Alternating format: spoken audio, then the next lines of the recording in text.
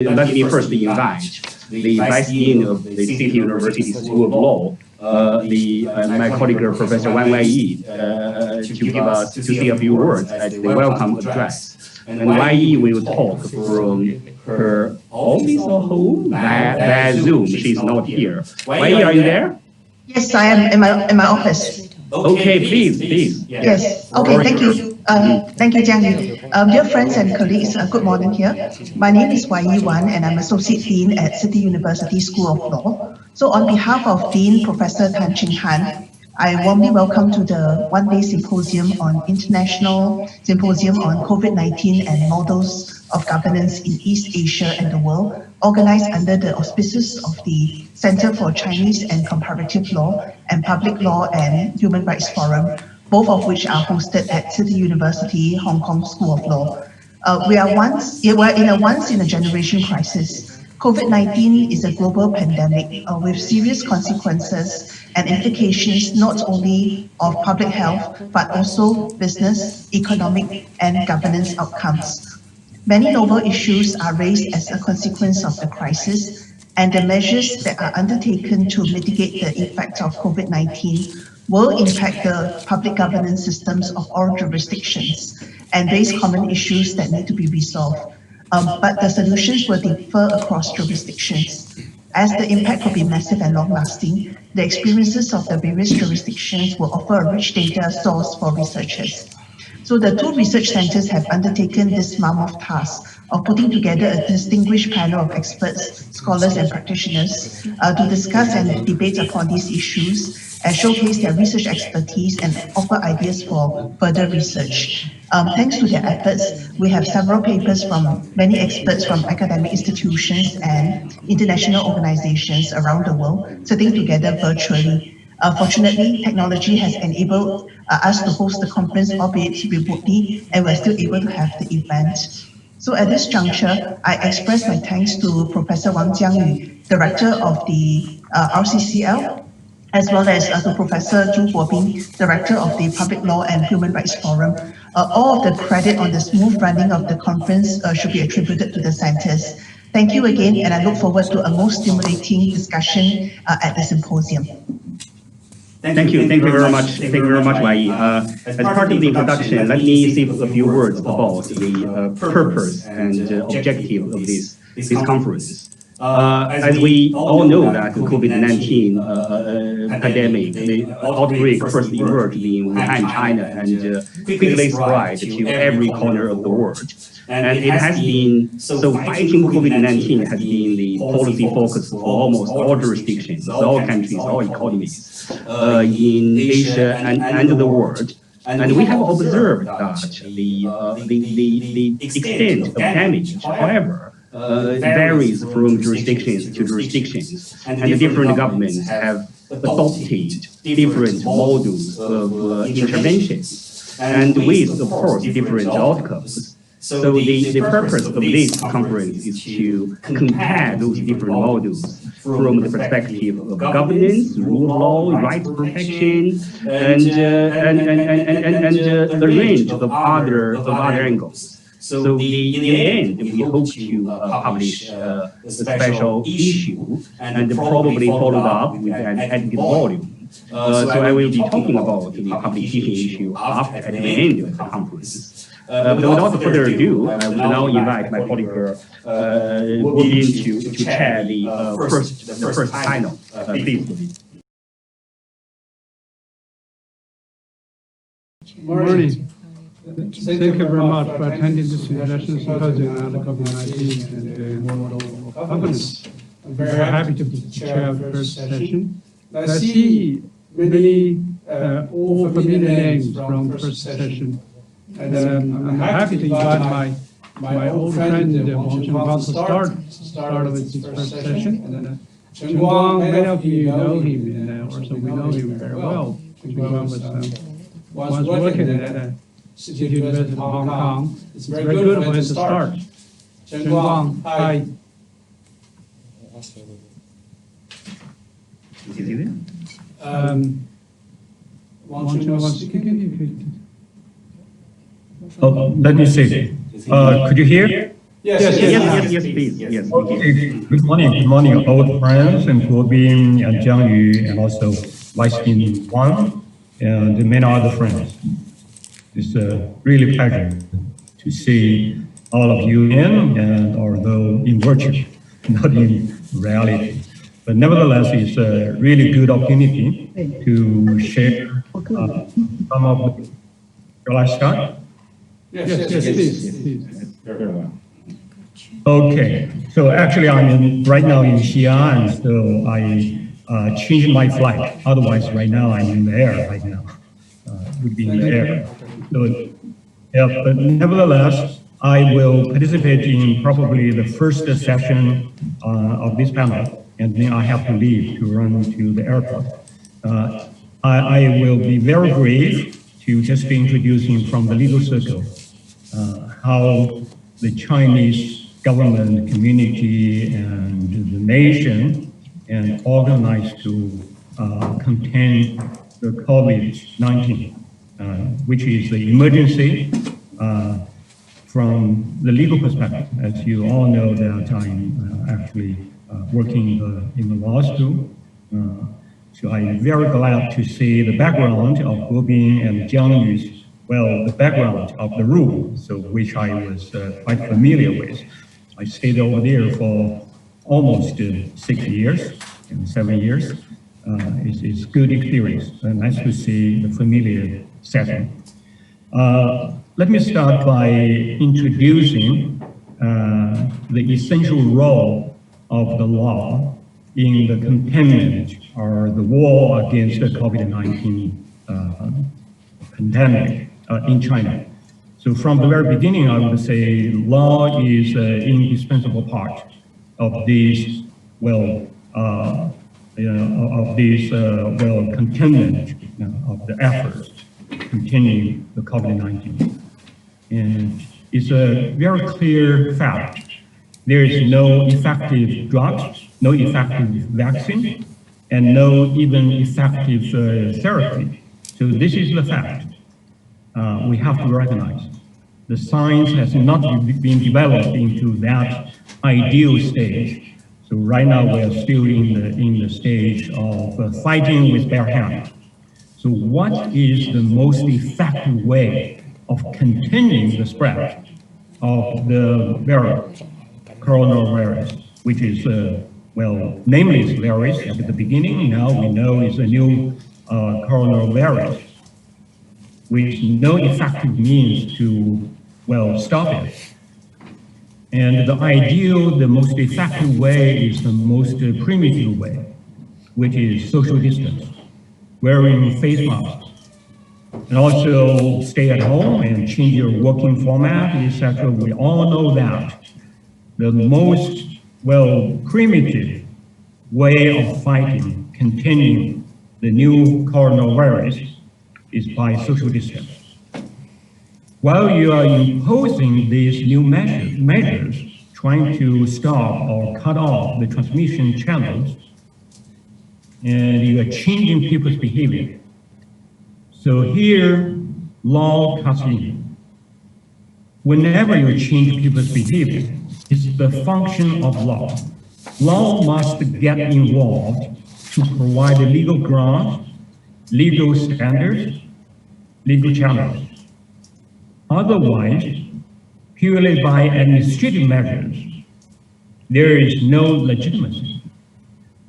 So from this particular, perspective, I would say law is indispensable in every country. So what is the legal framework right now in China, in mainland China? So there are 3 major national laws which has been employed in this movement. And first is the law on infectious disease prevention and control. This is the particular national law as the most effective tools to contain any kind of infectious disease. And second law is emergency response law, which deals all kinds of emergencies. And public health emergency is one kind of emergency. This law covers this area. And the third law is Frontier Health and Quarantine Law.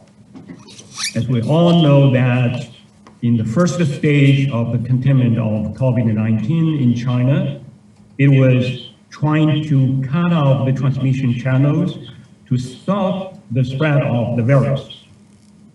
And in the second stage, or later stage, the more dangerous part of the spreading of the virus is from abroad. So therefore, this frontier health and quarantine law becomes a major tool, legal tool, to contain the spread of the virus from abroad. So these three national laws have been employed to provide legal grounds, legal channels, legal measures, trying to provide the legal ways to justify all these social distance measures, trying to cut off the transmission channels. And plus, there are a number of national regulations and departmental or ministerial rules, and also local rules. So from this perspective, we could say that there is a rather complete legal framework for containing the COVID-19. But nevertheless, when I say complete, I mean there is a structure, there are a number of laws. I'm not saying perfect. Within this complete legal framework, there are loopholes, there are some weak points, or there are some mismatches among all these laws and regulations and rules. The reasons are quite simple, and all these laws were drafted in different stages, different times, against the different backgrounds, and aiming at different purposes. Therefore, there are some connection and within these laws, disparities, legal rules, which create some kind of problem. And which law is actually the most effective law at the beginning of this containment of COVID-19. But nevertheless, and soon all these loopholes and also differences has been identified, and legal scholars participated actively, trying to provide the bridges and provide some remedies, trying to solve these legal disconnections and differences among these regulations and the laws. And probably all of you have noticed that in the process of containment of COVID-19, there were national decisions and made by the National Standing Committee of the National People's Congress. And also there are two judicial interpretations issued by two Supreme People's Court, Supreme People's Procuratorate, plus, Ministry of Security and Ministry or Commission of Health. So therefore, quite a number of new decisions on the national scale, and also new decisions and new judicial interpretations. Those who are familiar with Chinese legal structure know immediately what it means by legal interpretations. It's different from common law practice. It's a documented, it's a kind of written judicial interpretation applicable to all the courts, and also applying to all organizations and individuals, which are very quick legal decisions, trying to solve some of the differences and trying to bridge the gaps among all these laws and regulations. So I would say it's quite efficient. And also we know that in this stage, we say emergency stage, but legally be careful.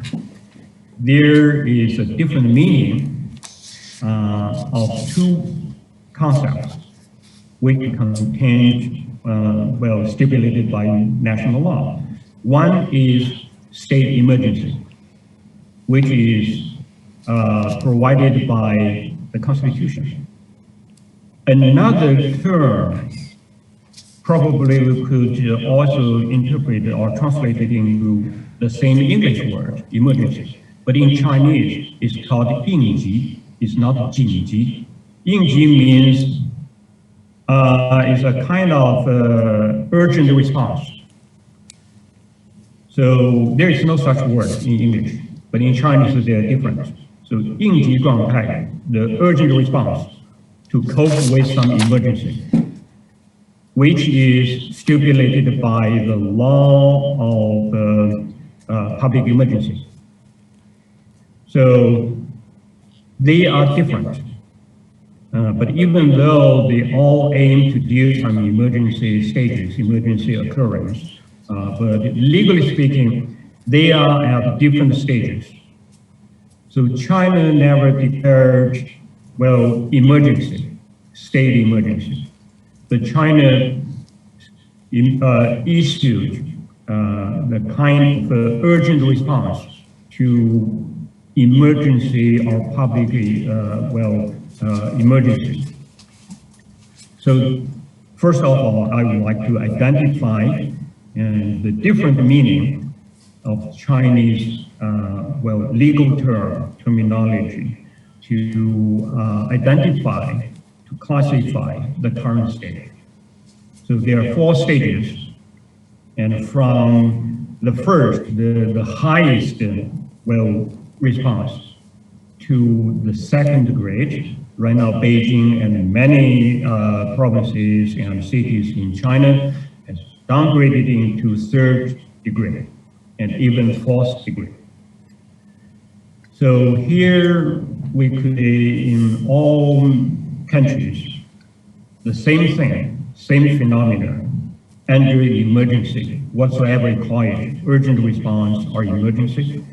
That means you have to strengthen the administrative power, public power.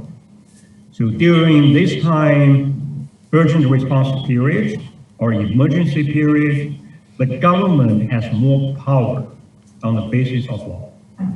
Also, individual rights has been reduced or contained.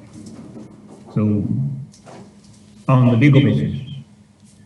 So this is a particular moment, particular stage. We see the rising of more governmental powers and in time, limits or view of the citizens' rights, organizations' rights, including economic organizations.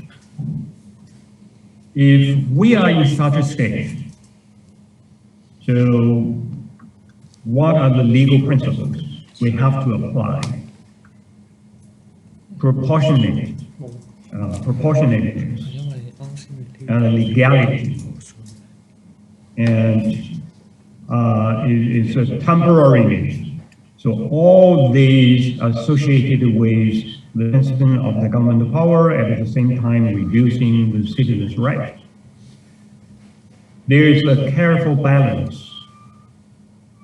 And in most of the countries, whenever we see that when there is a curfew imposed, there is a social distance order imposed, or stay-at-home order imposed, who are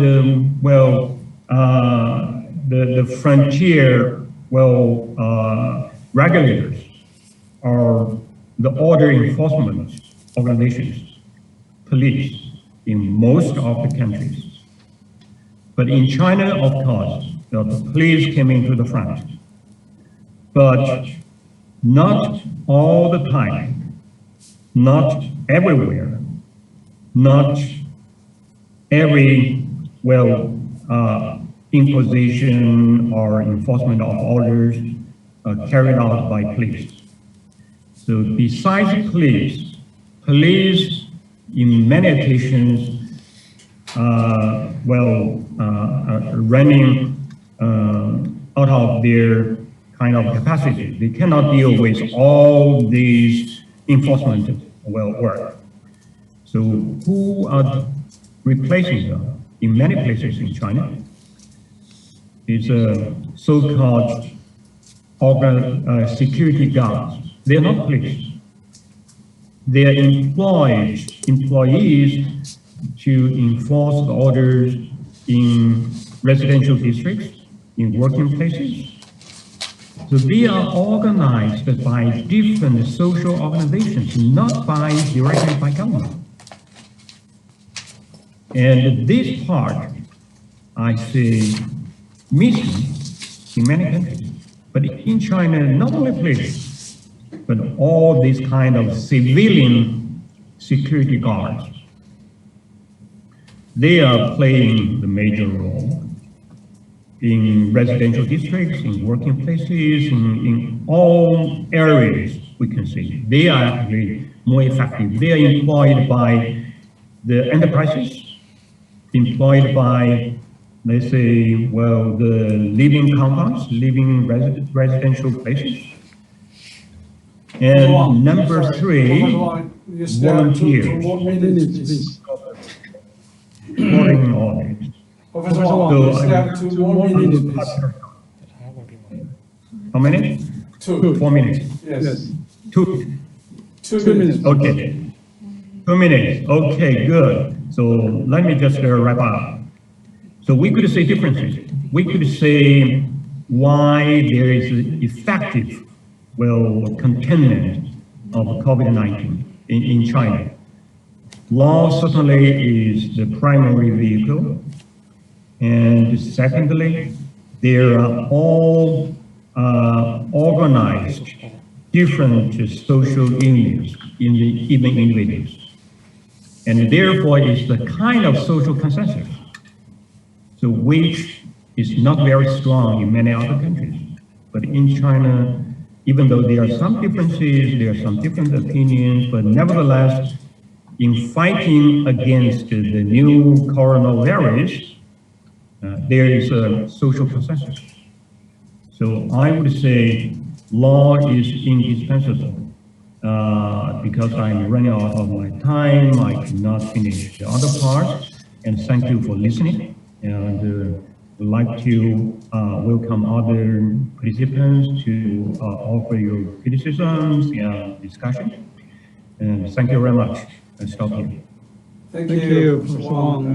You have made a very good start introduction to the Chinese system, the Chinese laws dealing with the emergency, and also explain the legal principles, and also actually the organization of emergency response. Very good. Thank you very much. It's a very good start.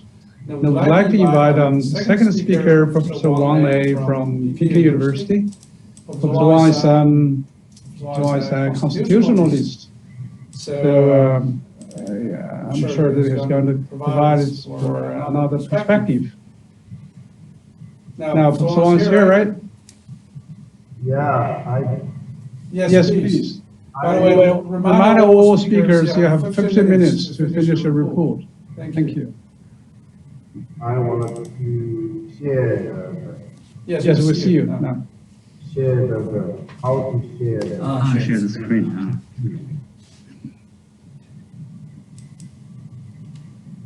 Can you see it? Yes, we hear you. Yes, please. Can you see the PPT? Yes. Yes, you do. You do. Good. You see now. It is okay. And good morning. Thanks, Jiang and Cody, and you give me the opportunity to see old friends and new friends. My topic is China model to control the COVID-19 pandemic. Pay attention to that. There is a trademark. There is a trademark. Yes or not? Why can I choose this topic? Because during this period, a lot of people are talking about Chinese measures to fight coronavirus and compare with other countries like United States, United Kingdom, Singapore, and Sweden, herd immunity, and other ways. Which way is the effective? Which way is the better or the best way to control the virus? So I think it's very interesting to introduce the China measures to fight the virus. And what I wanted to talk about this topic is about three parts. So one part is the question, the second is the reason, the third is the legal issues, the lab. And the first part is about the question. It's difficult to conclude that it is a success or not because the coronavirus fighting is going on, haven't yet ended now. So maybe we can say right now the Chinese way is a success, except the early stage, especially happening in Wuhan, except that the early stage of the coronavirus outbreak. So, but China is very special because of its huge population in the world. So how to control the prevention or the spreading of the coronavirus is very difficult for China government to do that, or for Chinese people to control the pandemic. But maybe some people say China's method against COVID-19 is effective or efficiency, and we can see the Prime Minister of the United Kingdom has been in hospital and healed after several weeks, and the other government officials, other countries are got ill, got the COVID-19.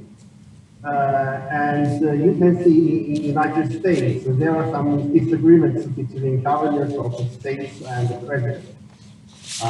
Dr. Fauci, Dr. Birx, maybe you can see from the news about the dispute or a little bit of disagreement between scientists and the government officials. So, resisting is very different. It's very different from normal disease. It's infectious disease. So, I wanted to say which way is the effective, but maybe it's difficult to answer which way is the best. It's very hard to answer. So the second part, I think that in China, the measures are effective. There are some reasons. First, rule of law. Chinese government deals with the crisis under the principle of rule of law. The power to treat the problem should under the law. Local government, local laws are made quickly at the beginning of the pandemic according to state laws or national laws. To use the word national law, I use here state law. State laws of emergency response have been made many years ago because of the SARS in 2003. That's the background of China, different from other countries. 17 years ago happened in China. So the experience or the legislation is very important. So The law I want to mention here about 4 parts. 3 parts Professor Chen Guang has mentioned. Emergency response law of the People's Republic of China. Law of the People's Republic of China on prevention and treatment of infectious disease. These are made by National People's Congress and Commission. The third is made by the central government, the State Council. Regulation on responses to public health emergencies. And there are some related articles you can find in this table. The last one is decisions. Decisions, very special. A lot of Chinese legal scholars don't focus on these decisions. I have found these decisions about 32 local congresses met immediately after the break of the coronavirus. So by local congresses, and these local recommendations, decisions have legal effect and stimulate some very important concrete measures such as wearing face masks, in public places or take part in public activity. So that's the first I want to explain. The second is the strong government. Chinese government is very strong, has strong power to prevent the disease spread. The role of government in China is different from Western countries, especially in the mind of ordinary people. In China, governments on every level are big governments, because ordinary people think government should resolve every problem, and the government officials maybe serve for the people, serve for all. In Western countries, the role of government is a small government, big society, in order to prevent government's invention, individual freedom. So in ordinary people, the idea, the concept of the role of government is very different. And the third is the efficiency. In China, central government can lead and direct local government on every level, because the Chinese government structure is unique and different from the federal government. According to Chinese constitution, central government has the power to lead the local government on any level, be it the ministry or executive affairs. During the pandemic, strong government leads to efficiency. Efficiency leads to death, more lives. Compared with USA, there are too much disagreement, more protests, and less efficiency for government to save lives. In Michigan, a lot of people are gathering in the capital of the Michigan state, Wisconsin. I was very surprised to hear the news. Maybe the culture is different, the law is different, the idea is different. And I think the life is more important than freedom of speech. Life is more important. This is the third reason, and I want to give an example about face mask. Compared with Western culture or our culture, different attitudes or different cultures between Chinese and the Westerners. There was no law relating to wearing face mask in public places before this pandemic. 22 provincial congresses immediately made decisions of the relevant legal issues. All have the legal effect, emphasizing the period. the existing laws and some new requirements for epidemic prevention. For example, all these divisions require people to wear face masks in public places. But there are a lot of arguments about face mask wearing in Western countries. They are wasting precious time, which you can learn from China, which you can spend saving time or saving lives.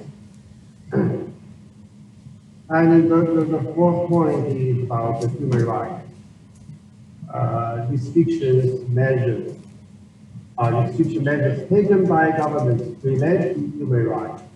These measures have been balanced between human rights protection and public power as necessary. These measures should be prescribed by law and should be appropriate. These measures should be exercised by specified bodies according to law, such as disease prevention and control diseases and medical agencies. And these measures are related to human rights. We can see here, I think that the keyword isolated are used many times in Chinese law. The very important word isolation or isolate. And there are some other words maybe can be considered as the interpretation of isolation, such as social distancing and the stay at home or lockdown of a city. So self-quarantine for 14 years, and these measures relate to freedom of your body or liberty. And wearing face masks in public places, public activities, and also we can see here classification of people. The medical agencies divide people into different kinds of groups, such as detention, custody, carrying, and simultaneous carrying. So these classifications relate to people rights. Dignity of a human being, we cannot discriminate patients or symptomatic candidate. All these restrictions are for saving life. Life is the most important human right during the pandemic. Professor Wang, you still have 2 minutes, please. Oh, thank you. The fifth point is the importance of grassroots organization. Professor Chen Guang has mentioned this point several. And individual participation. The state supports and encourages units and individuals to participate in the work of preventing and treating infectious diseases. In China, because of the population is very huge, the workload of preventing disease, how to show the hard job, hard work, because of the population number. So, not police, not civil servants, and maybe ordinary people or sectors, and assist government officials or assist police to contain the infectious disease. So, and residents and villages committees should get the residents or villages organized to participate in prevention and control infectious diseases in urban communities and rural areas. The last part I want to say is the legal issues that how to protect privacy is still a serious problem. People's privacy information, such as number of ID, mobile number, home address, family members, and face record, are obtained by governments, net companies, community offices, and users, and also maybe enterprises. So it is dangerous if they are let out. Individuals are transparent. Like the story, the fiction, named 1984, written by George Orwell. So that's my worry about that. For example, facial recognition is very popularly used in Beijing. Facial recognition is usually connected with WeChat Pay or Alipay bank credit account. Is not said if your face report serves others. In fact, there is no legal basis for facial recognition technology, though it is widely used by airports, train stations, hotels, and now all used by youths and universities during the pandemic. So that's the issue unresolved. I worry about that. So it's difficult to conclude that it is absolutely successful or not successful. But I think the period, except for early stage, it is success. It is effective. It is effective. Efficient. Efficient. That are the three parts of my talk. Thank you very much. Thank you, Professor Wang. And although your title presentation ends up with a question mark, but indeed you promote the Chinese model with 5 features. It's great. And you left 2 questions. One of them is going to be answered by Professor Shen Hui from Peking University, who is going to speak on the balancing the balance. It's great. Thank you. Now invite Professor Shen to start. Okay, thank you. Thank you, Professor Zhu Guobin, and thank you for Professor Wang Jiangyi for inviting me to join the very interesting and very informative webinar today. And also appreciate very much for your kindness to arrange my presentation in this section, because I'm now in the United States. I don't know whether I should say good evening or good morning. And let me share my screen.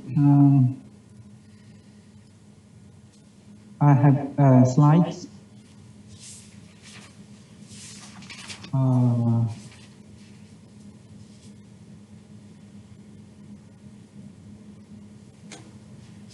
Can everybody see the slides? Yes, please. Yes. Okay, thank you.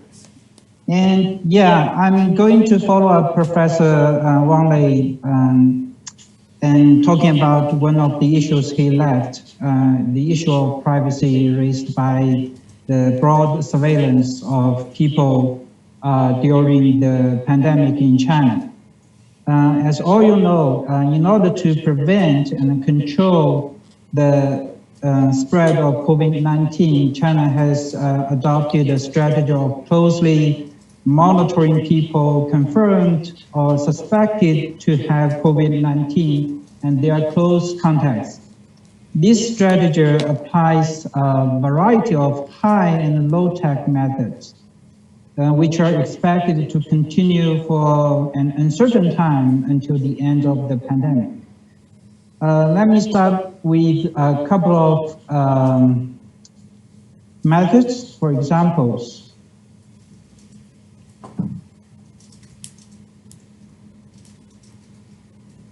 Yeah, these are the QR codes provided by three big state-owned mobile operators, China Telecom, China Mobile, and China Unicom. What are these QR codes for? In China, if you want to enter some places like office building, shopping mall, you may be required to provide your 14-day travel record. You can scan or identify these QR codes in your cell phone, and you will get an application of inquiry of travel history. Then you need to enter the mobile number, which in China is bundled with the user's name and ID card number, and tick a checkbox of consent to authorize the operator inquire the travel data. So you'll finally get your record. And another method is installing a sensor on the door to guarantee self-quarantine at home. If the people quarantine open the door, the sensor will give an alarm, which may invoke the community staff to come and see what happened. Before using the small sensor, in some communities, little red tapes were posted on the door frame. Whether a red tape or someone inside is in quarantine. Given the time, I don't want to provide more examples of the monitoring methods. These methods may be helpful to control the spread of virus. However, they have really brought about deep concerns of privacy. Many people point out the new surveillance cannot protect personal information and privacy sufficiently. And in fact, the invasions and violations of right to privacy did happen, as Professor Wang Lei mentioned. I'm not going to give solutions to this issue, but to explain why it is stumbling to strike the balance between public health and privacy in China. So the question is, why is it very difficult for China to strike the balance? I'll talk about three factors that contribute to the current situations. The first factor concerns the legal basis for broadly collecting and processing of personal information, such as sweeping surveillance. In the past 2 decades, China has been really trying to build up legal systems for privacy or personal information protection. Several legislations and regulations like law on prevention and treatment of infectious diseases, law on resident identity cards, cybersecurity law, general provisions of civil law, provisions on protecting the personal information of telecommunications and internet users, etc., contain some articles handling the issue of privacy. Besides these laws and regulations, there are also many standards and guidelines. But China still does not have a general law specifically protecting personal information or privacy. The dispersed and unsystematic laws and regulations inevitably entail many legal holes. It has thus been a major challenge for the public authorities, lacking any clear legal basis to encourage or require many entities and individuals to collect and process personal information while at the same time protecting the privacy. As Professor Wang Lei also mentioned, the rule of law has been emphasized repeatedly by the central leadership as a fundamental strategy of ruling and governance. So facing the issue of legal basis, different proposals were raised. There are at least 4 approaches in the proposals. One is the broad interpretation approach, which advocates, according to the current laws and regulations, governments, public health departments, and other agents are required to release, quote, early warning information, and code emergency information, which can certainly be understood or interpreted as including the personal information. The second one is the differentiation approach, which points that using personal information to effectively track the epidemic is to protect the public interest and does not involve personal privacy. Only the subsequent abuse of personal information would harm personal privacy. The third one is the prevention and the control of epidemic first approach, which suggests although the use of big data and privacy concern should be balanced, the prevention and control of infectious disease is the first consideration. The last one is the resort to principles approach, which proposes that in the time of pandemic, personal data should be protected by taking into consideration major principles which are implied in the current laws and the regulations, and learned from the EU's GDPR and the fair information practices of the US. All these approaches, in my viewpoints, are problematic. However, it is no doubt that they reflect struggling efforts to dig out and explore the legal basis for broadly collecting and processing personal information, and further to legitimize the expanding surveillance with the high risk of privacy invasion during or even after the pandemic in China. Next, I'm going to discuss the second factor, that is the huge social mobilization underlying the tracking system. Some people, including a very well-known epidemiologist in China, said that the success of China in slowing down the spread of the COVID-19 from Wuhan to other populated parts of the country owes a lot to this social mobilization. Thinking of the issue of privacy protection in the pandemic should not disregard this fact. Actually, the above-mentioned resort to principles approach has not remained simply a policy proposal by legal scholars. It has been adopted by public authorities. The general principles include consent, minimization, purpose limitation, security, and accountability. The implications of these principles are elaborated in my paper. Nevertheless, the social mobilization involves tens and thousands of different entities and individuals in the mass surveillance, just as Professor Wang Chengguang mentioned. Not only public authorities and medical institutions are engaged, but also are the tech companies, grassroots autonomous organizations such as residents committees and villages committees, managers of public places, community organizations, public and private employers, and even some application development. You can imagine how difficult it is for the general principles of privacy protection to be applied and followed strictly by the uncontrolled and uncoordinated information gatherers.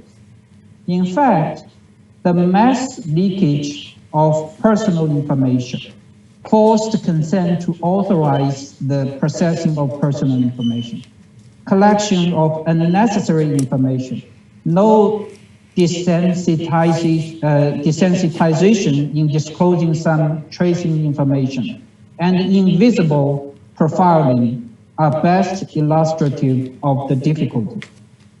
The last factor I want to mention is the specific Chinese culture. In recent years, Chinese has been learning a great deal about the privacy law of the EU and the US, and the legal developments in this area rely mostly on the importation of ideas and norms. A privacy culture has been growing indeed, but for a total population of 1.4 billion, at least half living in the countryside, the individualism-oriented Western concept of privacy is still a somewhat alien one. Managing privacy protection in China involves trying to manage a foreign standard against a specific different cultural background. That background can be traced back to Confucianism and Buddhism, which tends to promote collectivist thinking and obedience to or reverence for authority, particularly in a crisis such as the pandemic, where government leadership and action is seen as essential in dealing with the emergency. A newborn culture of individual privacy may easily yield and revert back to entrenched traditional cultural norms. In order to learn the Chinese public sentiment toward the fast expanding surveillance, I made a small survey. Part of the results is revealed in my paper. One thing I need to say here is that although the majority of the respondents do have deep concern of privacy protection on the tracing technology, the first reaction they had to this new tracing is endorsement. The first reaction can also be seen in the relationship between individual and community and individual and state as well. Very few people question the power of the community to collect and process their personal information. Many people, for instance, the barber shop owner, just know they should follow the orders of the public authorities to collect personal information and don't care much about how to protect this personal information. I must end here with some conclusions. First, to get rid of these handicaps in the short term and hence to strengthen privacy would be an extravagant hope. Second, a landmark piece of legislation specific on personal information protection and other supporting regulations in the near future are what we need most. I must mention that the Civil Code, which was just passed by the National People's Congress on May 28, 2020, is a huge progress. In this law, Chapter 6, totaling 8 articles, addresses the issue of privacy and personal information protection. A series of principles such as individuals' right of consent, right to review, copy, correction, and deletion, information processing pursuant to legality, justification, and necessity, notice of purpose, means, and scope of information processing, the processor's duty of information security, etc., are provided clearly. However, on one hand, these stipulations are still too general. On the other hand, which may be more important, as Article 2 of Civil Code stipulates, the Civil Code applies to equal private relations between natural persons, legal persons, and non-legal persons.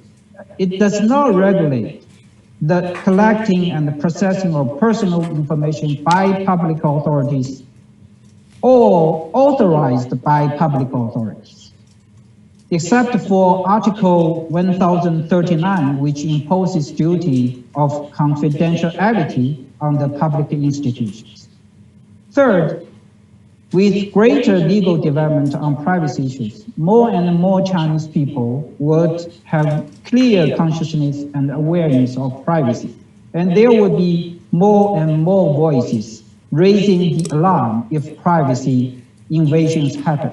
And for Chinese governments, there will be more and more timely and sensitive responses to the keen public concern about privacy. The last point is, in any event, the current surveillance should not be a new normal because it's too hard to protect the privacy in such kind of situation. I stop here. Thank you so much.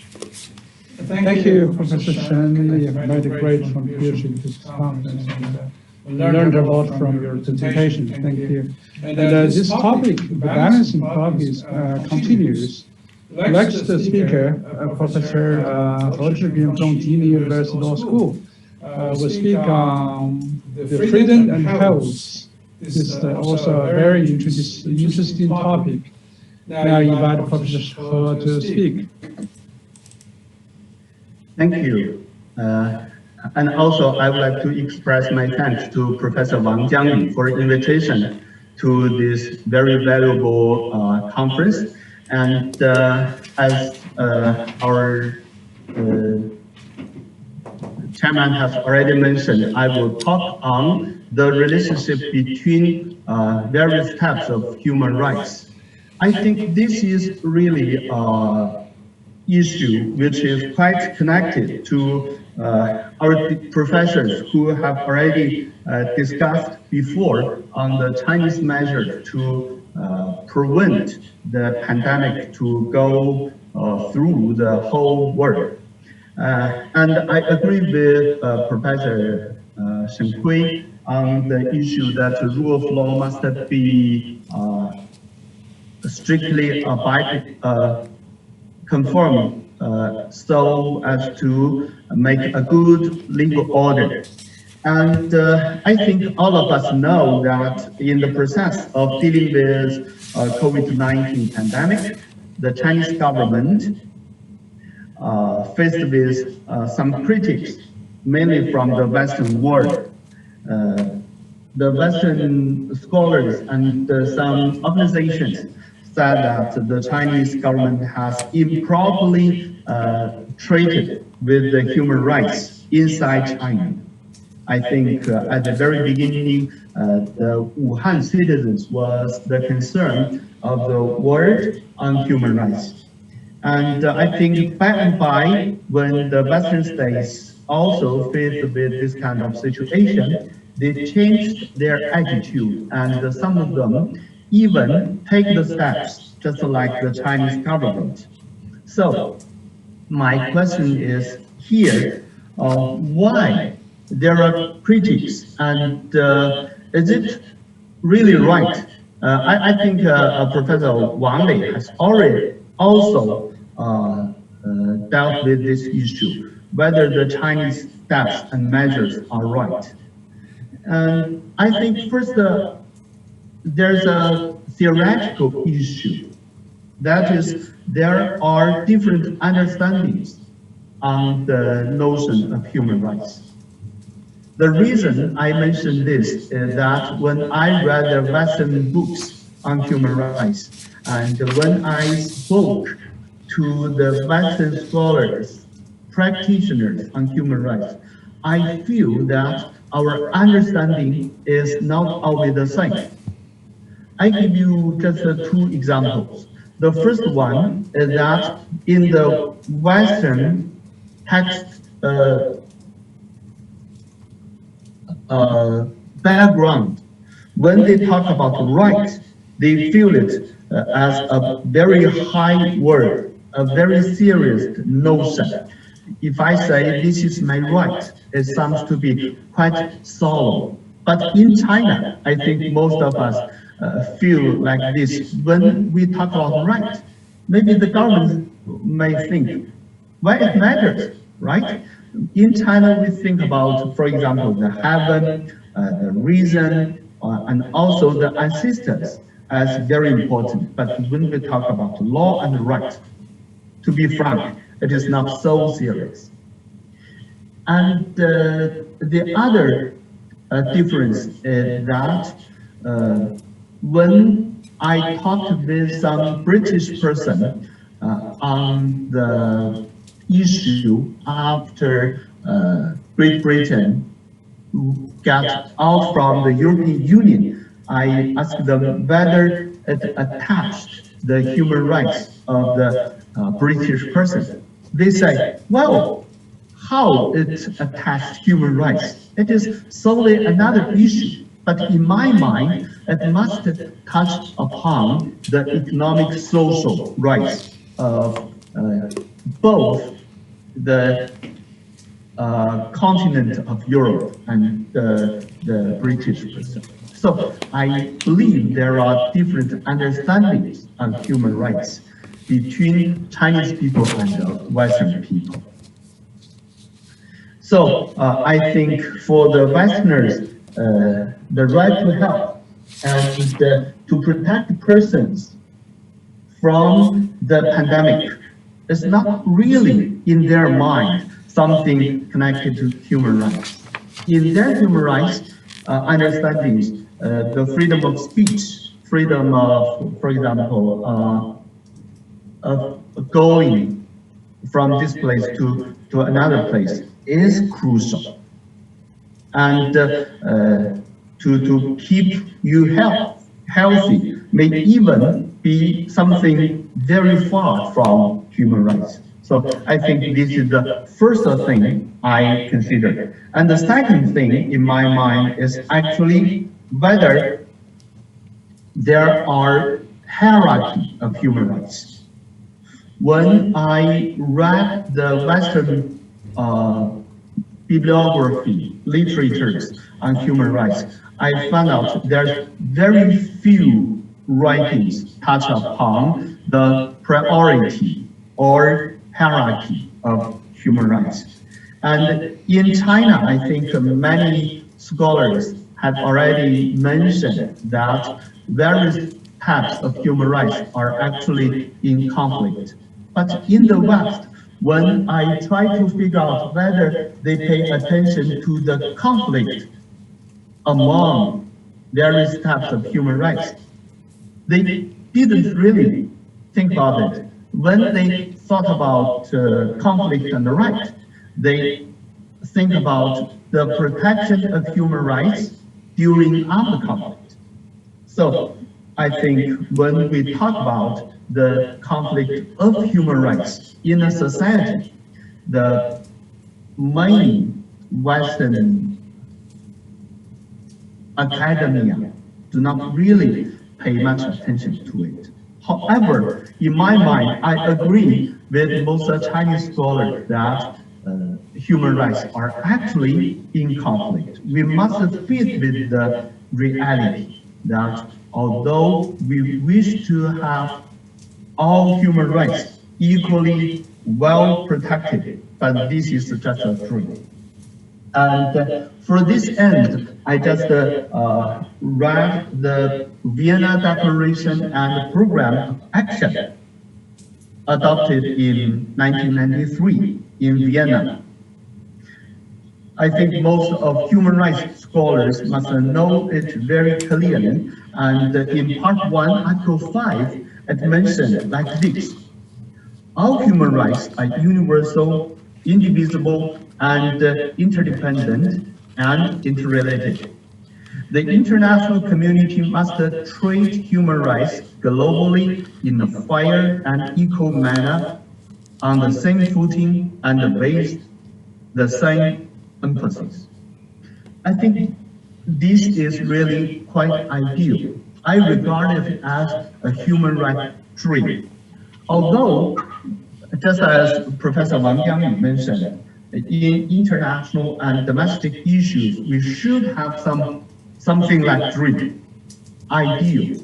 However, when treating with human rights at home or abroad, we must face with the reality that we do not have adequate resources to protect all types of human rights.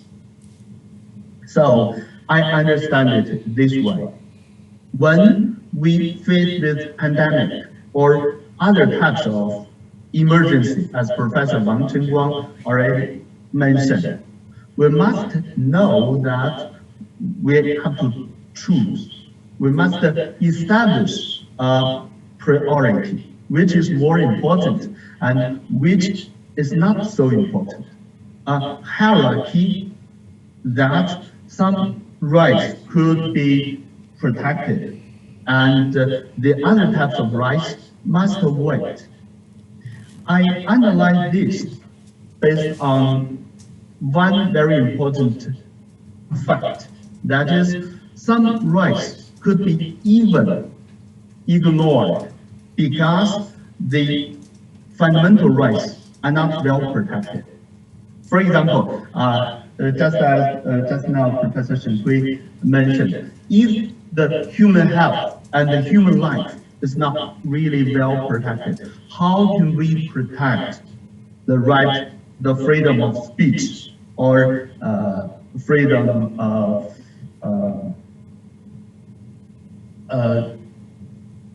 movement. So in my mind, the right to life, right to health is fundamental. So I think most of us are quite familiar with the Chinese idea that the right to life and the right to development is fundamental rights. And only when these rights are protected very well, other types of rights could be realized. I think this is an idea that I thought in depth after the last conference, also organized by Professor Wang Jiangli. And then let's come back to the Chinese measures. I agree on the speakers who have already expressed their ideas. Number one, rule of law must be well observed.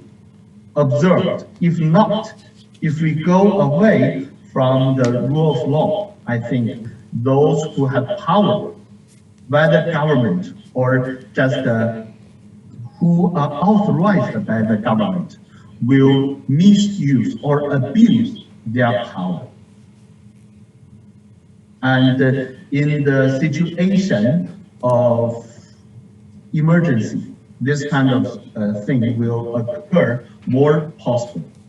And the second thing, I think we must have an idea that things must go better gradually. At the very first glance, when we face with the pandemic, I think all governments are not quite clear what to do and how to do. We cannot accomplish all the legal steps or rule of law and the protection of human rights at just one stroke. Wang, you still have 2 minutes. Sorry. Yes, I know that. Yeah, Thank you. So I wish to say that we need to recognize the gradually process of legal protection of human rights. And then I think, although generally the Chinese measures on pandemic, we can say it is successful. I think some days ago we had an international conference that talked about the white paper issued by the Chinese government. I think we can say that at the present step, we have gained some success. However, it is not really a complete success. It is necessary for us to think back, to face with the reality and to make it better, to make it perfect. This is my general view. Thank you very much. Hi, Professor. Thank you very much for your introduction and for your understanding of human rights in times of emergency. It's great. And the next speaker will be Professor Lin Yan from Shanghai Jiao Tong University. He's gonna speak on the reason why China reluctant to declare a state of emergency. Actually, this is my question too. I'd like to learn from you. Professor Lin, please. Thank you, Professor Zhu Guobing and Wang Jiang for inviting. As Professor Zhu has mentioned that my topic is about the China's reluctance to declare a state of emergency during the combat against the COVID-19 pandemic. As we all have witnessed, China has taken dramatic measures in this fight against the coronavirus. But interestingly, one thing is missing. That is a declaration of a state of emergency. So my mission is to try to give some explanations for this lacking of a state of emergency. So This is the measures that the central government and the government of Wuhan have taken were unprecedented, and the most significant measure is the lockdown order. But this order was made without a declaration of a state of emergency. I should mention here, it should be noted that China is not an exception. Actually, according to the new survey on 173 countries, a shy of 50% of the countries, that is 83 of the countries, declare a state of emergency as a necessary measure to combat the pandemic.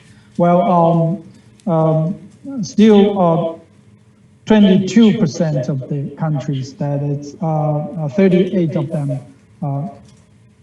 hasn't done so. So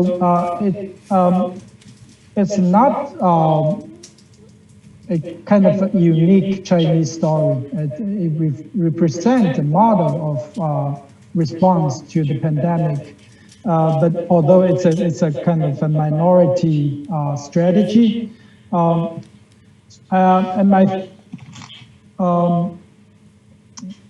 it should also be mentioned that the mission of a state of emergency this time is not a unique, episode in China as well. If we look back to the responses to the 2008 Wenchuan earthquake or the 2003 SARS pandemic, there was no such kind of declaration of state of emergency as well. So it has become a kind of a response model for China in fighting against crises such as a pandemic. My theory about the reason for the missing of a declaration of state of emergency has something to do with the legislative history of the law on emergency response. As we all know that the law was adopted in 2007, and it was a measure to reflect the constitutional amendments of the 2004. The constitutional amendment of 2004 includes a change of the provision of the Constitution, which allows both the MPC, SC, and the State Council to declare a state of emergency on national level, provincial level, or sub-provincial level, where this MPC Standing Committee has authority to declare a state of emergency on both the national and provincial level, while the State Council has the authority to declare a state of emergency on a sub-provincial level. The original arrangement of the 1982 Constitution was that under similar circumstances, both the MPC Standing Committee and the State Council have the authority to announce the introduction of the martial law on national, provincial, and sub-provincial levels. So, and the reason behind this constitutional change had something to do with the 2003 SARS pandemic. And the legislatures hope that by changing the constitutional wordings, both the NPC Standing Committee and the State Council will have a broad legal tools to address various crises, which includes a pandemic and can also cover crises like, incidents that threat national security. So after the constitutional amendment, a new law was introduced by the NPC Standing Committee. That's a law on emergency response. But there are two significant changes on the law. First is the title of the law. The original title is was the emergency response law. In Chinese, that's 紧急状态法. But later, the title of the law has been changed into 突发事件应对法. That's in direct English translation, it's like this: unexpected events response law. So the word, the title, the change of the title of the law represents some, the change of the understanding of the law. And more significantly, the classification of emergencies has also been changed. The original arrangement of the emergency response law was like this. The legislature, the NPC Standing Committee, hoped to use this law to act as a broad legal basis for the government to cope with various types of crises, including pandemic, including events that endanger the national security. So it's a very kind of broad authorization and the realization of the constitutional amendment. But later, when the title of the law was changed, the understanding of emergency was also changed. Therefore, under the current legal framework, emergency can be divided into two types. One type includes so-called ordinary emergencies. In the emergency responses law, it includes basically four types of crises, including natural disasters, calamitous events, or public security events, and pandemic. But at the same time, they also create one more layer of emergency, the second types of emergency, that is, in its wording, it's like especially serious emergency, and I tend to use extraordinary emergency. That is referred to events that endanger national security exclusively. So that kind of change reflect a very interesting mentality of the leaders, that they want to reserve the a state of emergency for only extraordinary circumstances. That's the incidents that will endanger national security. Therefore, for them, there is no need for a state of emergency to cope with emergencies such as a pandemic. So by sticking to the above mentioned dichotomy, the emergency response law actually sensitize emergency responses and nearly undo the efforts of the 2004 constitutional amendment. So I think this is I don't think this is a wise and reasonable arrangement. I think we should,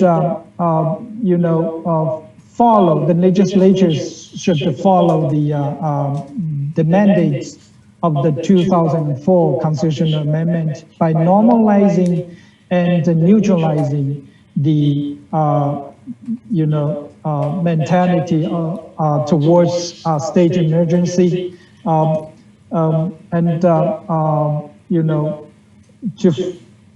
by normalizing the state of emergency, we can further facilitate emergency responses, it is wise for the central government and especially the National People's Congress Standing Committee to stick to the 2004 constitutional amendment by normalizing the concept of state of emergency. So that concludes my speech. Thank you very much. Thank you, Professor Lin. Perfect timing. Thank you very much. And actually, I understand the reason why China did not declare state emergency. Thank you. We can have some Q&A session, and I'd like to receive one or two questions from our speakers. And the speakers can answer or respond. Would we ask people to raise their hands or unmute all of them? Unmute all of them. Yeah, can we unmute all of them? So we don't have too many here. Yeah, so anybody can just speak out if you have questions. Now, we welcome questions, please.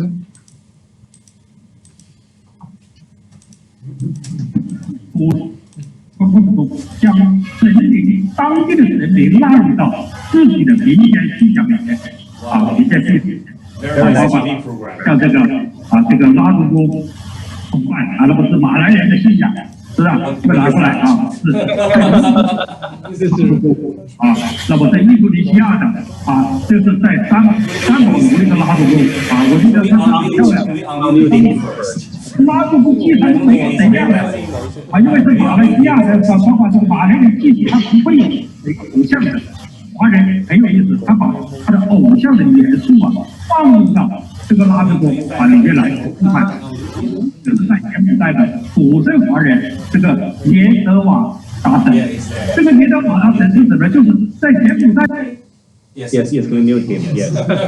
Yes. So we are trying to unmute people, but if you have questions, would you just raise your hand first,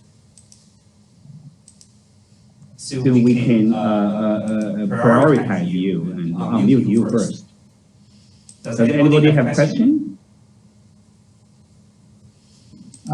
Professor Wang Jiangyu and Zhu Guobing, may I ask questions? Okay, go ahead. That is Professor Xiong Bing Wan. Please. Please unmute Professor Xiong. Just for we can talk. Yes. Thank you very much. So I just have a question to Professor Shen Hui. Right now, Professor Sam mentioned that the passage of Chinese Civil Code, and also there is a special chapter in the code of, the book of personality law, which contains a chapter of personal information protection. So right now here, the question we are facing now is how could the government deal with those information collected for the purpose of disinfection prevention. So there are a growing number of cities that are lifting their restrictive measures. The problem is how could they store or to control and 这点 use. 行吧。然后如果同学有问题再说。Right. So to be brief, is how should those information that have been connected for the purpose of coronavirus disinfection being used after the outbreak? Okay, Professor Shen is here, right? Yeah, I'm here. Thank you for the question. A good question. Actually, I'm now in the United States. I don't know what's happening in China now. And as to the civil code, as I mentioned before, the civil code, in my viewpoint, it cannot regulate the public authorities. So it's very hard for us to find legal basis on which the public authorities can issue some orders about how to collect and process personal information, how to store personal information, how to correct some wrong information, or how to delete the personal information, for example, about the health, about the move-abouts of some patients or some some people suspected to have COVID-19. So I think it's very, very difficult to find a clear legal basis to tell how public authorities can cope with the issue of privacy. But in principle, according to the general principles of privacy protection, which are implied in the current laws and regulations, and particularly in some standards and guidelines, I think the public authorities can do some more positive things according to the standards and guidelines. That's my viewpoint. Thank you. Thank you. Thank you very much. Any other questions? Yeah, may I ask questions about the human rights hierarchy? Yeah, because Professor Wang Lei mentioned life is important or more important than freedom of speech. But I don't think American people agree with this point. And because in the United States, for now, there are three crises, intersection crisis. One is public health crisis, as you know, and another is economic crisis. More than 40 million people lost their jobs during the pandemic. And another is the social crisis because of the death of George Floyd. So I think, yeah, in the United States, I cannot see any discussion about which one is important. Life is more important, or freedom of speech is more important. So I don't know whether it is a specific, a unique viewpoint of Chinese people. Can Professor Wang Lei or Professor He Zhicheng explain further on that? Okay. Professor Wang is here, or Professor He Zhicheng is here, right? Yes, they are both here, I believe. Yeah, I'm here. Yeah, go ahead. Yeah, Professor, this question is very interesting. And I read a lot of this about the United States. Maybe if Professor brings more clear about the United States situation, I mean, United States. Very good. The professor completes three types of crisis happening in the United States. Medical crisis, economic crisis, and the physical crisis. It's true, a lot of narratives are demonstrating this challenge. During pandemic, I am surprised to see that. So maybe, but during pandemic, this period is very special. It's different from ordinary disease. This disease is a kind of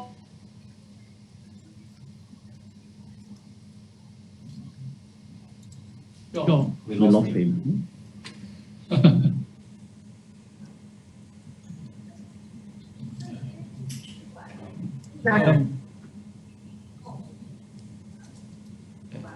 Problem, technical problem with the system. Yeah, Professor Wang, I think we lost you. But Professor was, to continue. Yes, I would just like to add some remarks. I think Professor Shen just mentioned something we call as cultural diversity. That means maybe Chinese people, based on its tradition, based on its culture, we respect life more than freedom. However, the Westerners, I think it's based on its medieval history, and they think life is not as important as freedom.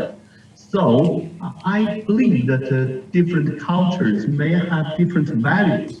And this is also the human rights issue. And I also think it is the rule of law issue. Today, we need to accept this kind of value. Only based on this value, intercultural discussion, interflow could be possible.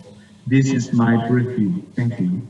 thank you. Now, next one's our colleague, Alina. She has a question to us. Two speakers, yes. Hello. Actually, I just wanted to try to contribute to the debate about the conflict of free speech and the right to health or to life. Because from my perspective, these rights are not conflicting. They support each other. I'm from Russia. And so I was born in the USSR, and I think that the case of Chernobyl can illustrate how freedom of expression and freedom of information and the right to information was important to save human lives. I'm not sure that we should believe and we should think that these rights are conflicting in crisis times. I think that they underpin each other.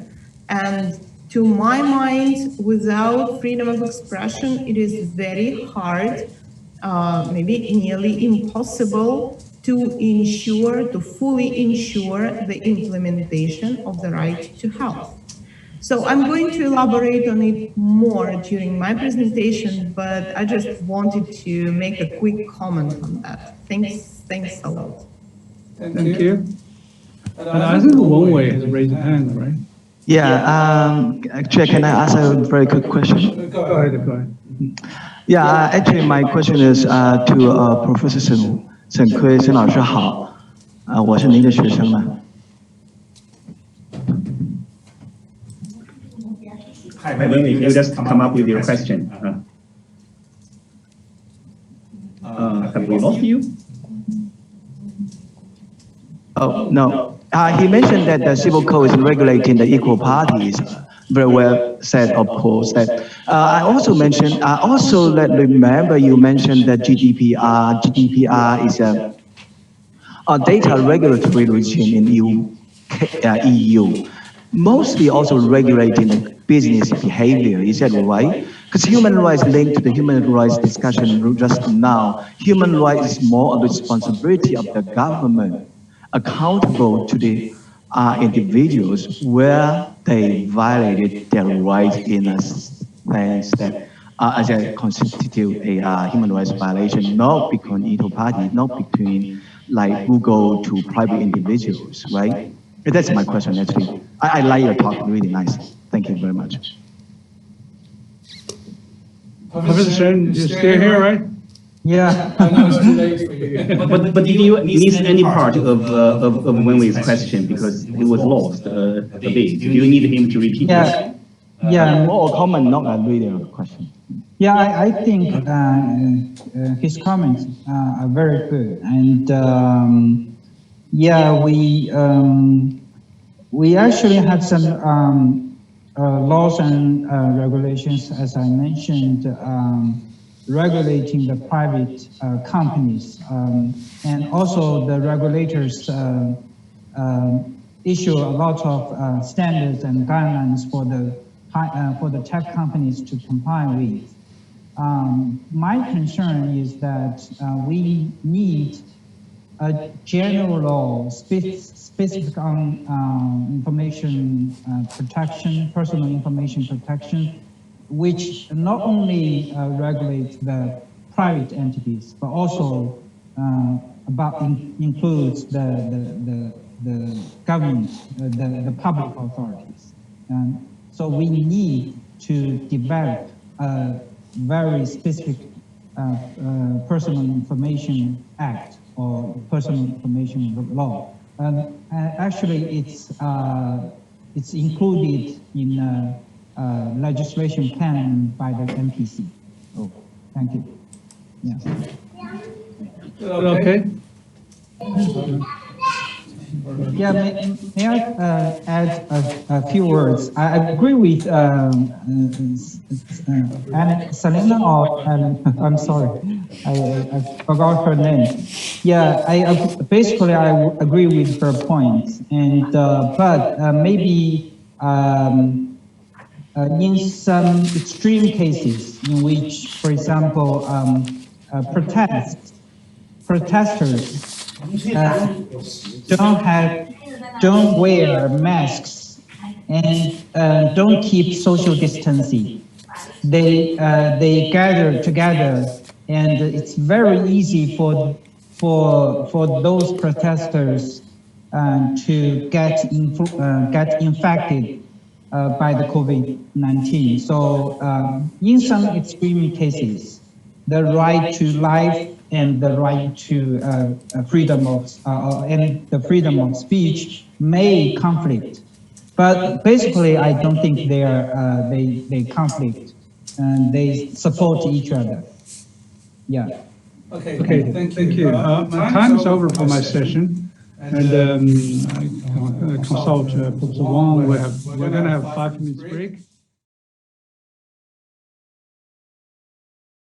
Okay, let's reconvene for panel 2 for this morning's sessions, please. For those of you who I haven't had the pleasure of meeting yet, my name is Nicholas Thomas.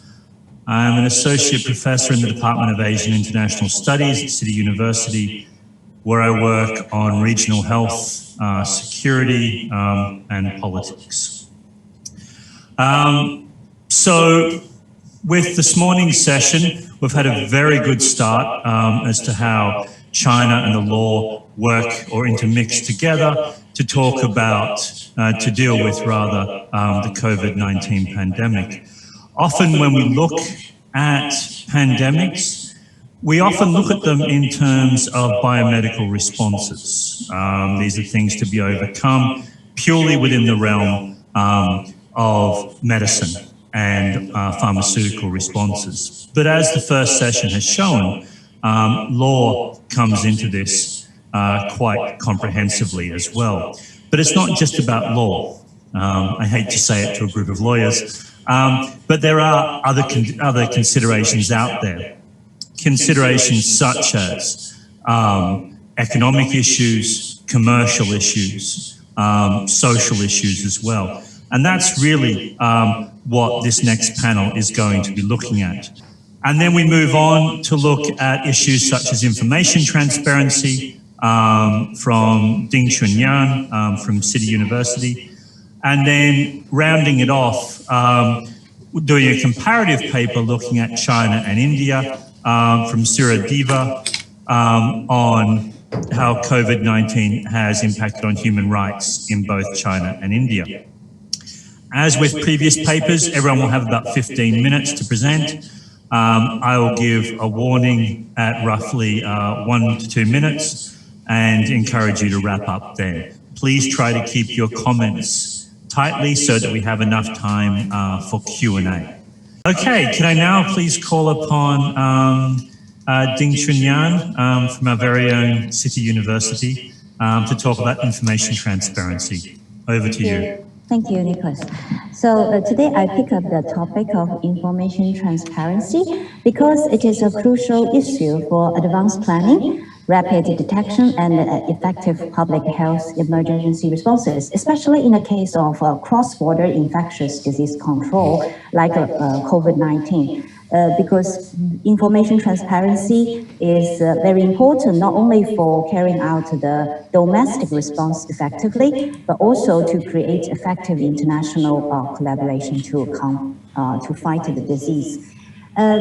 So I want to focus on the initial stage of COVID-19 pandemic response in China, in Wuhan especially, and because I think it is important to look back and to examine the lack of information transparency on the part of the Chinese government, as revealed in that period of time. There are 4 parts included in this presentation. First, I will very quickly to highlight the importance of information transparency in relation to public health emergency. Then, just summarize the Chinese public health emergency information system, and which has been established since 2003 from the SARS outbreak. And then I will, based on the evidence on the lack of information transparency in the initial stage in Wuhan, then to ask what's the reason and for the lack of information transparency. And finally, I will give some conclusion. I will give some draw some lessons and to be learned in order to promote information transparency in public health emergency response. So first, I will say information transparency is very important. And one of the reasons is, as I mentioned, it is useful for effective public health emergency response. And especially when this response is required, public collaboration, such as social distancing and wearing masks.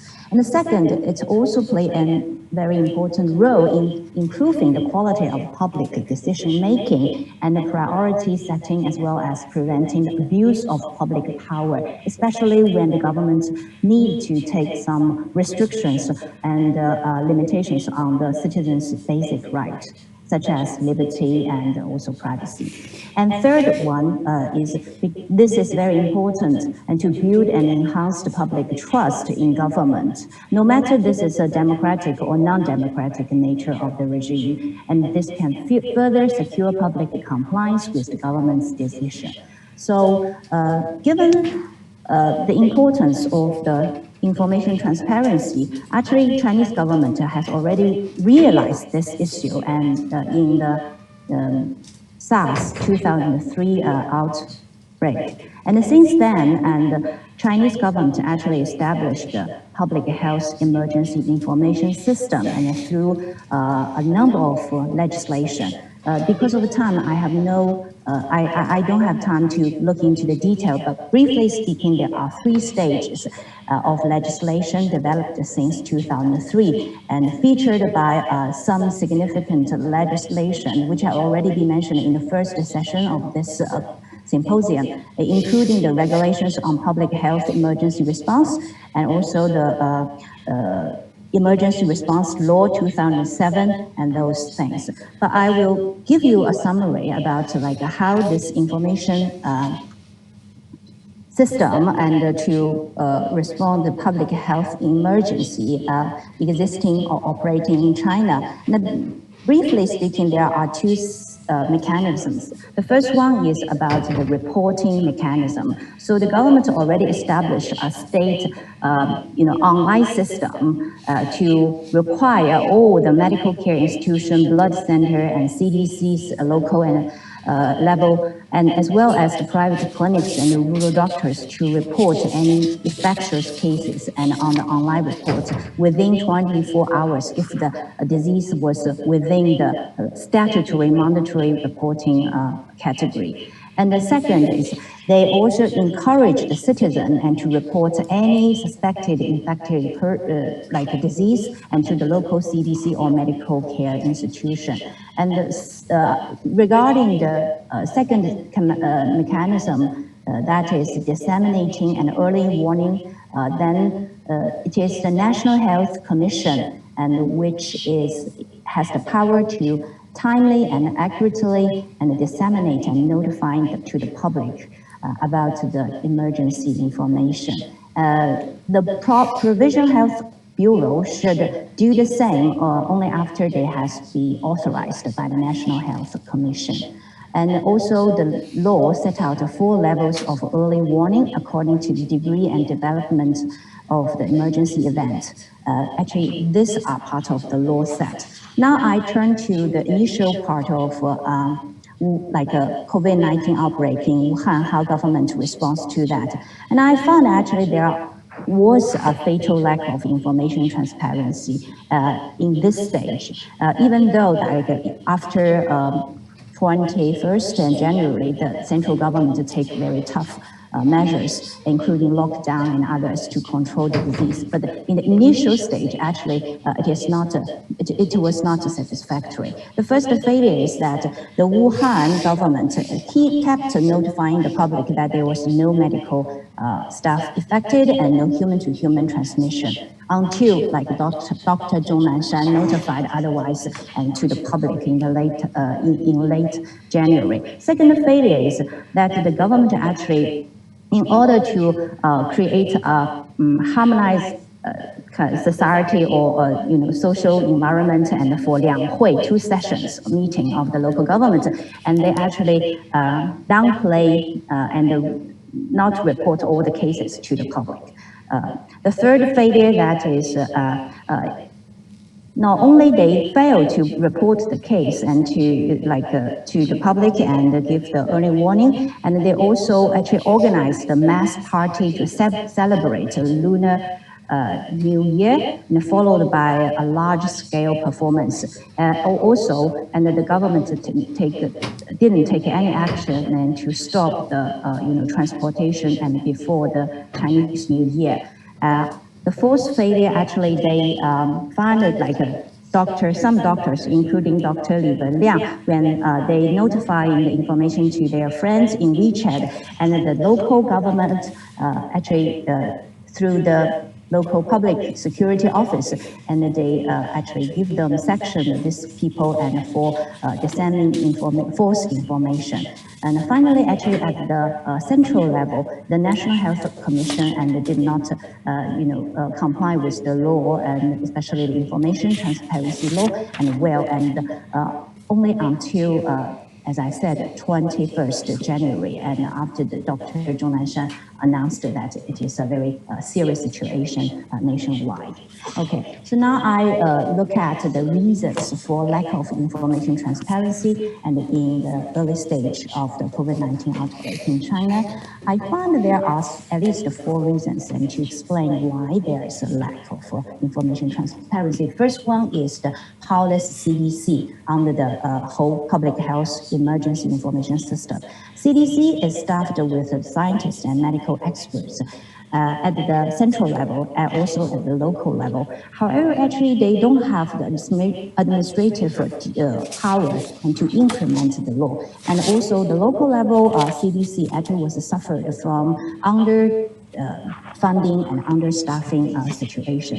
So when the CDC central, like the state CDC, and got the information about the COVID-19 disease, actually they don't have the authority to notify the public about the situation. What they can do only they just pass the information to the National Health Commission. So their role is very limited and passive. The second reason is relating to the disclosure of public information, health information by the government versus social stability and harmonization. And although the law authorized the National Health Commission and to take a lead in healthcare, in health emergency response, and also give it power to disseminate the information to the public. However, their decision actually is heavily influenced by the central government, and this can be shown like in what happened in late January. I don't have the time, but for the reason to look at the story, but for the reason is because in terms of, in the mind of the Chinese government, either at the central level or local level, social stability and harmonization are two national and political goals, I think, for the ruling party, and also very important, one of the key criteria in performance evaluation for the local government and the local officials.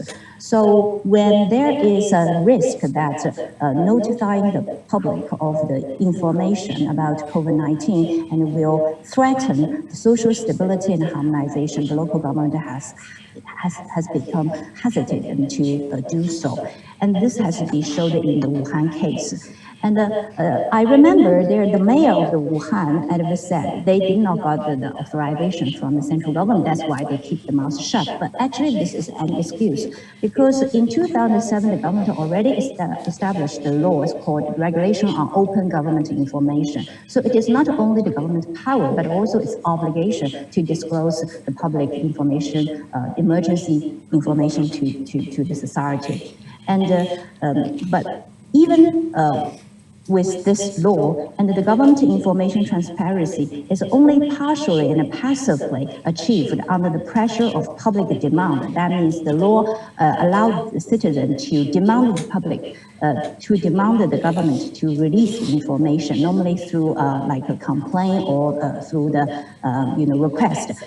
It is very unlikely for the government to voluntarily and to release the information, especially some information may cause threat to the social stability and harmonization. The third reason I found for the lack of information transparency, that is very tight control of public opinion by the Chinese government. Although internet communication technology has helped the civil discourse and then caused the more public involvement and participation in the public opinion. But at the same time, it also empowered the state and the government for engaging in massive surveillance and political repression.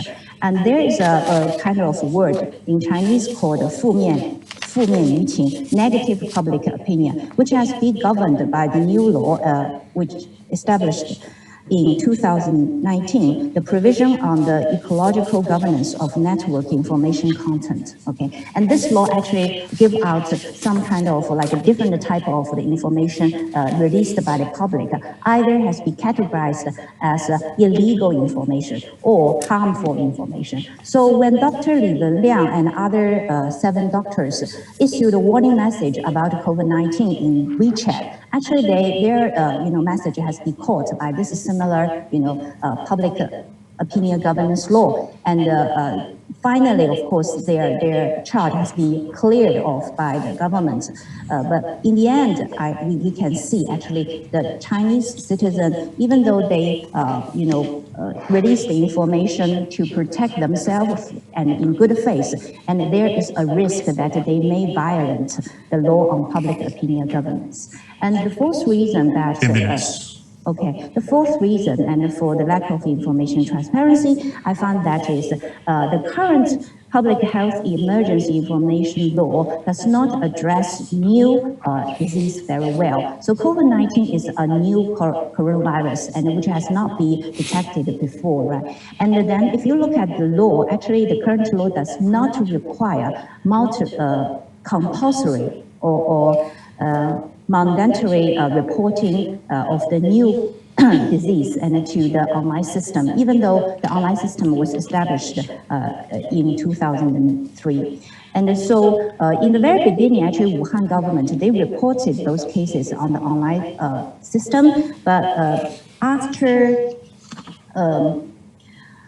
the January 3rd and this kind of situation, after 10th January, and this practice of reporting the new cases to the online system just stopped. And then the local government take some measures in order to avoid or circumvent the reporting requirement. First one, they ask for additional expert consultation organized by the county level and city level, and finally is a provision level. And the third is they change the diagnosis standard and to include anyone who diagnosed for COVID-19 must visit the seafood market. This is a very strict criteria which can exclude many cases, okay, and from reporting. So in the end, I think based on what we can learn from the initial stage of the COVID-19 outbreak in Wuhan, I suggest that at least the Chinese government in future want to avoid this kind of a tragedy and they need to do something. First thing is, of course, Chinese government should not prioritize the political stability and social stability and over public health interest. Actually, if they look forward, they will find this situation, if they cover the information, and this will further cause the risk to the social stability. And so it's unwise for them to do so. Second is the Chinese CDC, especially the state CDC, need to be granted substantive power, administrative powers and resources, and to adequately play its very important role nationwide in the disease control and the pandemic response. And the third one is the government should relax public opinions governance, and in this kind of a social, situation, emergency situation, especially in the era of the social media, and show more tolerance to the negative opinions of public. And finally, I think it's also important because government is now thinking about to reform the law on the public health emergency, including the information system, and then especially how to effectively address the new disease and or pandemic and in the future, and make the local government and must or require them to report the new cases just as those statutory diseases listed in the law, and deprive them of any discretion and on this issue, and also authorize the CDC to investigate and evaluate all the new health stress based on their scientific evidence and facts. So this is the end of my presentation. Thank you. Okay, thank you, Chunyan. All right, and waiting patiently this whole time has been Suradeva, who's going to take us through comparing Chinese and Indian responses to COVID-19. So, over to you. Thanks, Nicholas, and thank you also to Gobin and Yang Yu for inviting me to, and also putting my paper in the morning because I have to speak at another conference in the afternoon. So thank you very much. And so far, I've enjoyed all the papers in the first session as well as in this session. So thank you, everyone. So in this brief time, I would like to make three arguments. My first argument is that the political rhetoric of governments all over the world is about treating COVID-19 as a war. And in my view, this treatment of responses or labeling it as a war-like situation is highly problematic, especially for the human rights perspective. And here, China is not unique, as I was about to show. The governments all over the world are treating it as a war-like situation.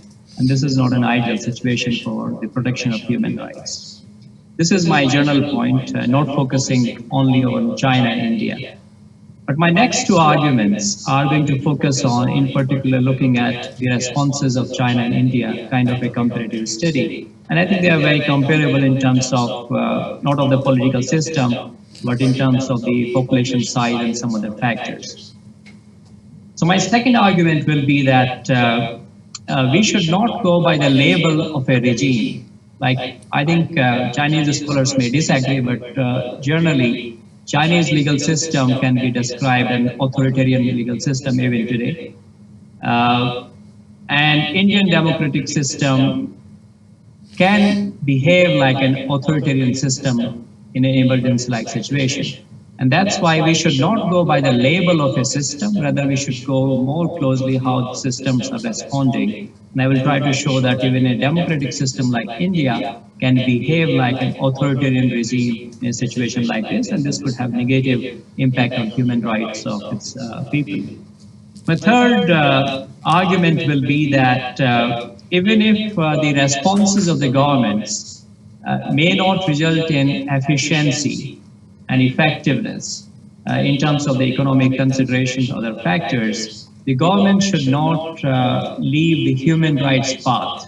And human rights are critically important in developing their responses. And in fact, human rights path could provide some kind of a leeway and legitimacy to how governments are reacting to those situations, especially when there are conflicts in competing interests.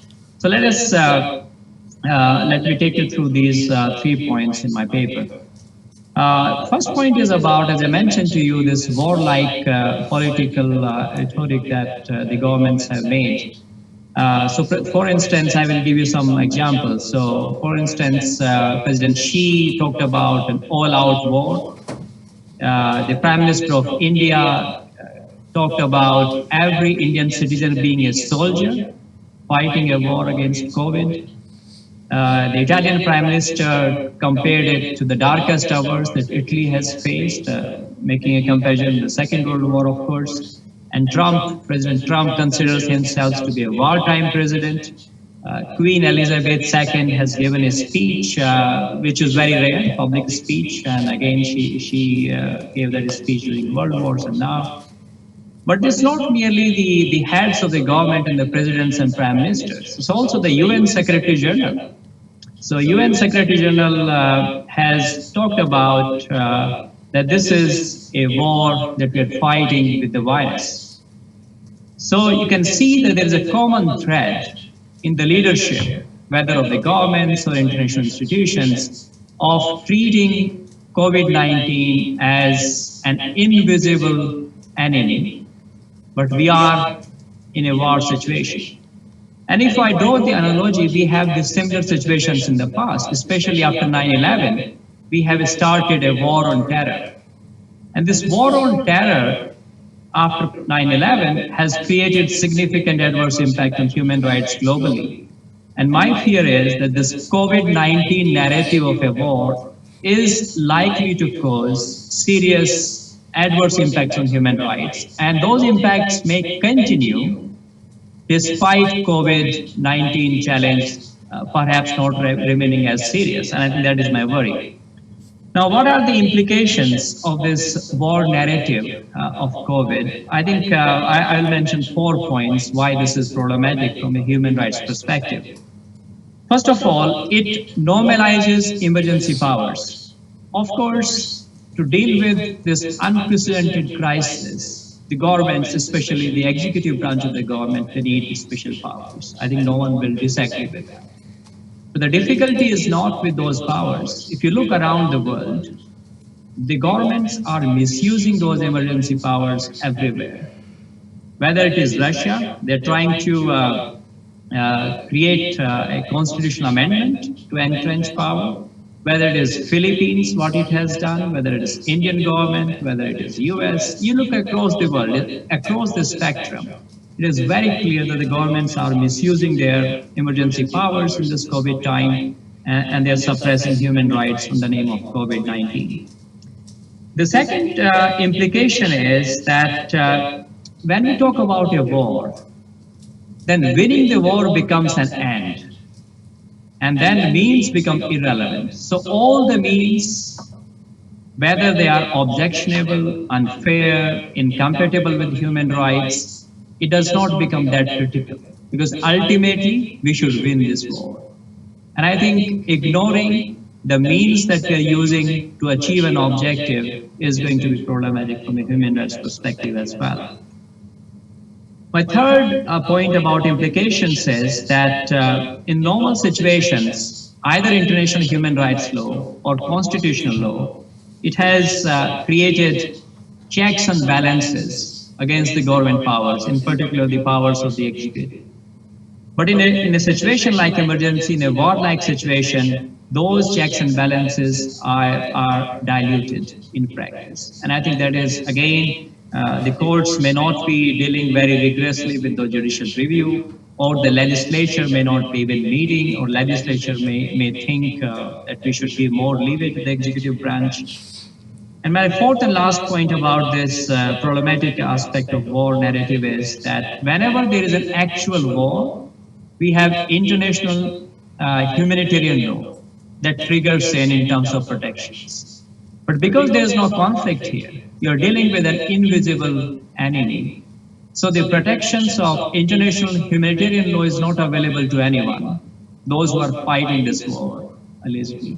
But of course, we are fighting this war, and I think this has serious implications. So these are my, this was my first point, not specific to India or China, but a wider point that this is problematic.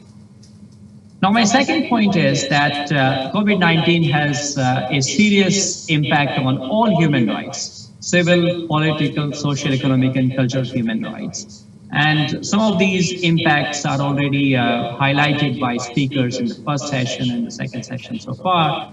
I will take 4 rights to take a concrete case and compare how India and China have reacted to COVID-19 in terms of those 4 rights, and then try to show that merely because India is a democratic regime, we should not assume that it will do better when it comes to the protection of human rights. On the other hand, an authoritarian regime may also in some situations may protect human rights better. I'm not defending China, I'm not defending the authoritarian regime, I'm in principle against this, but I'm talking about the outcome in terms of the human rights. Let us start with right to information. And Carrie mentioned about that in a different context. Now, the Chinese constitution has a long list of fundamental rights of the PRC constitution in chapter 2. Of course, these rights are not justiciable, they're not directly enforceable. But my favorite article of the PRC constitution is Article 41, because it clearly says that people have right to criticize.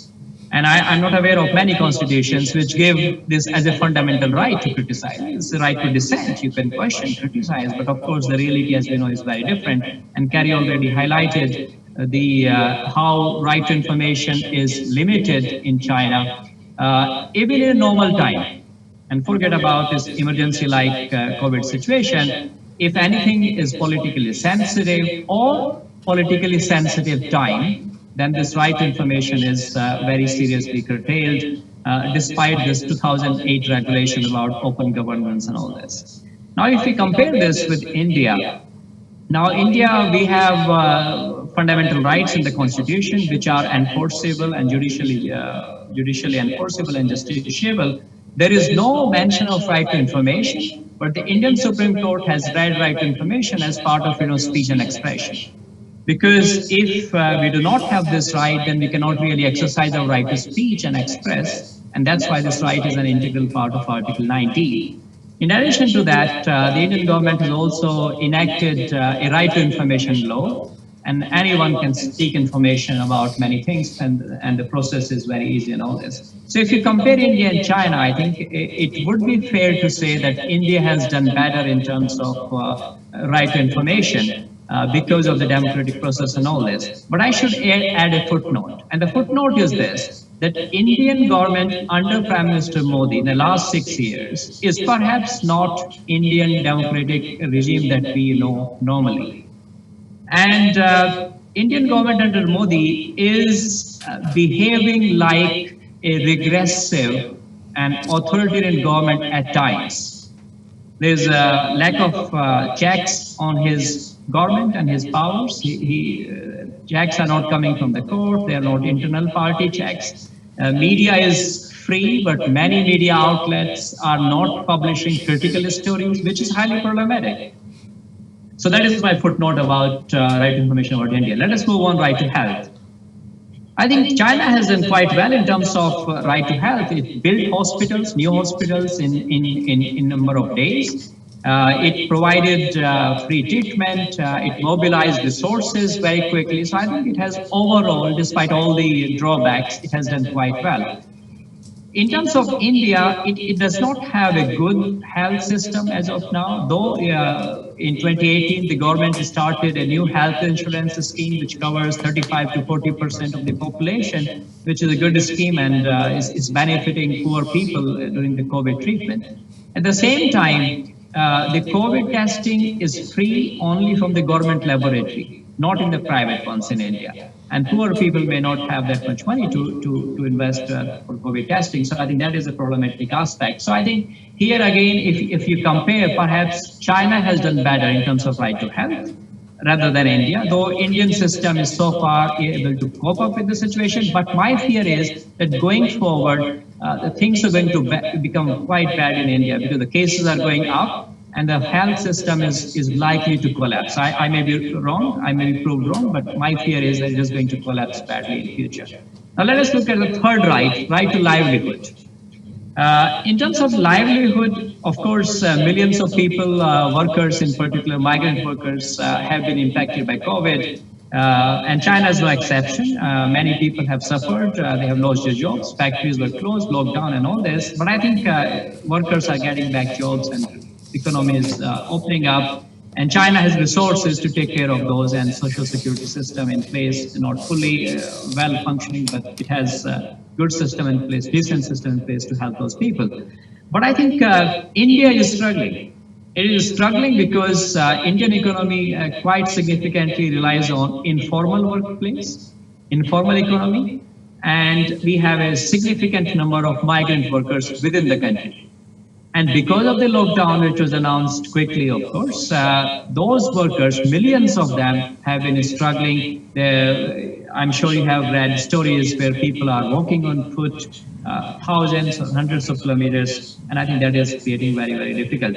Now, very quickly about the fourth right about, thanks, Nicholas, remedy. Because whenever there's a right violation, there should be remedies. In China, I think it is just not possible to seek remedies. I do not see the possibility of people filing a case in Chinese courts in such a sensitive issue and hold either the government authorities accountable or claim the violation of their rights. Not possible. In India, you can see the courts and National Human Rights Institution being very active.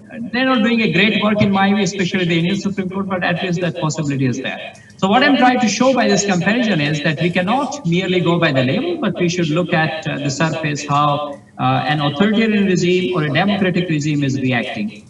My third and the final point is that the governments, despite their temptation to leave human rights path, they should not do so, because human rights provide a good basis to resolve competing interests and resolve conflicts. I give very three quick examples to make this point. First, access to health, because there could be limited resources. Now, how should doctors decide which patients to treat?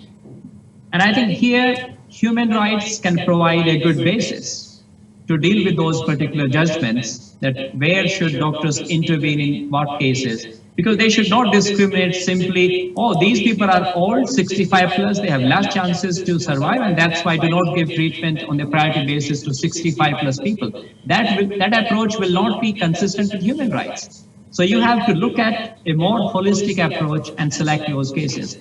My second point is about restrictions on right to protest. And I think this point came out in first session, and I don't agree with this idea of the hierarchy of rights. All rights are equally important. At the same time, rights can come in conflict, but then the human rights law provide a way to balance rights. So when one human right conflicts or competes with another rights, there is an approach to resolve this conflict. But the approach should not be that one right is inferior than the other right. That was suggested in the first session, and I disagree with that, despite the fact that I'm not a Western scholar. I come from India, and I'm based in Hong Kong for 15 years. So that is my second point. And I give a quick example from, I'll finish with this point, Nicholas, from Hong Kong. So the Hong Kong government has imposed restrictions that not more than 8 people can come together. And I think the government is struggling to justify this restriction when people want to protest. Because if people are wearing masks and they maintain social distance, I think that will not be justified. And the government is struggling to justify it simply because they are not adopting a human rights-based approach. And if they approach this issue on a human rights basis, then perhaps the government would be on a more defensible ground. So I will stop here, but my point is that the human rights provide a basis to resolve complex competing interests or conflicting interests. Thank you very much. Thank you very much. That was a great way to sort of wrap up the panel. Okay, we have roughly 8 minutes for any Q&A. Because I'm conscious of the fact that we have another panel still before we're allowed to leave for lunch. And I don't want to step in the way of anyone's human right to food later on. So, does anyone have any questions they'd like to raise to our 4 panelists? Okay, we have a question that's been typed in here to Chunyan. How can the Chinese government balance between information transparency and the protection of its political integrity at the global level? If more freedom is given to information transparency, the government may lag. And this is from Enayon. Okay, thank you for the question. I think I cannot foresee suddenly the Chinese government will open the door and to tolerate the Chinese or maybe authorize the full freedom of speech to the citizen. But they must learn from this lesson, and especially what kind of cost and the government has to pay in order to make up the previous mistake or error and on the part of the government, either locally or central level. And I would say, at least for the legal structure and the open government information law has to be established for at least over 1 decade. And then gradually, and the EU has set out the message that the government actually welcome and the public to supervise or at least to demand some inside information behind how government make a decision, this kind of thing. But at the same time, how can the government have a conflicting message that they want to control the public opinion released on the social media, and no matter this is illegal information and the so-called harmful information, because it is so ambiguous about the meaning of harmful information, and very likely even some opinions has been said by the public, and which has not so, how to say, and has not in the kind of interest of the local government, and is quickly, and the public security and office can have thoughts. I think this is a kind of conflicting message sent out by the government. They have to address this problem. And also, I think the minimum line, I agree, maybe human rights is a kind of universal concept, but how this kind of, right, like the right to freedom of speech, right to health, and they may be defined in the different concept, in the different setting or regime. But I would agree there are some minimum threshold which is a bottom line, and maybe most of the country will accept as a standard. So where is the standard is, where is the minimum standard? I think we need to think about, and then kind of either persuade the government, and from bottom up, I think it is limited, but still working, and to some extent. On the other way is from the international, society, and to give pressure on the government, and to, push the government, and to, give a more tolerant and environment to the whole society. Thanks. I will just add, I fully agree with what Kerry just now mentioned, but I will add the international dimension in my response to this question.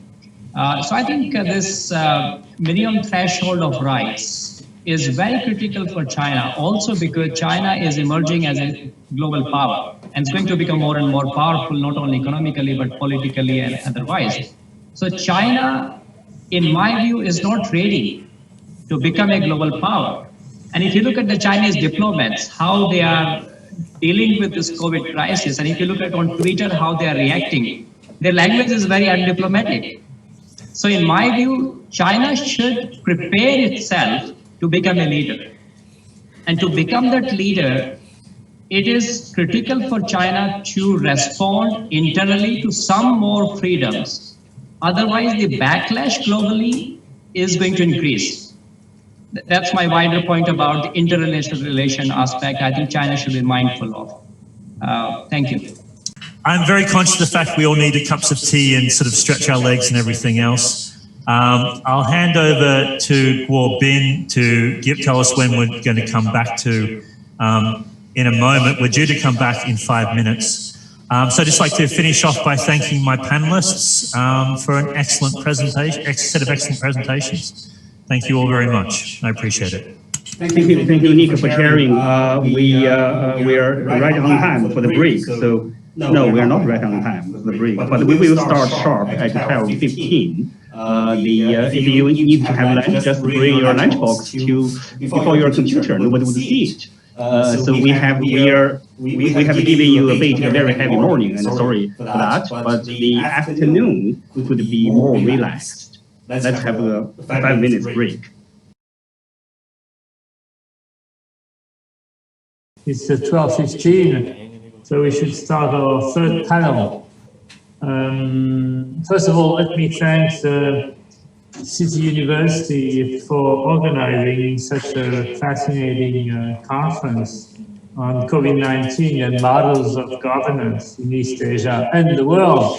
I think it's a very timely conference, even if we're not totally out of the wood, out of the crisis. Hong Kong is in a better position than many places in the world, but I think we're still in the middle of this crisis. But I think it's already time to make some judgment about what has happened and in terms of governance. So I would like to thank Zhu Guoping for having in particular invited me. Zhu Guoping and I, we've been friends for more than 30 years. We met in Paris, he's a French speaker. And we met in Paris, I think in 1987 or 88. So yes, well, that doesn't make us younger. But I would like to thank him for inviting me to chair this panel, the panel 3, on responses and governance, national and comparative perspectives. And we have for this panel 5 speakers. I hope that all the speakers are around.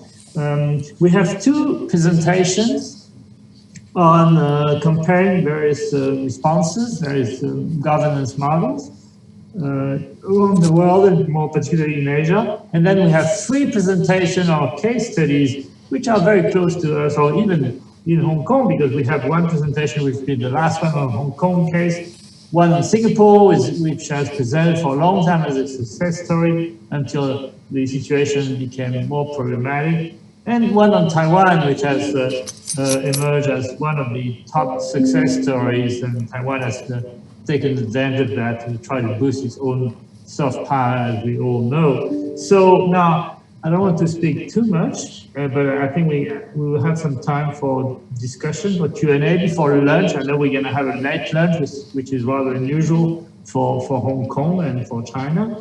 But I hope you will be patient enough, if you've been able to grab some food, to sort of stay with us for this 3rd panel. And so we're going to close this panel at 1:45. Now, without further ado, we'd like to invite the first speaker, Zheng Qianye, who is a consultant at the Development Economic Vice President, DEC, World Bank. Where is our first speaker on? Yes. Yep. All right. Okay, great. Okay, thanks. Well, technology is marvelous. So you have 15 minutes, and you all speakers know that the time is limited. So please make your point in 15 minutes, and then I will be the timekeeper for this third panel. Thank you. The floor is yours, Zheng Xie.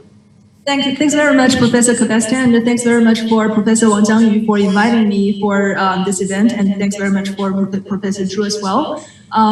Let me share my screen. Yep. Can you see my presentation? Very well. Okay, so this presentation is a hybrid study of performances of fighting COVID-19, and well, I put the democracy and non-democracies in the title just to try to draw some attentions, but the presentation will go beyond that. And I think this is very well connected to the previous speaker's content. And okay, so there are two questions I am more interested in. First is, has democracies failed the war against COVID-19? Because we have seen, by the way, I'm based in the United States, and we have seen on media saying that this is a failure of democracy, or is COVID-19 killing democracy? I'm trying to find some evidence to answer the question, although I feel personally that this is perhaps not the right question that we should ask as economists. However, economists always love regressions, otherwise you have no publications. I will not go deep into the data and the methodology part, but just to let you know, we have some data with sources. It's not some data that I've made up. And there are some methodologies, but actually I have more rounds of regressions to SLS, but I'll just keep it in simple form due to the time limit. So the main results I find here is that democracy is positively associated with more death per capita related to COVID-19. That is for a number of 158 countries. That is a cross-country analysis. And also I'm more interested in within the democratic campaign, if there's any difference. So this is the result from the democratic countries. After controlling for government effectiveness, we can see there's still a positive correlation between democracy and death per capita. And apart from this, I found some other evidence from other researchers. Some say that people in more individualistic societies were less obedient to the lockdown. And some say that democratic governors from the United States are more likely to put an order of stay at home to their citizens. And some also say that countries with women leaders suffered less than countries with male leaders. I think these are all very good evidence-based research, but as most cross-country analysis do, there are always some limitations. Oh, there are some technical problems. Okay. Yeah. So the first limitation is that we can see actually in reality there are some variations within the regime type. For example, in New Zealand, South Korea, they are all democracies and they performed very well. And the second, even if all the evidence stand, it doesn't mean that the best choices of regime or the best choices of leaders can be adopted by every country. For example, in normal time, maybe you like to be in a democratic country, but when you see a pandemic is coming, you just cannot turn your country into a non-democracy overnight. So this is not something that we can easily adopt it overnight.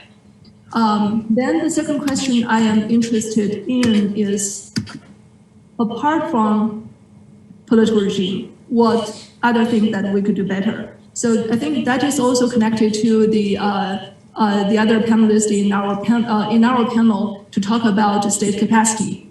If we choose a different perspective and treat the fight against pandemic as a development project, the commonly recognized developing and developed status may flip, which what I'm saying is that for advanced democracies, particularly in the West, maybe those countries are underdeveloped in terms of pandemic preparedness. because they might suffer or experience fewer pandemics, and they are worsely prepared. And this lack of preparedness is not very well captured due to certain biases in our existing measures. Just to show one of the widely accepted index, this is the Global Health Security Index 2019, which was produced last year. So, and this is a very widely cited index to capture the preparedness across countries when they face epidemic or pandemic scenarios. We can see from the list that United States, United Kingdom ranked top 2 on the overall score, and United States also ranked number 1 in different criteria. So we can see there are very huge discrepancies between the ranking and the reality. So this leads to the question that how can we try to rebuild state capacities, especially for these so-called developed countries when they are really underdeveloped in a pandemic setting. Traditional understanding of capacity is the capacity for policy implementation, but we really need to define first what type of capacity we need, which is often overlooked when quick decision is needed in a pandemic setting.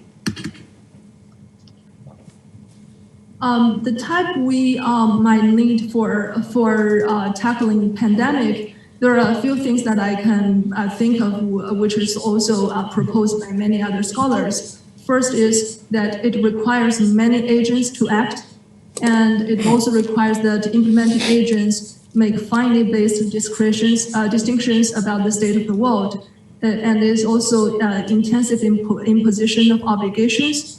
And especially for this coronavirus, we have no existing or known knowledge about the virus, the fatality rate, the death rate, and the rate of spread. So to tackle this kind of wicked hard problem, we call that wicked hard problem. To tackle this kind of wicked hard problem, different institutions have proposed different ways to solve the problem.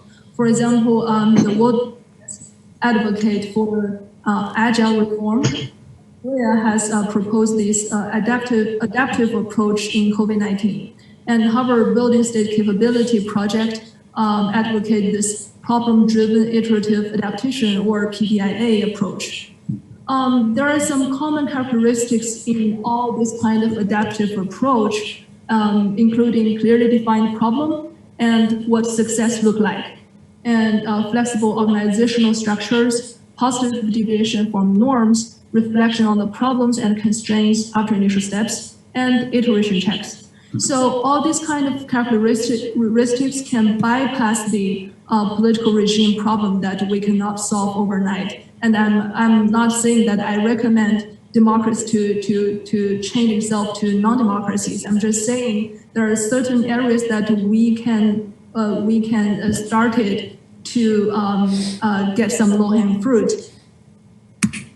And this is just a visualization of the previous approach. First step, identify ideas and action steps and problems. And second step, take actions. Third step, reflect on actions. And the fourth step, iteration check. If you do very well, you can just stop because you achieve your goal. If you don't do well, you just do it again to find more problems and constraints. It looks very simple, but in real world, there are both successful examples and unsuccessful examples. So now I'll give you some examples as a very micro level case studies to show what country did right and what country did wrong, and what was the right thing to do, what the wrong thing to do in terms of this iterative approach. There are some successful steps and approaches that certain countries adopted. For example, in step 1, setting goals and rules, we can see although New Zealand and Japan adopted different strategies. For example, New Zealand adopted these elimination strategies, which really surprised many democracies. And Japan just adopted this cluster-based approach, which is somewhere similar to what China and possibly Korea or 就上面这两张图在花尾相似的，中间的这是中国的地方。Excuse me. Mute. Yeah. Okay. Okay. 5 minutes left, by the way. Okay. Thank you. Thank you. So I'm just saying that there are different types of strategies, but they succeeded because they set a very clear goal from the very beginning. And the second step is the implementation. For example, I remember one of the panelists from previous panel saying that China's uniqueness, but actually when talking about implementations, we have many other neighbors who has the similar characteristics. For example, Taiwan has 村长、里长、邻长, and in China, of course, we have 居委会, the neighborhood village committee, 村委会. And in Vietnam, they also practice the contact tracing, which is not unique to China.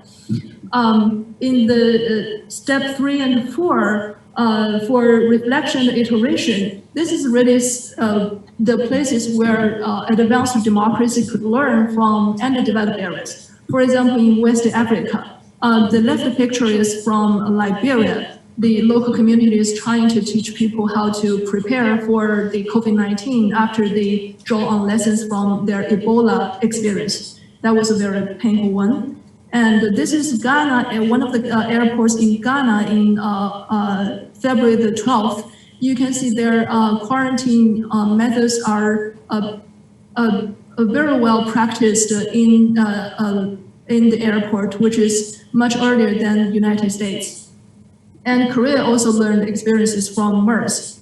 When talking about the COVID-19 fighting process, China also adopted something similar to what we call the reflection and iteration approach. China found the asymptomatic patients, and they quickly adopted these kind of patients into the total cases and put them in the treatment process.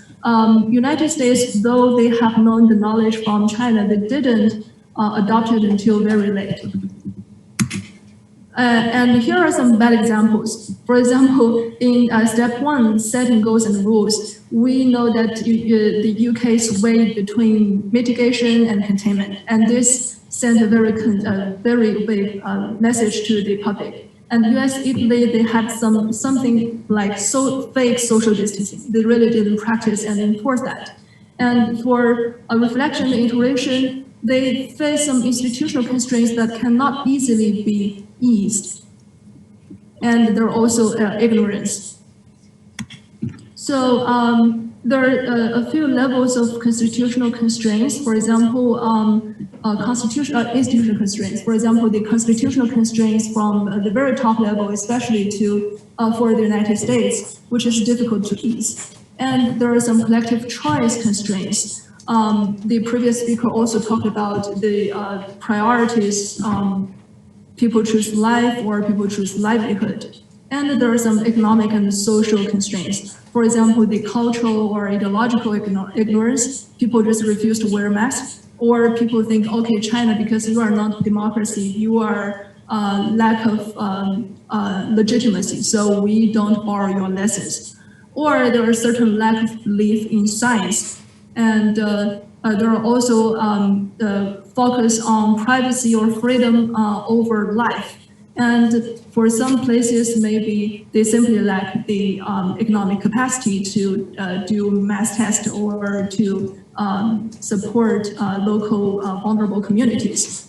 So what are the recommendations for bypassing or easing those institutional constraints and also to help them better implement this adaptive approach? Here are my 2 cents. So first step, this applies to all countries. First step, you construct the problems with a very clear policy goal. If you stick to the mitigation, you stick to it. But you try to reduce the death toll in general. But you don't sway between strategies.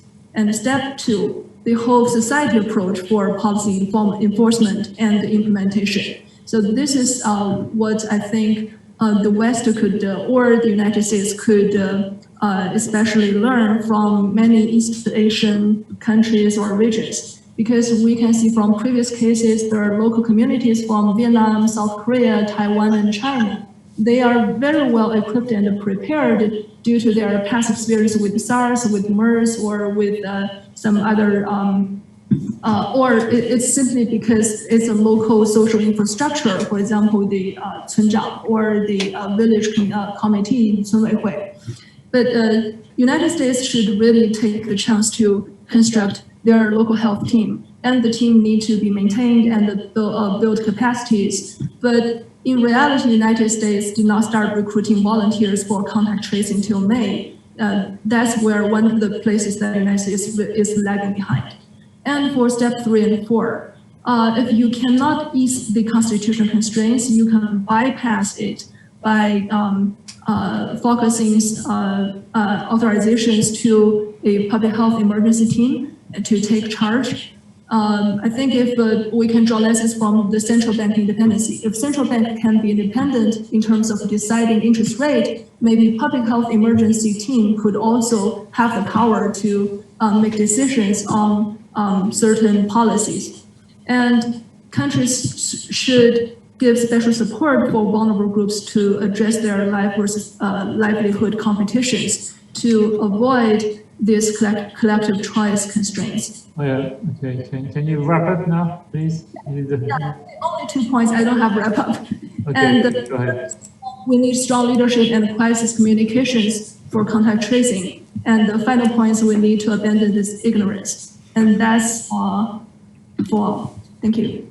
Thanks a lot, Zheng Qianye. Very comprehensive presentation. All right, I think without any transition or bypass, I would like to give the floor to Edmund Zhang. Is Dr. Zhang around?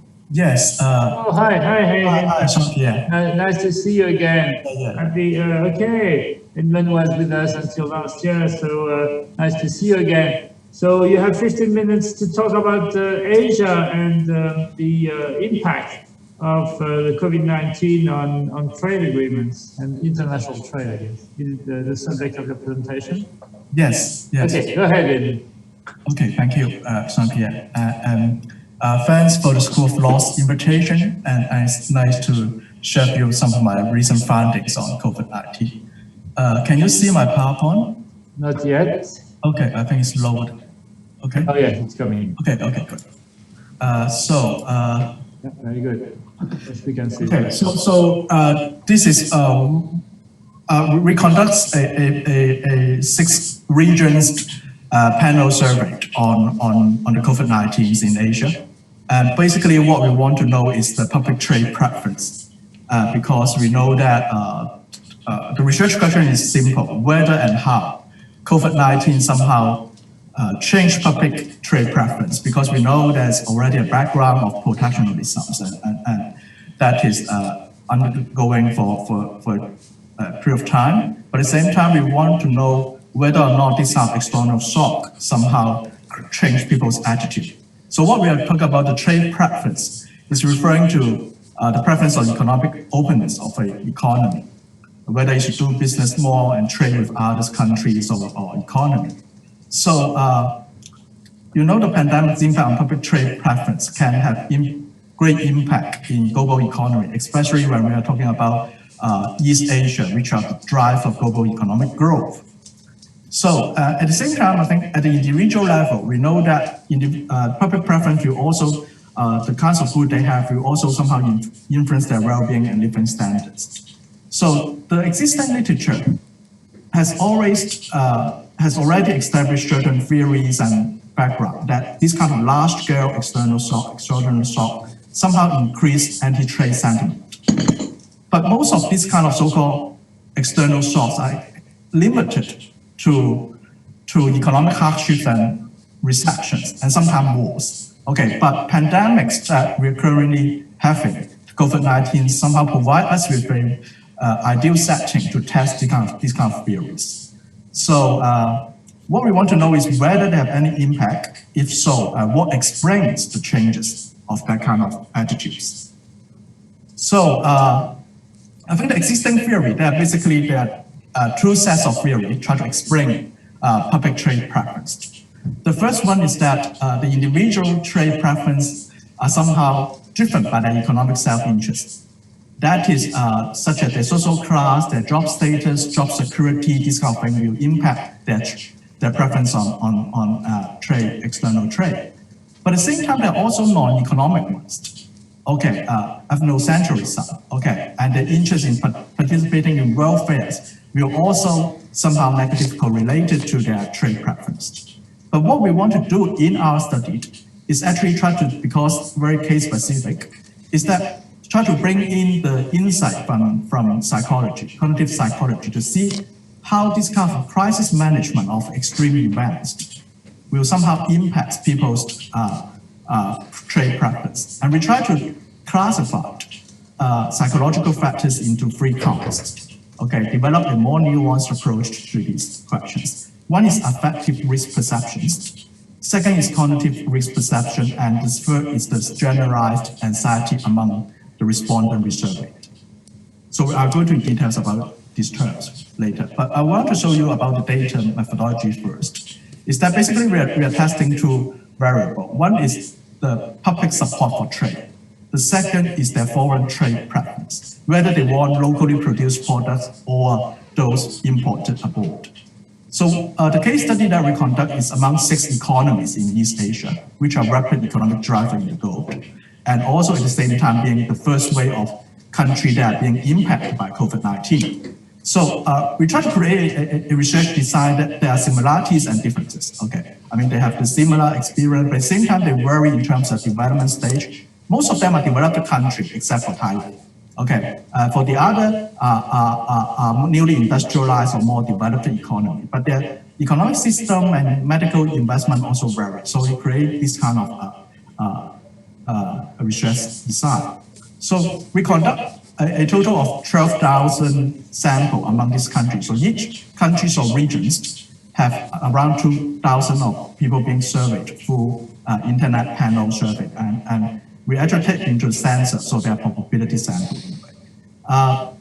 So I think, but what we are going to do next is actually do a panel survey, so we can explain more causality questions, and also see whether when the pandemic is in recess or when the economy is restored, whether people's trade preference will change, or if there's a second wave of pandemic, whether this kind of psychological factors will endure.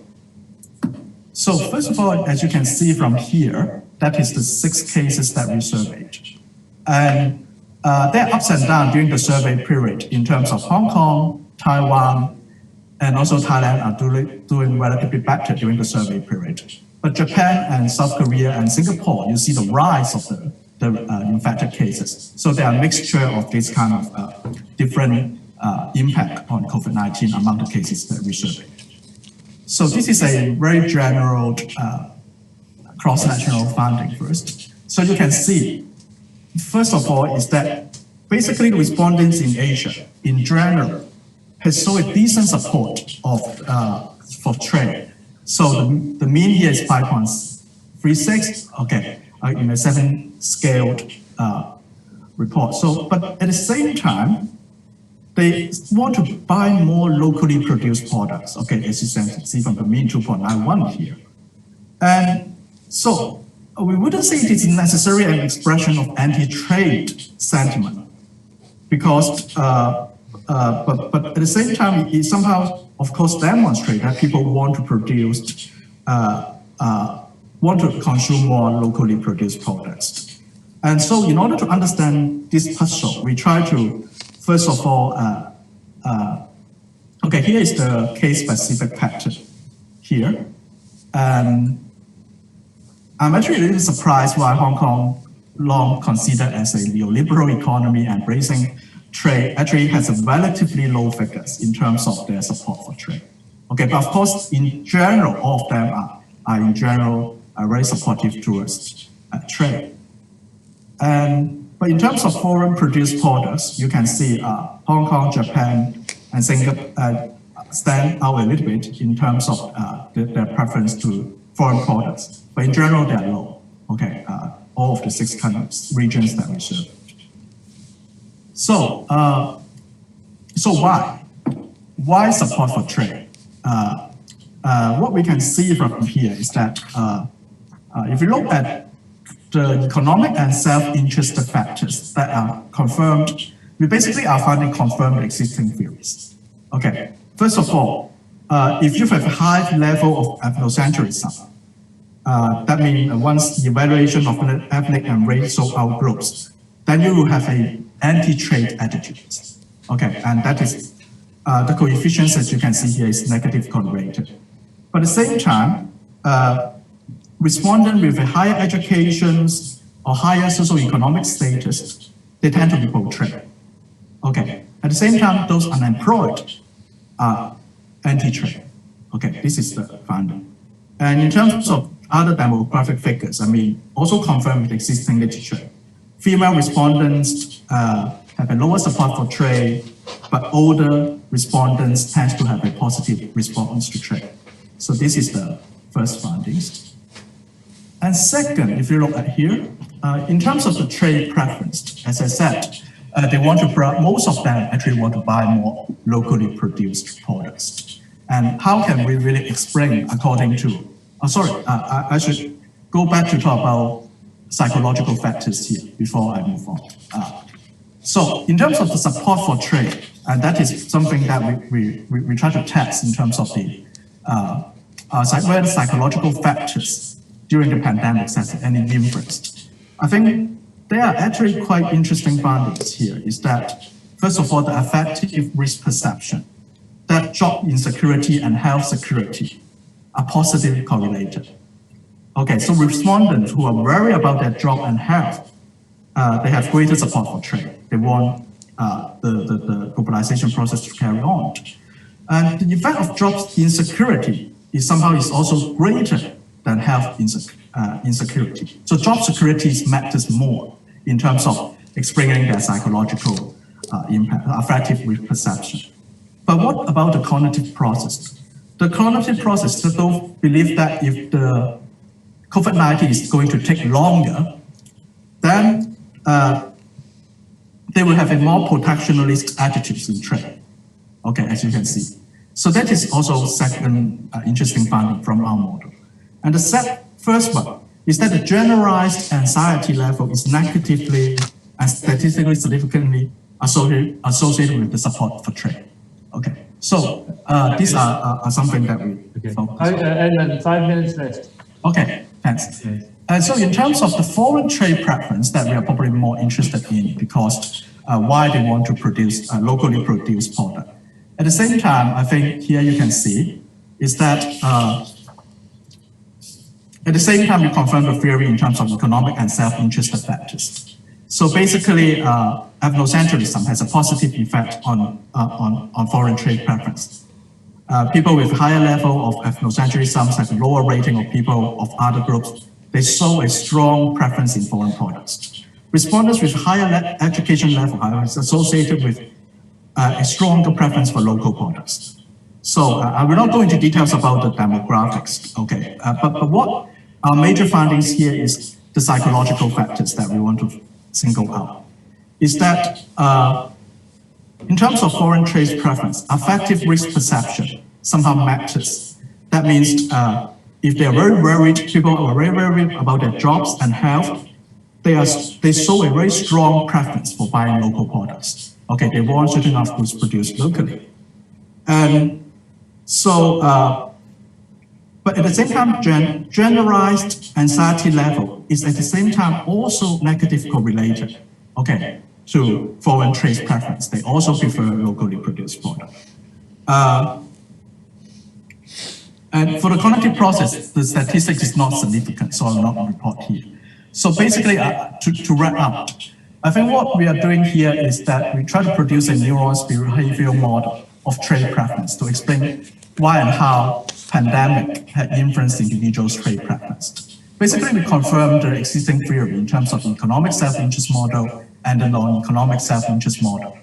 But what we want to really try to do is to take out the psychological factors. And I think what we can really contribute more is that when we have the second wave and the third wave survey, and see whether this kind of psychological impact will endure and how and whether they are more variation in terms of the 6 regions that we survey.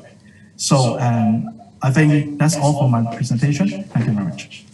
Thanks a lot, Edmund. Well, you've been ahead of time actually. That's good because we were late. So we're gonna move to the next speaker. Actually, the next speaker are 2 speakers who are going to talk about Singapore.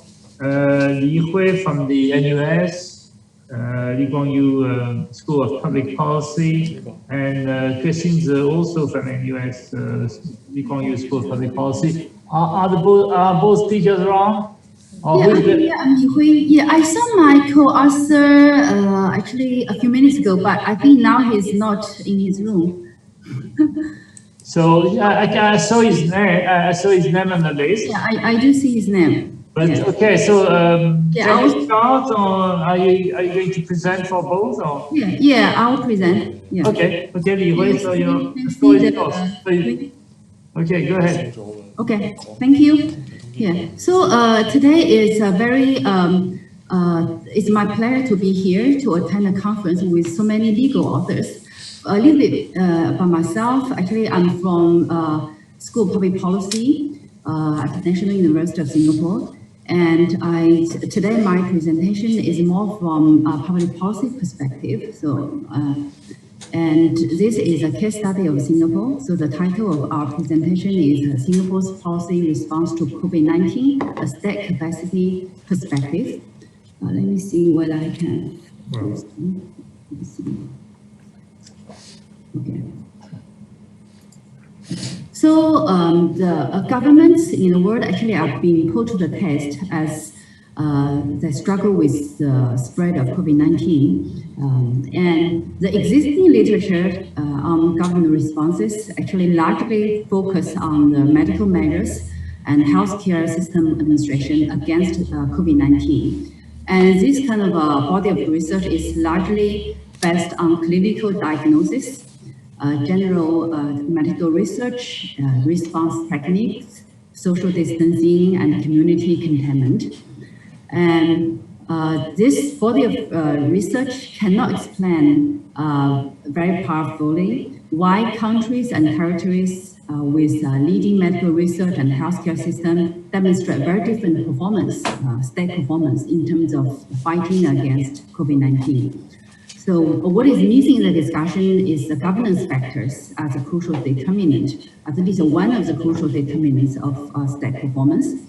As Fukuyama has argued, the ability to prevent and control COVID-19 depends largely on state capacity to boost the leading role of the own government system for effective and efficient mobilization and execution of the policy. So this is the purpose of study. We attempt to use a framework of state capacity to analyze Singapore. Try to analyze the state capacity as a differentiating factor that makes Singapore stand out in the global comparison in terms of fighting against COVID-19. State capacity is a multi-dimensional concept. It refers to combining resources and capabilities commanded by a state, includes both resources and capabilities to allow the state to achieve certain goals. And state performance is the outcome of state capacity, state intention and will, and also key institutional and social factors. So here we use 7 dimensions developed by Singolani. So 7 dimensions of state capacity, including coercive capacity, which refers to the capacity to monopolize the administration of coercive power, and fiscal capacity refers to the state power to extract resources from society, mainly in the form of tax, and also the efficiency of government spending.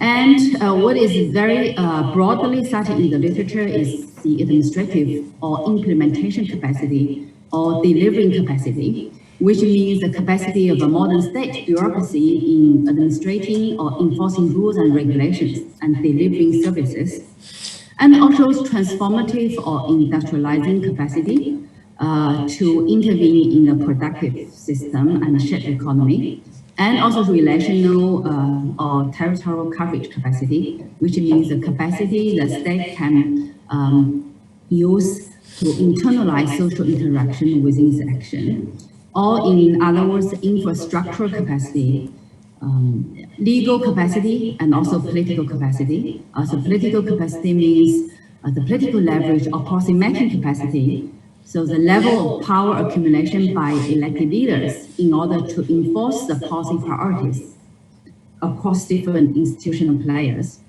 So here I have very brief overview of Singapore's policies. Basically, it's agile, adaptive, and coordinated approach to fighting COVID-19. So in the Singapore adopts adaptive approach. In its first instance, the government urged people to stay at home, work from home, and also without asking business to completely close and cease operation. And when the trend, the evidence of community spread becomes more obvious, the government ordered the closure of all business except certain essential services. And school at the very beginning, before the second break measure, the school remained open. And also school tested stay-at-home or home-based learning. And then the government banned gathering of more than 10 people in public places.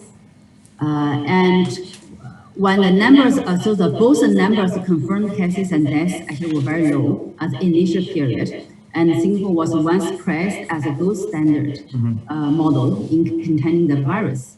But then in April, things have changed. So the number of confirmed cases, especially among migrant workers, become increased, and Singapore government started to impose more restrictive measures.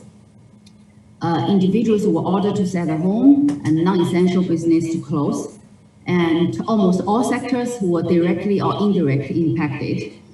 And all visitors from abroad and returning Singaporeans that have actually constitute an important source of virus transmission. The government began to institute a certain quarantine order, and the number of imported cases as a result is very low, and there's no significant signs of local spread in the early stage.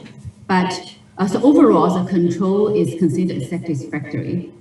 However, this total number of confirmed cases increased dramatically since the second week of April. So the government began to impose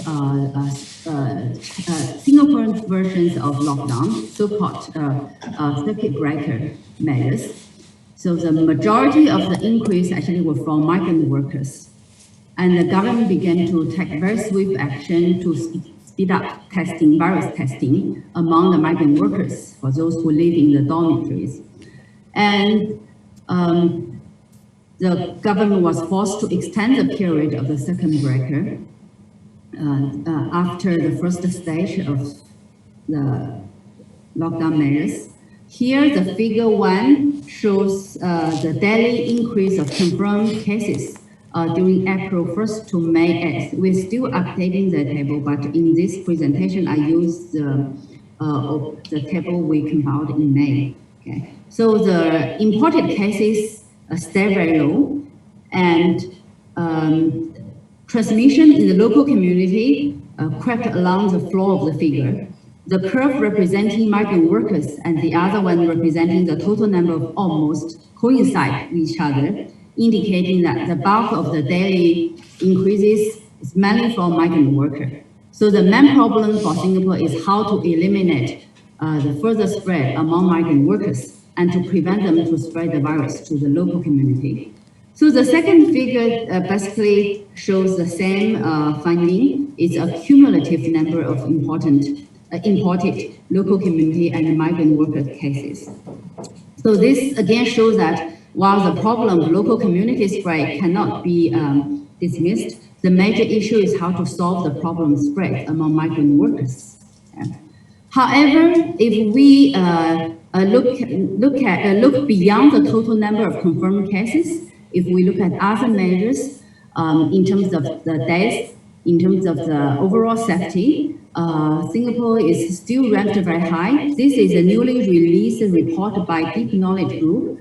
So Singapore is still ranked number 4 in terms of safety, COVID-19 safety ranking. So still, it's a very satisfactory result, state performance for Singapore. So now I'm going to use a few dimensions of state capacity to analyze Singapore case. First of all, strong political capacity in terms of leadership and public trust.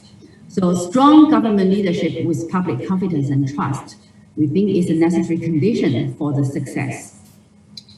And government must act swiftly and take very strong restrictive measures to prevent imports and spread of the virus. And these kind of measures require very strong government leadership and public trust in the system.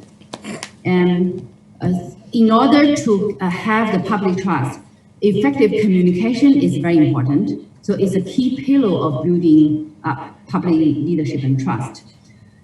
So public health communication should be timely, consistent, transparent, and accurate. 5 minutes left. How many minutes? 5.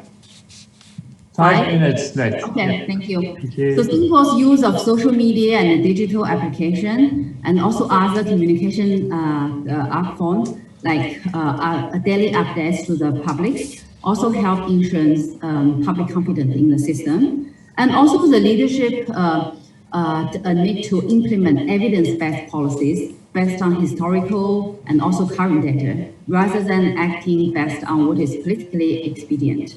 So policy responses rooted in validated scientific evidence ensure public confidence and help to design corresponding policy measures.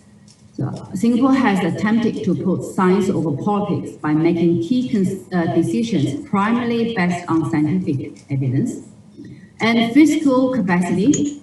So government should have adequate resources, particularly strong financial backing, to prepare and implement rescue plans for economic recovery. Singapore has built up very strong reserves for the rainy days.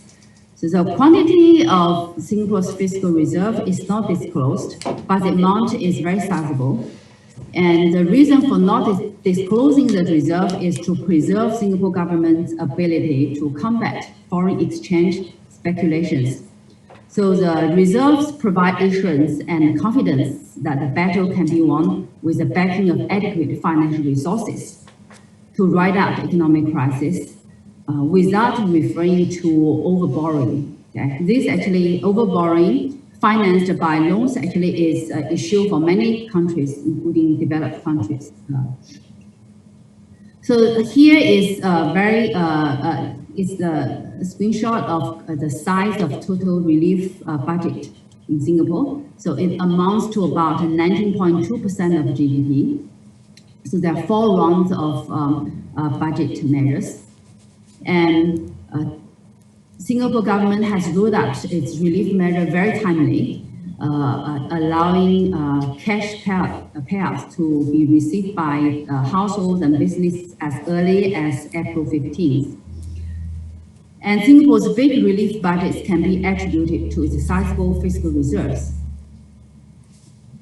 Administrative capacity. So the Sterling Healthcare Administration, I think there is a lot of media coverage for this, so I will skip this slide. And also the strong monitoring and detection, meritocratic government, a high degree of technological sophistication. So based on the Deep Knowledge Group survey, so these qualities help Singapore execute effective quarantines, as well as social distancing and mandatory mask wearing. That report also credits Singapore's use of location data, video camera footage, and the app Trace Together, and also the recent investments in AI, as well as digital services, and relational capacity or infrastructure capacity. So very briefly, so the national culture, like in Singapore, is a more disciplined and orderly population. So the general public is more willing to comply with stay-at-home and other quarantine measures. Other panelists mentioned about human life versus human rights. I think in Singapore, it's a similar culture as in China. So it's more disciplined and orderly population. This, in combination with the very strict penalties put in place for violating quarantine and social distancing mandates, has helped to reduce overall infection. So the challenges, Singapore is still, it's highly reliant on migrant workers and the supply chains, so make it very vulnerable to shortage of labor and goods. So the two questions remain. First, is the Singapore economy over-dependent on foreign workers? Second, can the government help improve the living condition of migrant workers in dormitories if Singapore still needs them? So we argue the government can encourage employers to adopt more advanced technology to replace some workers, thus reducing the dependence on foreign labor. Also, the government should revamp its labor policy to ensure migrant workers are safe and healthy. So this is necessary on both humanity grounds. Time's up. Okay. Yeah. Okay. Can you wrap up? Yeah. Okay. Conclusion. Yeah. Singapore has always been praised as a good governance model. And in this case study of COVID-19. Okay, the combination of these factors like trust in political leadership, respect for scientific expertise, transparency in policy communication, strong financial backing, effective policy learning from past outbreak experience, and also the country's cultural traditions yield its agile, adaptive, and coordinated action to manage the COVID-19 crisis. However, the compelling governance challenges posed by the recent spike in the migrant worker cases show that any highly effective and competent governance system, such as Singapore, may not be infallible and it can be disrupted by uncertain external factors seriously. So it's a wake-up call for Singapore to boost their capacity in a VUCA world. VUCA means volatility, uncertainty, complexity, and ambiguity. So to become more vigilant and proactive, even though there exists an excellent governance system. Thank you.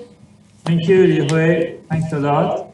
So with our transition, we're going to move to our next speaker, who is from Zhejiang University. His name is Wang Guanxi. I think he's on, yes, he's Mark Wang. Are you Wang Guanxi? Okay. Yes. All right. So you have 15 minutes to present the Taiwan case. All right. The floor is yours. Okay, thank you, Chairman. Thank you for Professor Wang Jianyu and Professor Zhu Guobing inviting me to attend this conference. My lecture subject is different priorities of fundamental rights and psychological and cultural factors in coping with COVID-19 in Western and Eastern societies, especially reflections on Taiwan experience. My lecture has 6 parts. The first part is why is Western-wide society resisting to wear masks against COVID-19? The Chinese or people of many East Asian countries, including Japanese and Koreans, do not have much resistance to wearing masks to protect against virus. Japanese people, especially Japanese women, usually have the habit of wearing masks when going out. However, the wearing of masks has met with strong opposition from the people in many countries, while people are the leading ethnic group.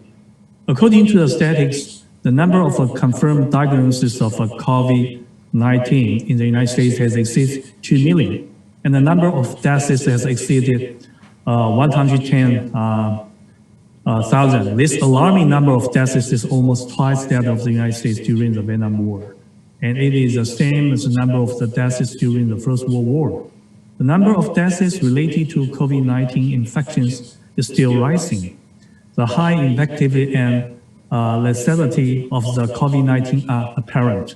Many medical experts and even politicians in the United States have announced that wearing a mask is an effective way to reduce the chance of infection with the new coronavirus. But what Asian people do expect is that wearing a mask is a life-saving means. Still, in the wide society of the United States and Europe, it has met with opposition from the public. There have been many reports in the United States that store security guards have asked customers to wear masks, but have been shot and killed by customers, now including supermarket chains like Costco. All customers are required to wear masks to enter the store. But in the United States, many people still insist on the freedom to choose not to wear masks. Sorry, Mr. Wong, can you talk about Taiwan? I mean, your presentation is not about the US, it's about Taiwan. Can you I'm going to introduce Taiwan later, okay? But you just have 15 minutes, so you already used 3 minutes. So go ahead. Okay, so I have to base on the relationship because there is a comparative research. Before introducing the Taiwan and China mainland, I have to introduce the white people's white circle, okay? Okay, go ahead. President Trump doesn't seem to like wearing masks. President Trump, who had previously refused to wear a mask, didn't wear a mask until... Hang on. Are you going to talk about Taiwan? You just have 15 minutes. Yes, don't worry about it. I'm going to, I will go that part. Because I have to emphasize the white people's situation. Then the next step, I will going to introduce the Taiwan situation, okay? Yes. Are you from Taiwan, by the way? Yes, I'm from Taiwan. Okay, go ahead. You will get the Taiwan information. So you're gonna have you're gonna have 2 more minutes because you start me, okay? Okay, go ahead. Okay. The second part is the status on the diagnosis and death of races infected with COVID-19. Currently, we have no direct status on the diagnosis and the death status of the new coronavirus infection, but we still find some statistics related to this. Just like New York, we can see from the virus data, Asians have the lowest cases, hospitalization rate, and mortality rate. The average economic situation for Asian Americans in the United States is estimated to be no more than that of whites, while the blacks and Latin Americans are relatively economically disadvantaged with insufficient medical insurance and poor purchasing power. It is estimated that their personalities may be. They also don't like being restrained. They don't care much about wearing masks. If we take a case about the England, probably we can see the same situation, especially according to the newspaper from Renmin Ribao, China Daily, the overseas edition, we can see the same situation in Italy. So what I want to say is, I want to have an inspiration of the right consciousness of a Chinese and Western society on the acceptance of wearing masks to prevent the virus. Okay, so for the severe epidemic caused by the COVID-19, the fundamental rights involved here are human rights to life, health, and freedom. The government or the private sector to force or persuade people to wear masks is a way of sacrificing the freedom of people not to wear masks to protect people's fundamental rights to health and life from being violated. Here are the following propositions which must be clarified thoroughly. The first one is there any difference in priority among the fundamental human rights guaranteed by the Constitution? If so, which order of fundamental right is superior to other fundamental rights? In the process of ranking, is there any law stipulating? The second is, are the people obligated to abide by the principle of the order of fundamental rights? When is the order of fundamental rights is in an individual's mind different from others or groups, whose order should take precedence? When considering public affairs, are their standards different, and how should they be coordinated in case of a conflict? The third one is to protect the fundamental rights of higher priority and restrict the fundamental rights to individuals. How should the normative density, proportionality principle, and the review standards be determined? What is norm? Whose rule should be the leading standard? Is it scientific, rational, and representative? The last one is how should the differences be reconciled if people of different races live together, if they have different perceptions of a priority order? Is there a proper way of minorities to self-relief. The fourth part is a difference in the order of freedom between the individualism society. I'm sorry, you're totally out of the subject. Why don't you talk about Taiwan? I'm going to introduce Taiwan. Please don't stop me, okay? Can you just now move to Taiwan and what President Tsai Ing-wen has done to protect? No, all the basis is about Taiwan. After hearing my introduction, you will listen to Taiwan. Your subject is to talk about Taiwan. So now either you talk about Taiwan or just we stop. Okay? Okay, so we go to Taiwan. Taiwan have actually three elements about that. About how to tackle down the virus. The first one is fast. Taiwan uses the digital technology to combat new coronavirus, and the social innovations is civic actions that people from all walks of life participate in improving social well-being. This is cornerstones of Taiwan's group system response system, where many places only start fighting the virus this year. Taiwan began at the end of last year. When Li Wenliang whistled and said that the virus similar to SARS appeared, someone in Taiwan's PTT posted this message. Taiwan's Department of Disease Control immediately decided that from the next day, all people came from Wuhan will undergo a medical examination, which is 2020 January 1st. This illustrates two things. First, civil society has enough trust in the government to discuss disease like SARS on public platforms without worrying about being punished. Second is the government's trust in its citizens will treat similar information about major infectious disease. This is something Taiwan has been doing since 2003. One day in April, a child did not want to go to school. He called CCC and said that because he was wearing a pink mask, his classmates might laugh at him. The next day, OCC's officials put on pink masks to support the classmates when they had held a press conference to ensure that everyone understood the importance of respecting gender, which is also social innovation. This rapid response establishes trust between the government and the civil society. The second element is fair. Increase the production of masks in Taiwan to ensure that everyone can use their health insurance card. Fairness is a guiding principle when receiving uniformly priced masks from nearby pharmacy and convenience store. Taiwan immediately published the inventory of masks for all pharmacies online and updated it every 3 minutes. Based on open data, the government and many community participants have constructed more than 130 tools for people who prefer to see maps, or people with poor eyesight, who must listen to the voice and chat robots and line platforms. Get the same information to find out which pharmacies and convenience stores are nearby and still supply masks. 5 minutes left. 5 minutes. Okay, the last one is humor. Due to the tension in the epidemic and uneasy atmosphere in the society, to fight against the incorrect information, Taiwan has introduced a humorous rumors policy. When it was rumored that the materials of toilet paper were similar to masks, and when they started to buy toilet paper, the chief executive took a picture, turned his back to everyone, and told everyone that each of us has only one buttock, but we don't have to grab toilet paper, and the picture showed that hygiene is only made from South American raw materials, and the masks are made by Taiwan. After a day or two, no one snapped up the toilet paper.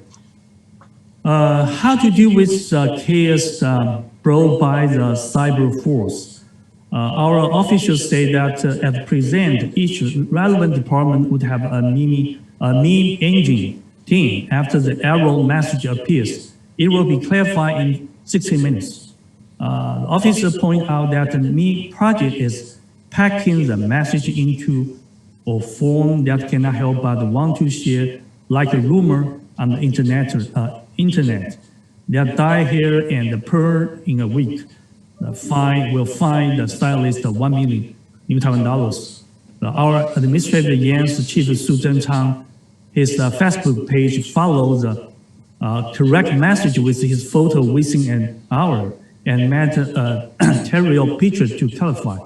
It was bright and accurate, and without losing humor, it was a successful case of main engine.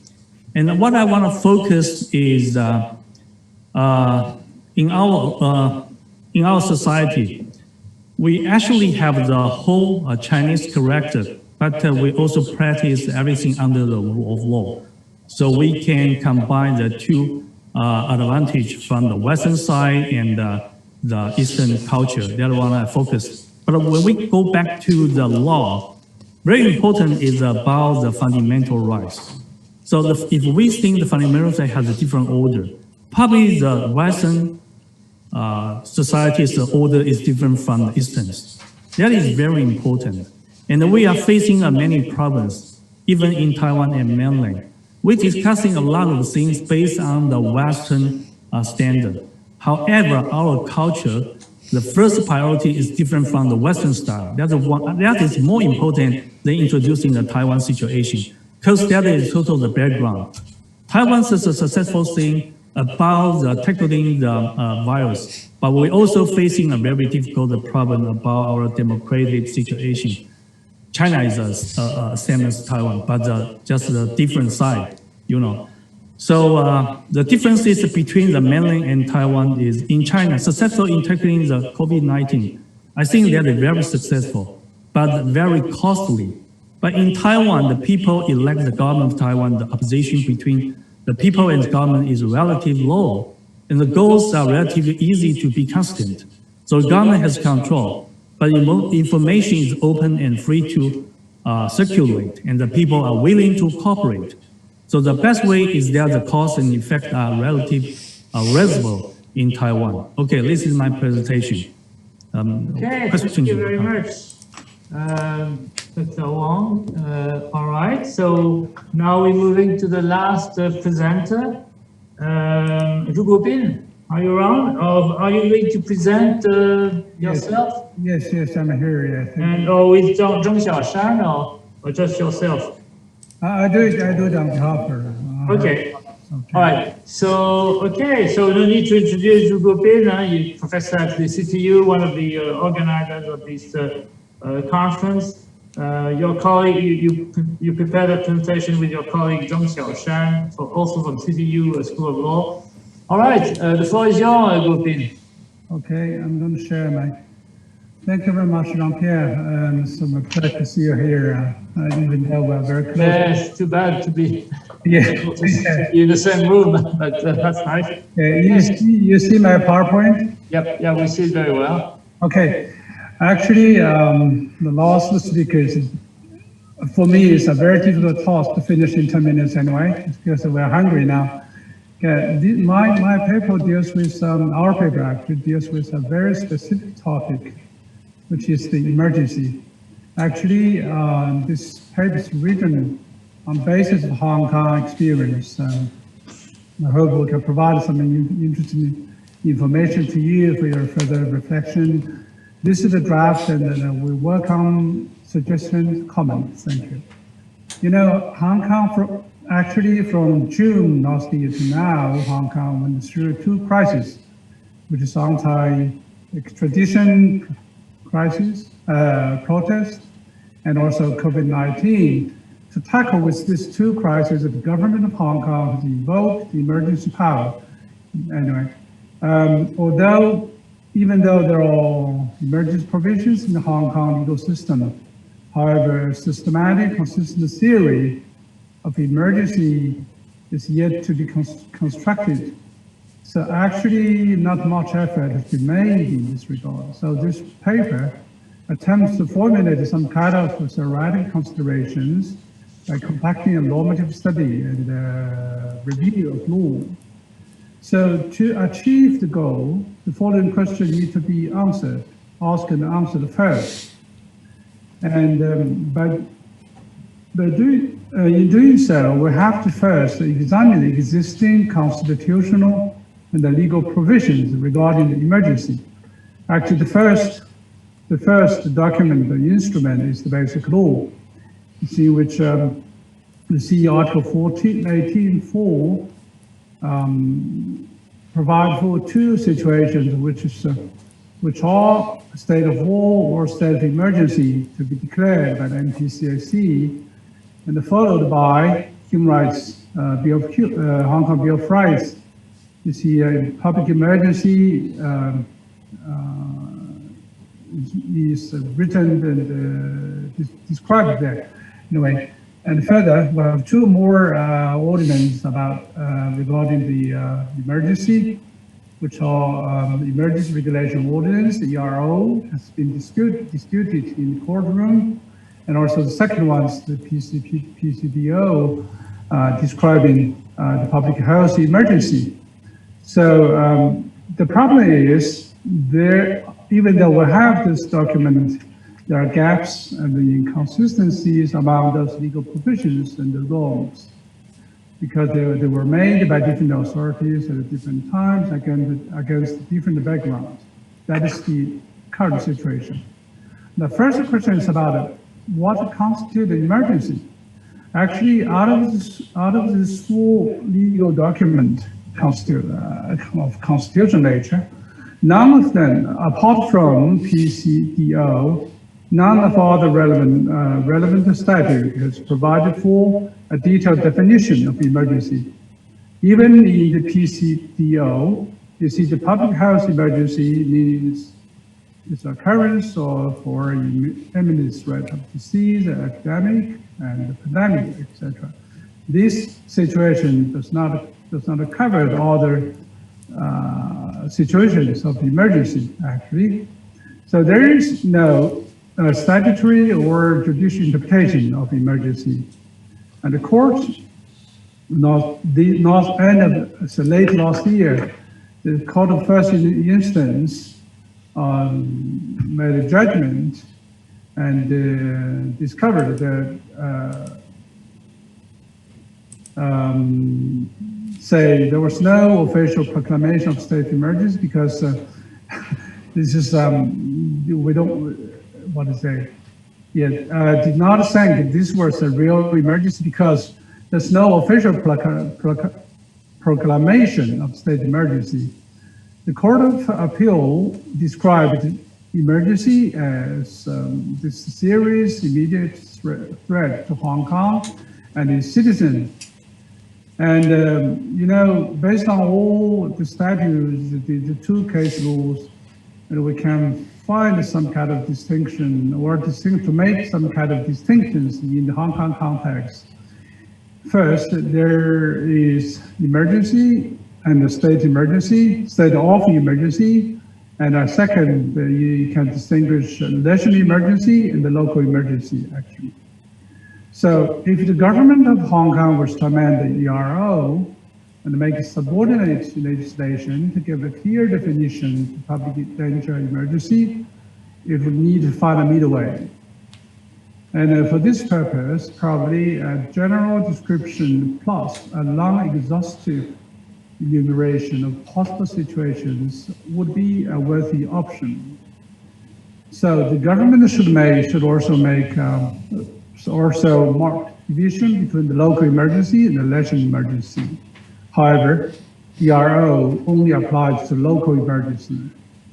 The second question is who decides if it is an emergency?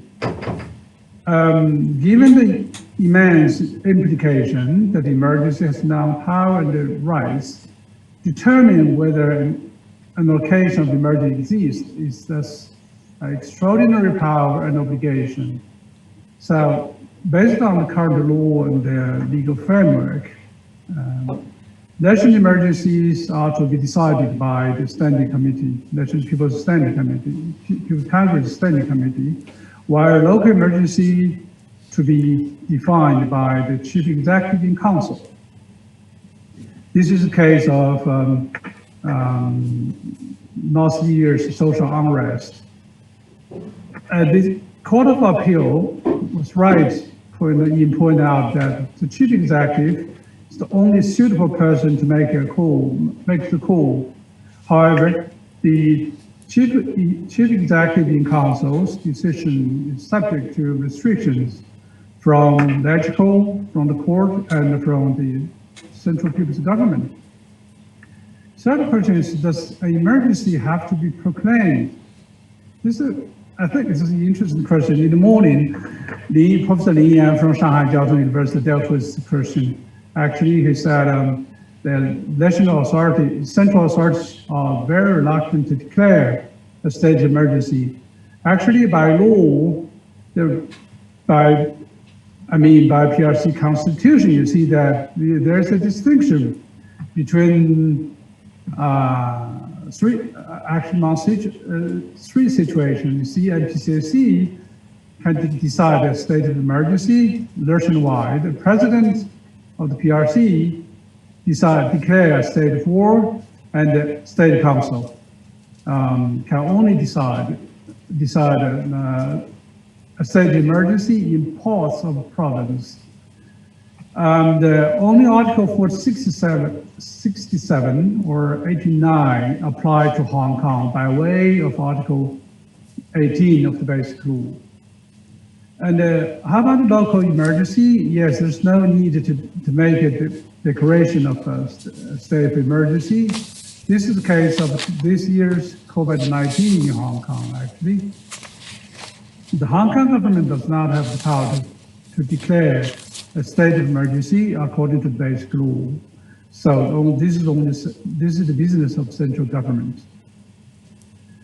You see, Basic Law Article 18 at most may be understood as the Hong Kong government has the power to make a de facto judgment, but not the power to declare a state of emergency.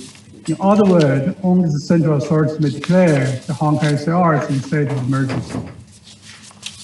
What measures to tackle emergency? So in response, the government will make exceptional measures, while temporarily alter or even suspend the normal legal order, or to overcome the peril or restore normal legal order. This is often described as a dilemma or paradox of emergency situation. However, emergency powers are not absolute. Even in times of emergency, some measures may still not be permitted, particularly to those absolute human rights. The option available to the central government, you see, this is based on Article 18 of the Basic Law, which enables the CPG to issue an order applying the relevant national law in Hong Kong. That is, this is something Hong Kong people are worried about. But the options available to Hong Kong government are multiple. You see, the government may request assistance from the garrison, adopt the executive and administrative measures, may make a request to the president of the EXCO, may, in consultation with executive council, evoke ERO to make emergency regulations. That was the case of anti-extradition crisis, and as well as the COVID-19. So insofar as empowering this chief executive in council to make regulations, the ERO and the PCDO are quite similar, except that the PCDO is tailor-made for public health emergency. 4 minutes left. Okay, I'm closing to the conclusion. 4 minutes. Emergency power and human rights is my last question. Actually, this is a concern, the central concern of our discussion. One of the central concerns of our discussion today. In time of a state of war, an emergency declared by the central government, derogation of human rights may happen, and here I will say not necessarily happen. Hong Kong government may restrict but not derogate human rights in times of emergency. Restriction of human rights should be subject to 3 conditions. That is common knowledge for legal professionals. They are not to be extended to absolute right, to be prescribed by law, to pass the proportionality test, That is actually this is a Hong Kong common law jurisprudence. The logic of international human rights law is that states can limit rights rather than derogate from them. So in case of emergency, the executive in Hong Kong of Hong Kong government is responsible for taking actions. However, this emergency power is not unfettered. That is confirmed by the Court of Appeal. The emergency regulations made under ERO are subject to negative vetting of the legislature.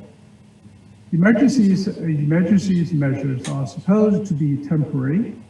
See, a permanent emergency is therefore incompatible with the rule of law, with the original intention of the emergency power design. So my conclusion is pretty simple. Emergencies are not outside the legal order. Division of emergencies, local emergencies, Hong Kong emergency, national emergency in the Hong Kong context. The Hong Kong SRO does not have the power to declare a state of emergency, and the executive branch is responsible for taking emergency measures. The emergency power is subject to restrictions, and finally, emergency measures should be temporary. This is our preliminary result of study. Thank you. Thank you a lot, Zhu Guobin, for this very interesting presentation on the legal construction of emergency in Hong Kong. Okay, we have something like exactly 10 minutes for Q&A. Who would like to ask a question to start with? Okay. Yes, go. Yes, hi, Nick. Hi. Hey, JP. Hi. Okay. I have a question for Chen Ye, our first speaker. You talked about the higher mortality rate in Western countries, and you used this at the start of your presentation.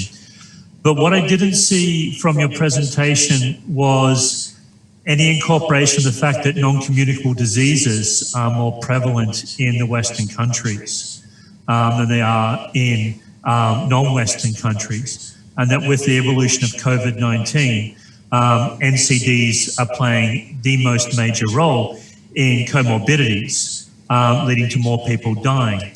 So if you've got a pre-existing basis where people are going to be more susceptible because of different levels of economic development, and we're starting to see this filter a little bit into Asia, therefore it's not about democracy so much, it's about lifestyle habits relating to economic development rather than about the political issues. That's my first question. Very quickly then, my second question, this goes back to again, the democracies versus authoritarian aspect.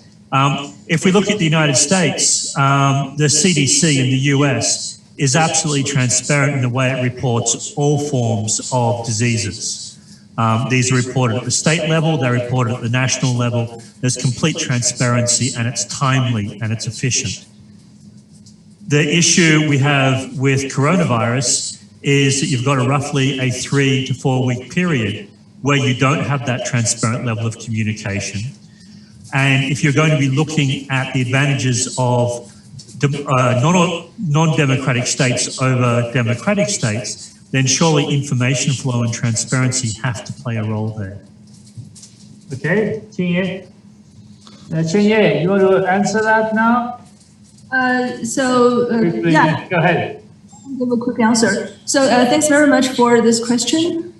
Regarding the first question, if I understand it correctly, I think for the lifestyle kind of measurements, we did a fixed effect for the regions. It's just that I don't report that. But I think that might also be the differences between different disciplines. So for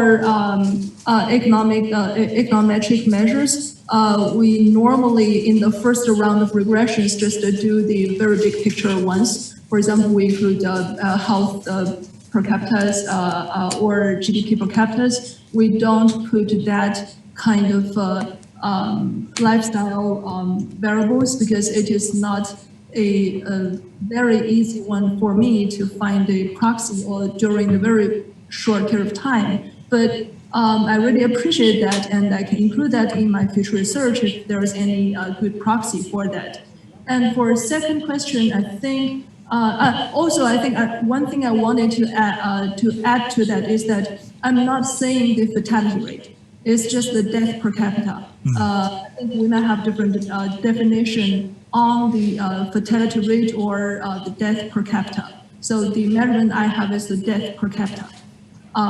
For the second thing, I think COVID-19 and US CDC's recommendations and reports, I'm not saying that CDC did not do a bad job in terms of information transparency. It's just that we need to know whether this level of transparency translates into a good results in terms of lowering the death per capita or lowering total death or total cases. So in that case, I think we need to find a very clear link between a very good performance of the US CDC and the final outcome of the US pandemic fighting.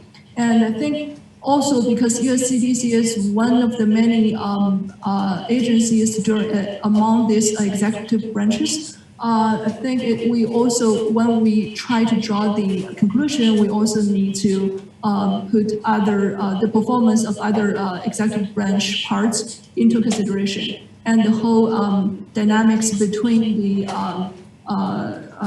federal level governments, local level governments, or state governments into consideration. But thanks very much for flagging this. Okay. I have a very brief comment and a question to Li Hui. My comment is about the custom of wearing masks. It's amazing how Western countries were not used to wear a mask, and now if you take the underground in Paris, everyone needs to wear a mask. It's compulsory, and everybody follows the rule. So customs can change also because of a crisis. Now, one thing which we haven't looked at is how much preemptive measure has been able to sort of keep Hong Kong, Taiwan, and to some degree Singapore ahead of the rest of the world in preventing the virus from being imported from outside. Now, my question to Li Hui is regarding the issue you've raised regarding Singapore, because Singapore was, its reputation is to be a very well managed, with a high level of governance country. But there was something you didn't anticipate, which was the fact that the migrant workers' living conditions were appalling, actually, which has been a major cause for contaminating a lot of migrant workers in Singapore. So what do you think they're going to do, to tackle that issue, in view of the next pandemic? Li Hui?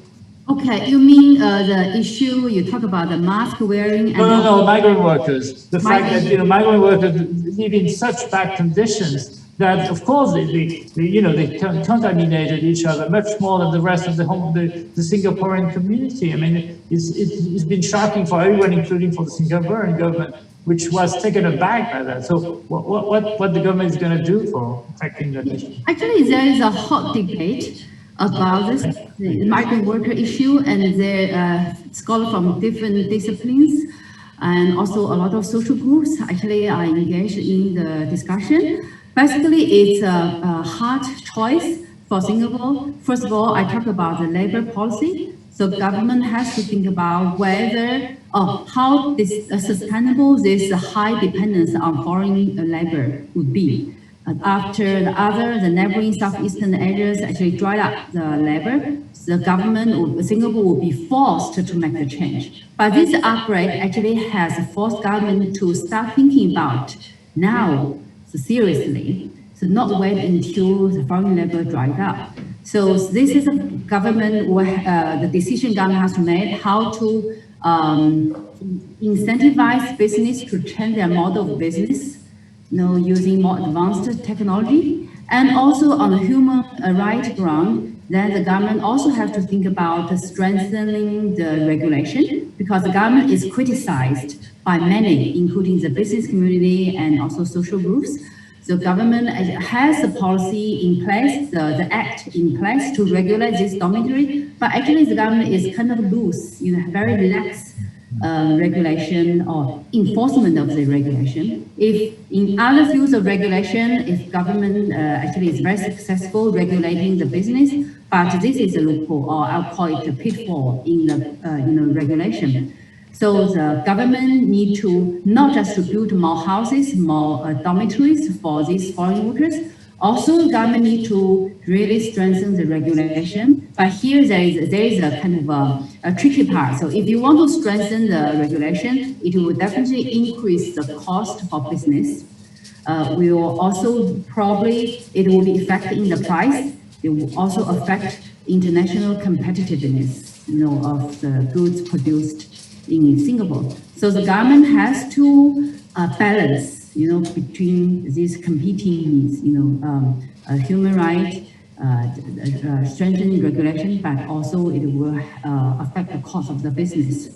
So that's why we argue we have to think out of the box. We think about advanced technology to reduce the cost, to cut the cost doing business. And also, recently the government already launched some new policies, like we plan to build more houses and also reduce the density of these dormitories from 12 to less than 10. I would argue the government should make more aggressive measures to regulate this business and try to spread or distribute the costs among different communities, the business community, also the operation business, the management companies of this dormitory, and also the government itself, and also educating the general public. The mindset needs to be changed. So these migrant workers are also part of the society. So it's an inclusive society. If in the past, if inclusiveness does not include foreign workers or non-citizens, now we have to make sure inclusiveness also should include these foreign workers. We are all in the same boat. Thank you. Thank you. Thank you very much, Li Wei. Guo Bin, I'm turning to you because do you think we have a bit more time to entertain a final question or comment? Any other question or comment? I know it's we reached the end of the session, but if not, okay. I think as a chair, I'm going to first of all thank all the speakers for their presentation. There's been a very rich panel. I don't think we've exhausted the subject of governance. We've seen, governance is a big issue for every political system. I think, we have to bear in mind, if I just want one word of conclusion, it's a crisis. I mean, it's an unprecedented and anticipated crisis. So government has to move to crisis management mode. And crisis management is not an easy task for any government in any country. So I think there's a bit of failure everywhere, as I can see around Europe, but also around Asia. So on that note, I will thanks again the organizer for having put together this conference today, and wish all of you bon appétit, as we say in French. And I think we're going to meet again at 2:45 after the lunch break. So we have another 2 panels this afternoon. Okay, so back to the organizers. That's all for me today, and hope to talk to you again later today. Thank you. Thank you very much, Professor Sebastian. Well, as we start just in time at 2:45 in the afternoon for panel 4. Thank you very much. Now it's lunchtime. Hi, everyone. Good afternoon. Let me first say it's my pleasure and honor to chair the third session and the first session of the afternoon. Thank you very much for my colleagues at law school to put me in the position. I was planning to contribute something to the conference, but things didn't work well, so I instead just serve as a chair to learn more from the panel. Let me introduce the speaker of the first paper, Professor Ren Jiantao from Tsinghua University. Is Professor Ren here? Oh, yes. Yes. Now, his title is The Return of East Asia Model on the differences among East Asia, Europe, and the United States in the COVID-19 pandemic response control. Professor Ren. Professor Ren? 谢谢主席。咱们还有，主席，谢谢这个江宇教授和国斌教授的邀请。本来会议的工作语言是英语，我给国斌教授陈情，我就不参加会议了。但是国斌教授呢，特许我用汉语表达我的想法。非常荣幸，上午听了很多专家的发言，非常有启发。在这个法律、经济、治理事务上，这个陈老师，喂 ，Hello， 陈老师，您听见吗？中文发言是吧？对。你用中文发言的话，是完全可以的。这样好不好？那我给您提供一点点翻译，好不好？非常简单的翻译。好，谢谢你。因为抱歉，可能一多半人都是说英文的。对。So the Professor Ren Jiantao, one of the leading political scientists in China from Tsinghua University, he feels more comfortable to speak in Chinese today, which of course is permissible. So I would volunteer to be his interpreter. For his presentation, but of course I cannot translate word by word. I would ask Professor Ren to speak a few sentences, and then I will I will do a summary of what he said. So I hope this works for those English speakers in the session. 所以张老师，您那个讲几句的话，你就停一下啊，讲一个停一下。好，非常感谢这个江宇教授啊。我发言的题目刚刚主席已经介绍了，主要是讨论一下这个东亚模式是否在控制新冠疫情这个过程中回归。要讨论的问题呢，大概是想4个方面。一个方面是对这个事实进行一个基本描述，然后来确立一个这个大致的因果解释的进路。第二个问题呢，是想讨论一下呢，东亚模式是否在新冠疫情治理当中存在？如果是存在的话，它在哪些方面体现出来？那么如果有这样一个东亚模式，它跟欧美国家一般意义上欧美国家的模式，如果存在这种模式的话，我们首先是假设这种模式可能不一定存在。如果存在的话，它可能导致的差异是在哪些方面？而差异背后的这个动因又是如何的？那么最后一个呢，就要从这个更长的一个具体来翻译一下。梁老师，我先翻译一下，要不然太长了，好吧？好，我还准备把4点说完。先请你翻译。Professor Ren's presentation topic is about the return of the East Asian model in fighting the COVID-19 or the new coronavirus. He's going to discuss 4 questions. The first one is about the facts. So he will describe the facts and also offer a systemic approach to understand the facts. And the second question will be about whether the East Asian model does exist, whether it exists in East Asian countries fighting of the coronavirus. And in doing so, he will also compare with the American approach, with the European approach, to look at the differences and also to understand the reasons, the rationale, the underlying forces behind the differences. 您继续。好，谢谢。是1月份新冠疫情正式在中国大陆由官方承认以后，那么经过差不多2个月的治理呢，我们会看到一些东亚，尤其东北亚，就是中国、韩国和日本。如果范围更大一点，包括新加坡、台湾来自于香港，他们表现上的一些趋同点。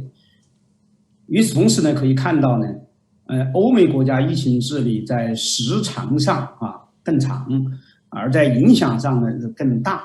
那么在治理的方略和表现上呢，也与这个东亚，尤其东北亚，那么核心呢，与中国大陆的表现呢有很大的差异。梁老师，你刚才讲了4点，其他的2点是什么？刚才讲我还以为一直这么讲下去了。好，我先把那2点介绍一下。第3点呢，想分析一下呢，导致如果有东亚模式和欧美模式的这种差异性，而东亚模式回归，那么这种差异性的原因何在？想从体制、能力、科技和文化上做一个概观。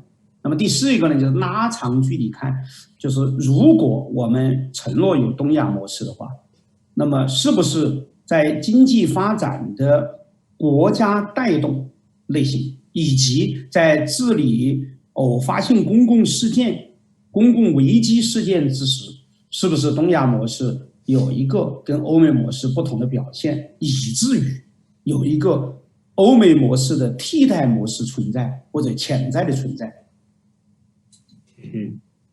Let me continue with what Professor Ren said about the 4 questions. So the third question will be about how to understand the differences in the East Asian model, and he will be discussing it from the perspective of regulation, technology, state capacity, and possibly other perspectives. And his fourth question will be forward-looking in the long run. Whether given what the East Asian model has presented in the COVID-19 crisis, whether the East Asian model offers a distinctive approach which can offer an alternative model to the Western approach, So that's the other 2 questions. So and then Professor Ren started to talk about the substance, and he said that since the outbreak of COVID-19 in January 2020. We have seen that in Asian countries, especially in East Asia, China, Japan, Korea, and Taiwan to some extent. And if we also include Singapore and a few Southeast Asian countries, there has appeared to be a trend of convergence in those economies. Approach to fighting the coronavirus. Well, the coronavirus also has lasted for such a long time in European countries. So in American and European countries. So the American and European countries, in those countries, their strategy and performance appears to be in a stark contrast with what Asian countries have been doing. 您继续讲。好，谢谢。首先我们从第一个方面来做一个简单的描述。那么新冠疫情的发生呢，现在原始追踪时间还有待这个流行病学的一个证明，但是基本上呢可以说是在中国大陆1月20号宣布武汉封城以前就已经存在。那么这之前呢是靠这个医学动员和社会动员，那么国家并没有能把它作为一个重大公共事件公布出来。那么这当然有特殊的一个机缘，就是中国这个临近春节，而各个省呢有可能要召开两会。在这种背景条件下呢，可能官方会有些特殊的考虑，但最后发现呢，确实是一个可能会难以估价后果的公共卫生紧急事件。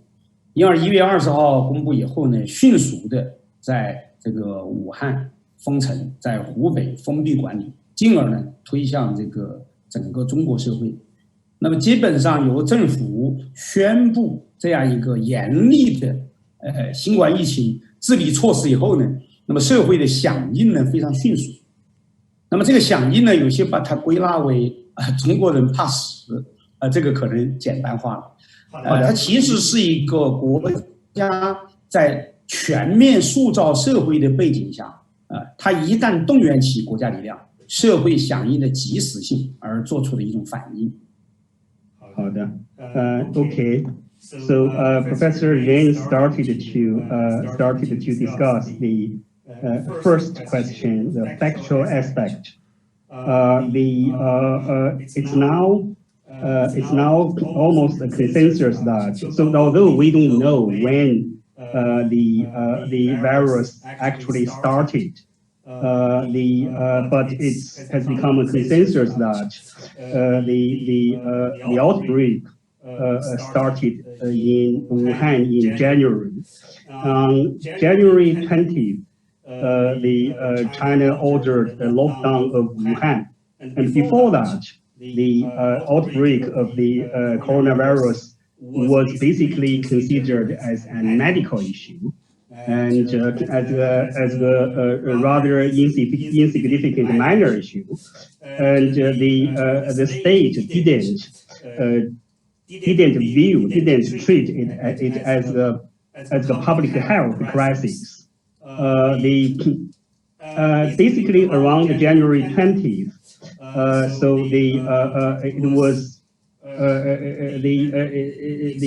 the Chinese society and Chinese state came to the recognition that this is something consequence of which is really unpredictable. So the consequence can be disastrous. So the state ordered lockdown, and initially in Wuhan, and the lockdown quickly spread to every corner of China very rapidly. So a lot of rather draconian, rather stringent measures were implemented by the state. And what we have witnessed is the state orders to the implementation of those very restrictive, very stringent measures received very positive and rapid and swift response from the Chinese society. So the Chinese society basically responded very positively to the implementation of those orders. So the Professor Ren's view is that this basically demonstrates that this is actually a process through which the Chinese state is shaping the future direction of the Chinese society. 您继续。那一个简单的叙事哈，因为翻译耽误时间，我得简单一点。那么台湾方面一旦从大陆获得相应的消息，对台湾进行相应的疫情治理动员，和韩国、日本政府对于疫情反应的及时性和动员。尽管像韩国有基督教传教而对政府的动员指令有所违抗，但一旦导致了后果那么基本上及时的就纳入了一个政府布局的范围之内。于是东亚呢，从这个新冠疫情，如果我们假设它是第一期的话，可以说在目前的总体治理效果上要好于欧美。因此呢，欧美国家的相应治理方式究竟如何导致了目前这样一种广泛蔓延的结果，与东亚相比，就可能构成两种解释性模式。Okay, 好的。So if we can develop a rather simple narrative, Taiwan started to mobilize its resources to deal with the virus very, very quickly, and to be followed by Korea and Taiwan, Korea and Japan. Although there was temporarily the resistance from the Christianity group, but in the end, all the measures, all those reactions, all those the responses in the East Asian society, including mainland China, Taiwan, Japan, and Korea, have been moved into the tracks under the supervision of the government. And the effect was rather good. So the state responses to the coronavirus were very effective generally compared with what has been doing in the Western countries. 任教授还有王教授，因为我们本来的时间呢已经到了，但是因为考虑到是有翻译，所以我建议是不是那个你们在3点05分结束，就是还有4分钟。All the speakers, the original time is over, but given the bilingual version, I suggest that we allow them to finish by 3:05. Then we postpone everyone's schedule by 5 minutes. 任教授，您说一下结论。好，谢谢朱教授的特许。我大致的分析呢，就是由于这2种解释模式可能涉及到一个，就是在常规管理和非常管理的情况下，如何动员体制力量，如何动员社会力量，如何在抑制公民的个人自由的情况下去满足非常规治理的需求上，它跟欧美来说确实表现出某种东亚模式的共同特点。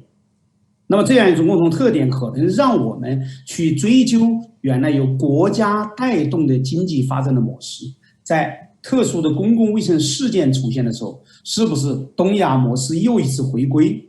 这样就使我们去分析整个跟欧美国家的替代模式上是否有某种可能性。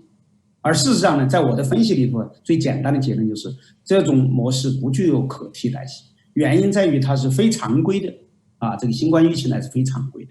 第二呢，国家带动的发展本身它的社会效果还是值得这个进一步去分析和观察，是否真正能够遏制新冠疫情的发展，有可能还要经过更长时段。譬如说，如果有第2期疫情的话，通过它的观察，还要通过最后治理的一个检验，才可能得出这样的一个结论。因此呢，我对东亚模式是否存在、是否回归持一种否定性的态度。Okay, well, so much to say.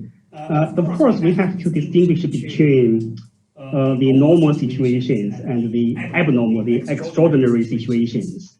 Those measures which have been implemented, have been taken and implemented under the East Asian model in fighting the coronavirus are all adopted under in extraordinary situations, under extraordinary circumstances. And it's, of course, it's quite obvious that those measures are they are state-led measures, right? And so they conform to the traditional East Asian model that the developmental path in those economies, in those economies we mentioned, it's state-led development. And so it's naturally people would want to ask, and would even come to the conclusion that this represents a return of the East Asian model. But my answer to this is actually no. That is actually no. Also, it is about whether the so-called East Asian model presents an alternative to the Western model. And my answer is no. Because it's too early to say, it's too early to judge the social effects of those measures. So whether they are in the long run, whether they are valid and they are effective, it's an open question. We need more time to come to a judgment. And so it hasn't been tested by time. So this is basically Professor Ren's argument. Yeah. Okay, thank you very much for Professor Ren, and also for the translation help from Professor Wang. Let's move on to the second talk by Professor Ye Junrong from National Taiwan University. His title is Trust in Dialogue and Delivery. Professor Ye. Well, thank you very much, Professor Chu and Professor Wang, for your very kind invitation for this very interesting and meaningful workshop.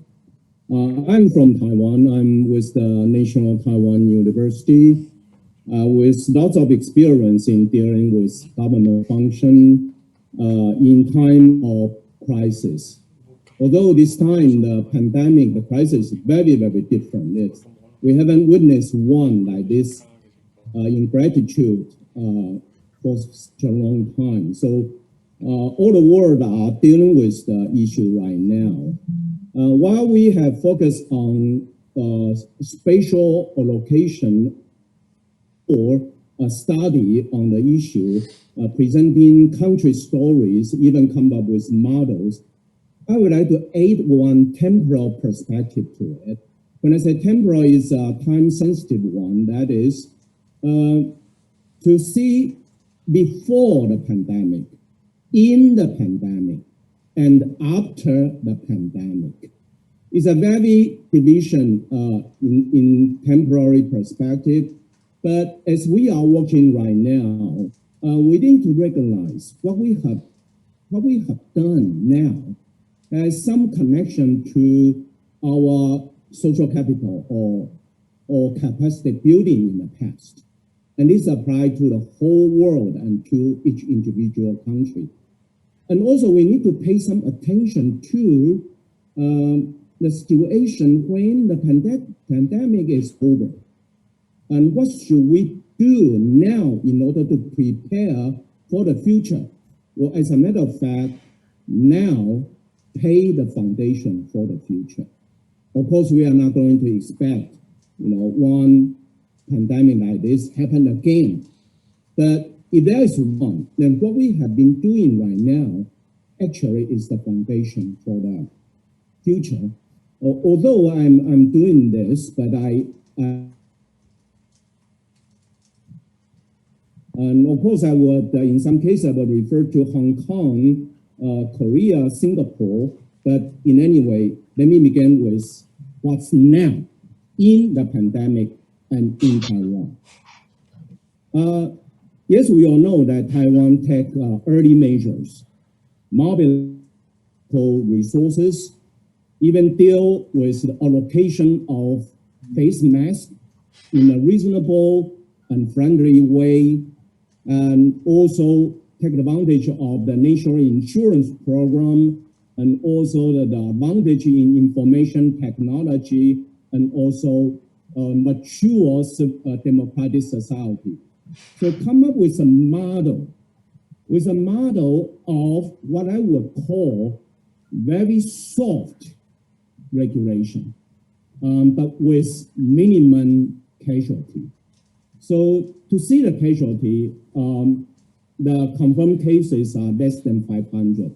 To be more precise, it's 473, and with 7 deaths. No lockdown, no issue of state of emergency, no compulsory comprehensive testing, and lots of aspects of life, including economic, educational, and social, remains relatively that means with minimum cost. But I would like to argue also with minimum cost to human rights and to the integrity of rule of law, democracy, and constitutionalism. And people may say, why? Well, I would say something before the outbreak of the pandemic does matter. Before the outbreak of the pandemic, actually Taiwan, like many other Asian states, has gone through a process of the preparation for disaster relief. Taiwan is a natural disaster-prone island. We have to prepare for earthquake, for typhoon, for even any kind of chemical exposure or major traffic accident or not. Whenever something like that happens, it tests the function of the government and also the interaction between government and the society. So it is fair to say that Taiwan have a very, sound legal basis and also institutional setting, when it comes to disaster. Not to mention that Taiwan has to deal with the tension between, across the strait. Taiwan need to be very careful, about any possible attack, from China or any kind of worsening, situation. So Taiwan people need to be very, very cautious. They need to exercise precautionary principle in dealing with all kind of risk in this risk growth. So that kind of psychology or that kind of institutional setting, together with the advancement in technology and also democracy, mark very sound foundation for the response to the COVID-19 epidemic. It's not only about the dedication of power. Dedication of power, as mentioned by so many lawyers and constitutionalists, is not a problem here. The problem is once you get the dedication, once you get the power, once you get the discretionary power, how are you going to use it? And whether the society is going to trust you, or whether the society remain as functioning as it used to be, the society may still remain very critical. Civil society still continue to challenge the government for measures taken. But the government needs to respond. Government needs to enter into the dialogue with the society. The government, take a transparency, attitude of communicating with the general public. So I would say during this pandemic, we see some special features going on. Number one,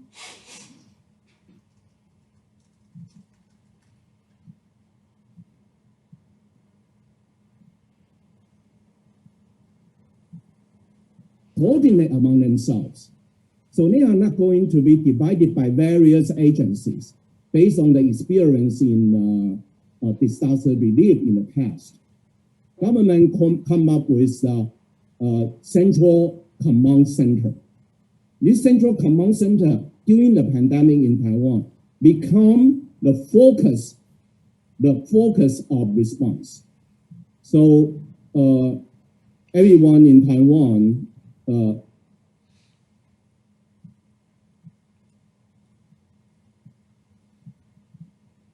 2 p.m. every day, because the minister is going to present the data, the status, any confirmed cases. The minister will detail, all the rules and all the possible contacts, and also the minister take the opportunity to issue policy and also explain scientific uncertainties. Together with scientists in the agency, they respond, they answer people's question in a responsible way. If they made a mistake today, they correct that tomorrow.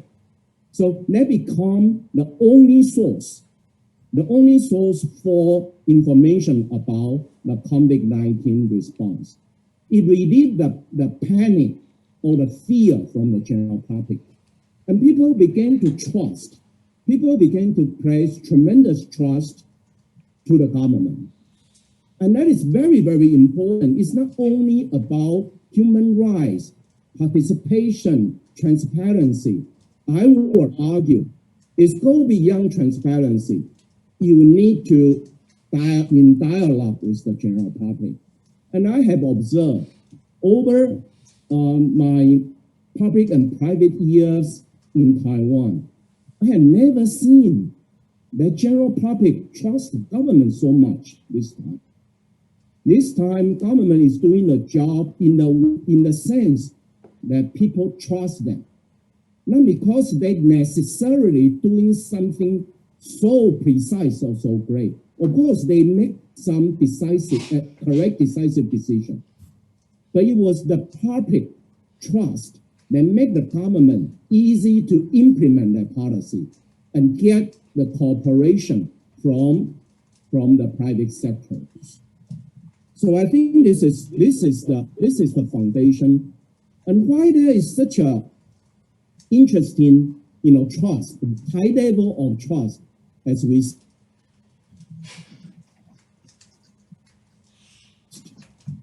the government, the ruling party, the president, get the highest approval rate today. They used to suffer from low approval. But now they got the approval rate as high as 60%, 70%. And we all know this is not easy in Taiwan because sometimes, we are election-driven society and people are divided on some public policies. But this time, I have seen a sense of solidarity, a community sense develop during this pandemic. I have never seen that our media become so focused. I have never seen our civil society talk about issues so constructive in the past. This is a poor democracy.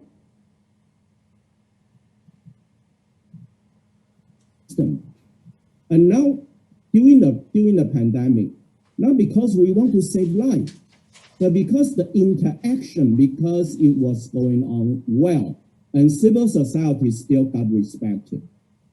Lastly, I would like to point one aspect of the governance, which is very, very special. The reason I term this as trust is that there is a warm aspect of the process in it. Not only due process, but warm process. I would like to mention several points to support my argument about this warm government. The government. We have 2 more minutes. 2 minutes left. Thank you. The government recognized that people may discriminate against those who were confirmed. So they take these marginalized groups, position and status very carefully. So there was one migrant worker. There was one migrant worker confirmed. And the government was very, very cautious because there were 50,000 illegal migrant workers in Taiwan. They are illegal, but they are working in every aspect, including government come out and talk to the general public by saying that, although they are illegal, but they have rendered tremendous contribution to our society. We are not going to track them down, although there are some people say we need to track them down because of this pandemic. So this is a warm aspect, taking care of the minority and marginalized people very carefully. And also, we have some legal foundations for that. In the early stage, they come up with a law. The law, the general function of the law is not delegation of power, but what? Providing compensation for those people who are willing to cooperate with the general public for public goods. So anyone who is put on quarantine, they get compensation from the government. Every day, they get 10,000 NT dollars for compensation. So that kind of measures make people feel that this government is warm even during the time of crisis. Lastly, I would say after this pandemic, we need to reflect what we have been doing. Some good measures need to be changed in the future. So this warm process need to revamp. But anything that have go beyond the mandate, sort of information control or through privacy invasion in the cellular phone or in other measures need to be taken away when this pandemic is over. That is for the human rights infringement, although we have foundation or dedication. But after this, we need to reflect and begin to take away those back to normal. And this is the idea for the future. We need for this for your invitation. Thank you. Thank you very much. Our third paper is co-authored by 2 scholars. Let me invite Professor Xiong from Renmin University to start on the topic of COVID-19 contractual obligation and the risk allocation. Professor Shaw. Thank you, Professor. Thank you, Professor. Can you hear me? Yeah. Go ahead. Great. Thank you, Chair. So in the following 15 minutes, my co-author and I, Professor Kanner, we're going to reflect upon how the outbreak of COVID-19 and it's affecting contract law, especially rural risk allocation.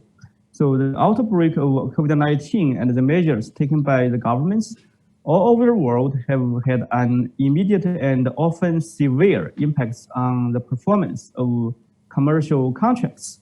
So in our paper, we will address the question of how the risk of suffering loss due to lockdown measures is currently allocated between parties to commercial contracts in both China and the jurisdictions in Europe. We are going to reflect on recent court decisions in China that have challenged the traditional rule of risk allocation and draw some conclusions and finish with a couple of proposals for future discussion.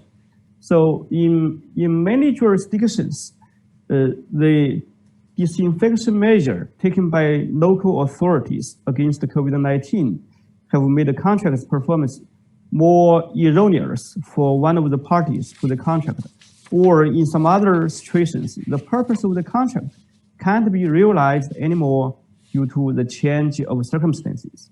So in yet several other situations, the performance of contract has become legally or factually impossible for one or both parties. More jurisdictions provide two different contract devices addressing such scenarios.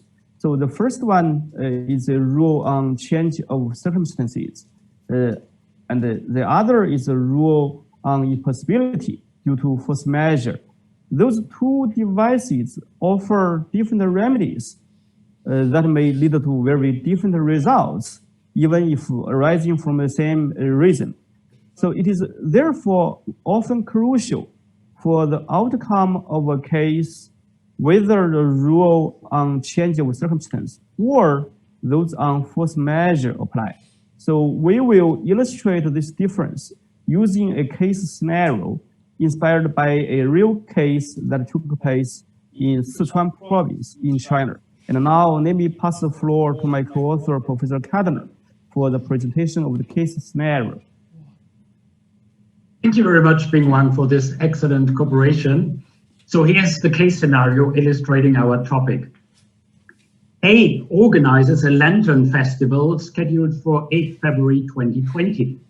He agrees with B, the manufacturer and seller of lanterns, on the sale and delivery of 10,000 lanterns for the festival.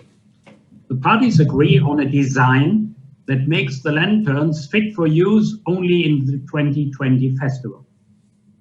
Following the spread of the COVID-19 virus, the local government takes preventive measures, closes all local factories, and cancels the lantern festival. At this time, B has already produced the lanterns and is ready and capable to deliver them. B, the producer, requires from A payment of the agreed purchase price against delivery of the lanterns. A argues that without his fault, the lantern festival has been cancelled due to unforeseeable circumstances. He refuses acceptance of the lanterns and refuses to pay B. In this scenario, B is still able to perform its contractual obligations and to deliver the lanterns. However, due to a fundamental change of circumstances, the outbreak of the COVID-19 pandemic, which occurred after the conclusion of the contract and was unforeseeable for A and B when they formed the contract, the purpose of the contract cannot be realized anymore, and the performance has lost all interest for A, who couldn't use the lanterns anymore. So many jurisdictions in Europe, as well as the new Chinese Civil Code, address this situation under the heading of change of circumstances and they provide flexible remedies. These remedies include a duty to renegotiate the contract and, as a last resort, allow termination of the contract and dividing the loss equitably between the parties, provided, as the new Chinese civil code states it, that the changed circumstances did not belong to the commercial risks of one of the parties, and that the purpose of the contract, as agreed upon by both parties, cannot be realized anymore. Such is the legal situation if performance is legally and factually still possible despite the change of circumstances. The legal situation is very different if the facts are only slightly modified, which is the case in our modification. Let's assume that B has finished 70% of the production of the lanterns, and due to the lockdown measures, he is prevented from finishing the production and from delivering the lanterns to A. B claims payments for the lanterns already produced, or at least payment of an equitable share of the production costs. In this variation, due to the health and safety measures, performance has become legally impossible for B. He cannot finish production and is prevented from delivering the 70% of lanterns already finished. In case of impossibility of performance due to force majeure, in China and many European jurisdictions, both parties are freed from their obligation to perform. In our variation of the scenario, the seller is freed from its obligation to produce and deliver the lanterns, and the buyer from its obligations to pay for them. Both parties then lose their right to claim the counterperformance. If none of the parties is at fault, each party bears its own loss. This is the case under the new Chinese civil code, just as in many European jurisdictions. Whereas the rules on change of circumstances, which are applicable if performance is in theory still possible, provide for a renegotiation of the contract and may lead to an equitable sharing of the loss, the rules on force majeure and impossibility allocate the risk of non-performance randomly and let the loss lie where it falls. However, in both the scenario and its variation, the impediment to perform was caused by the same event, the corona pandemic. Yet, the legal consequences differ considerably, and these striking differences may question the coherence and the rationale of the established divide between these two remedies.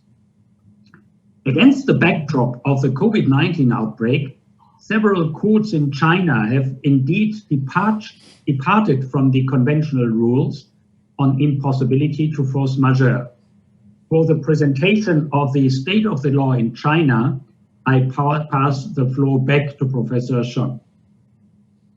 Thank you, Professor Kadner. So as Professor Kadner mentioned that in case of impossibility due to force majeure, instead of applying the established random allocation rule, so several courts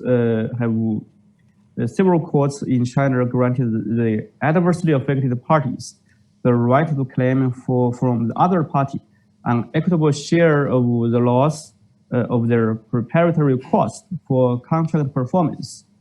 So we argue in our paper that such a departure from the conventional rule on impossibility not only promotes consistency with the rule on change of circumstance, but also provides the court adequate and flexible tools to achieve reasonable and fair results. So as many of you know that ever since the outbreak, China has been mobilizing its whole judiciary to tackle with the legal challenges from the outbreak, especially in the field of civil law. In addition to two guiding opinions on the resolution of civil law cases issued by China's Supreme People's Court, 16 provincial high courts have issued their own guiding opinions to advise local courts on how to resolve COVID-19 related civil law disputes. So These guidelines lay special emphasis on the application with rule on force measure and that on changed circumstance. Generally speaking, those guiding opinions, on the one hand, prioritize the promotion of continued transaction. For example, to hold a high threshold for the termination of contract on the grounds of hardship or frustration of contract purpose. And another is to judge impossibility of performance due to force measure with high prudence. On the other hand, we can also see that the whole judiciary is striving for a fair allocation of risks in situations of changed circumstances. So among these provincial guiding opinions, there is one that was issued by the Inner Mongolia High People's Court. Is worthy of special attention. Right after reaffirming the random allocation rule for impossibility due to force measure, the court states that in the case where both parties have fulfilled the duty of reasonable care regarding potential loss due to the pandemic outbreak, if one party has made the necessary preparation for the performance of the contract before foreseeing the outbreak and will face irretrievable loss for the cost of preparation, the other party shall bear part of the loss. That means in the second case scenario just presented by Professor Kadner, so B, the lantern producer is able to hold the other party to share part of the loss. The court hereby expressly departs from the old rule. So we have also identified several court decisions concerning SARS outbreak a couple of years ago that also adopted the rule of equitable sharing of the loss due to force measure. These court decisions in response to the outbreak of COVID-19 and SARS raised the question. Okay, thank you. Okay, thank you very much. So basically our argument is that the departure by the Inner Mongolia High Court is a necessary step to provide necessary remedies for those contracting parties who have invested the material cost for the preparation of the contracts, and it will provide the court more flexible rules to pursue fair results for those cases. So,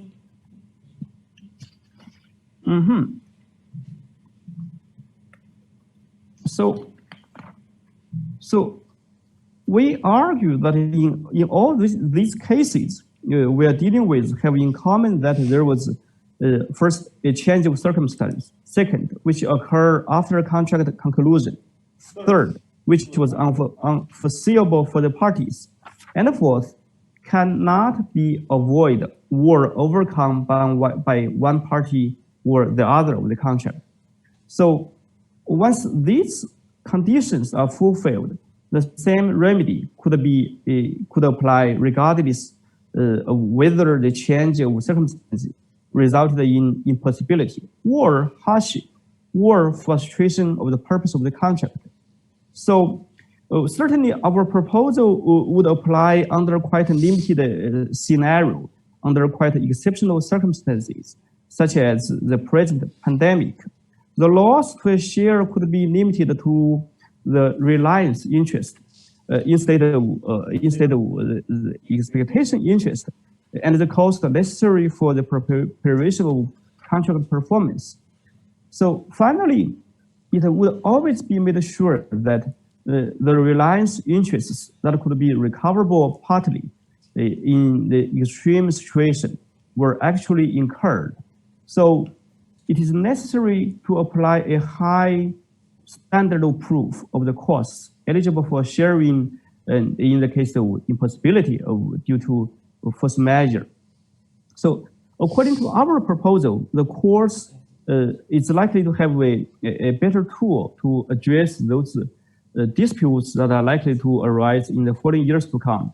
According to our survey of the cases that have been addressed by the courts in China since the outbreak of SARS, it is quite time-consuming for the resolution of those cases. So we assume that if we take such a departure to reform the old rule of impossibility, it is possibly to help the court. Yes, to help the court to prevent a large number of cases flocking into the court in the following 1 or 2 decades. Thank you. Thank you. Thank you. Sorry to rush you. Our last, but certainly not least, presentation is given by Elena Shastobova, if I pronounce your name correctly, from School of Creative Media, City University of Hong Kong. And her colleague Valentina Pavlenko. Elena, yeah. Thank you so much for your nice introduction. Yes, I actually have a joint appointment. I work at both schools, the School of Law and School of Creative Media. And I'm presenting today on behalf of myself and my colleague Valentina Pavlenko, who joined us from Moscow. So she's from Higher School of Economics. And I'll be talking today about disinformation regulations in Asia. So let me start with the outline of my presentation. So I'll begin with the critical issues regarding the proliferation of fake news during the pandemic. I'll also provide some background information concerning disinformation laws in Asia. Then I'll explain our research question and methodology. After that, I'll turn to the results on comparing global and Asian national law and policy trends on disinformation during the outbreak. And then I'll sum up our main points in the conclusion. The COVID-19 crisis has dramatically changed our lives and considerably enriched our vocabulary. Fake news, disinformation, and infodemic are not new words, but they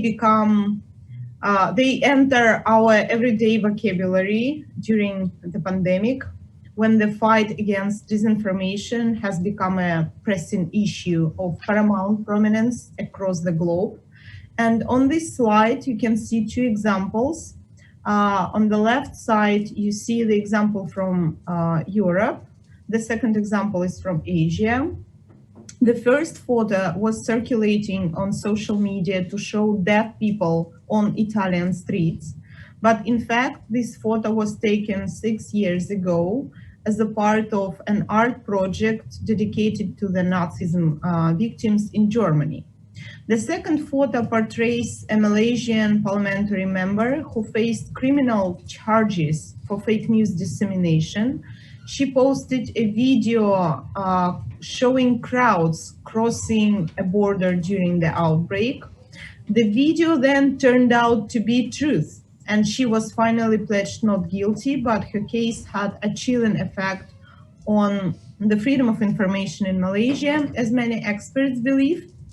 And here I wish to emphasize again and again, because we've been talking a lot about information access and freedom of information today.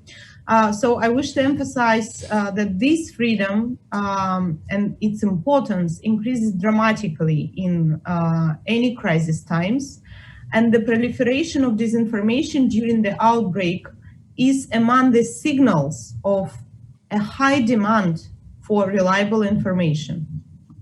I will mostly leave out the background information regarding Asian nations because you are pretty much familiar with the background, with the diversity of their legal systems and the sordid states of human rights, including free speech and press. You can see the map on the slide. You can also see the countries that we selected for our analysis. But I need to mention that the United Nations and many scholars already criticized, even before the pandemic, already criticized excessive disinformation laws in some of these nations. On the contrary, their governmental responses to the pandemic have often been assessed as effective. And we discussed this effectiveness and the notion of Asian model quite a lot today too. However, the responses to the infodemic remain mainly unexplored, and our study aims at filling this gap. We have explored how Asian disinformation laws and policies have been transformed during the pandemic, and what their outcomes could be for freedom of information in Asia and beyond it. Because evaluating law and policy is inevitably subjective, we all lawyers, we know this very well. We assess them in the context of global legal standards on disinformation. So this is our specific approach to the issue.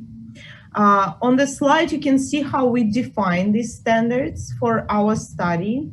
To clarify, we first examined international law to identify the criteria, indicators, and standards for our analysis. And then we have applied them for national legislation and policy evaluation. Let me now proceed to the main results. First, at both international and national levels, we have found that the outbreak instigated a dramatic shift in understanding that specific and deliberate law and policy approaches to disinformation are necessary and urgent. However, while international legal standards on disinformation have been evolved considerably during the pandemic, national legal visions remain mainly unchanged, at least from a formal perspective. Instead, we have identified a sporadic and selective application of various national laws to counteract disinformation about COVID-19. Most of these laws were not designed to that aim, and therefore the implementation often produced ambiguities. Now I proceed to the results on the legal visions of disinformation and measures to counteract it. We revealed that across Asia, they range considerably from extremely restrictive, like for instance in China or Singapore, to more sensitive, like in Japan, Taiwan, and South Korea. And we elaborate on more details in our paper. So due to time constraints, I wish to focus on common trends, which is particularly interesting because these nations are so diverse, and it was surprising for us to find so many commonalities. As you can see, Asian laws have more contrasts than correlations with global legal standards, and they are pretty much common among Asian nations. We have identified 3 critical problematic issues from an international legal perspective. First, the laws, disinformation laws, may be used to limit expressions that international law and most national constitutions too tend to protect. Secondly, such as rumors, for instance. Secondly, there is a regional trend to criminalize disinformation, which contrasts a global perspective. Thirdly, the implementation mechanisms of national laws are underdeveloped. They are insufficiently precise and clear, and they lack independent consideration of disinformation cases in almost all nations.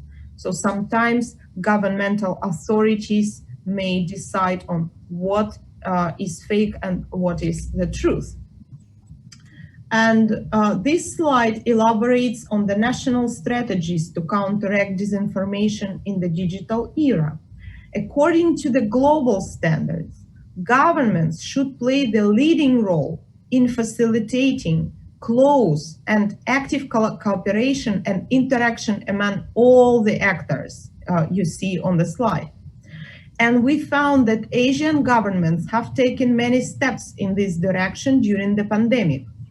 They become more open to collaboration with social media platforms, and in general, digital access to governmental information have been facilitated in Asia considerably during the pandemic. However, Asian national policies on disinformation takedowns are mostly excessive, while international standards suggest relying on human-based verification.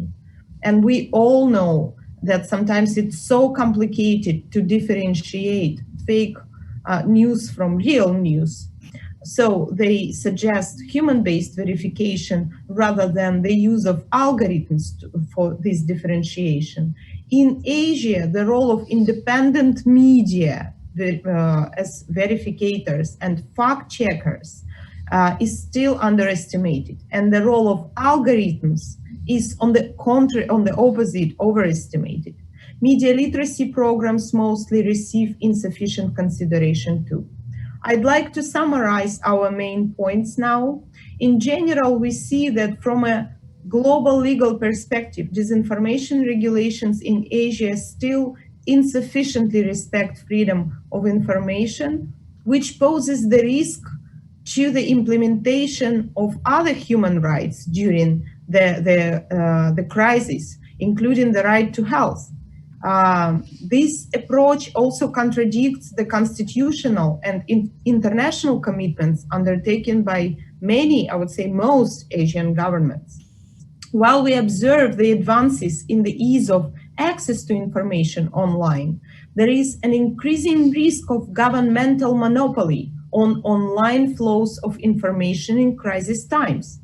Although this approach might be reasonable during the infodemic, it should not be new normal. Even in crisis times, we should ask ourselves, should we fully trust governments? Do governments always know where the truth is and where the fake is? Should governments effectively control all the publications disseminated online? Is it possible, at least hypothetically?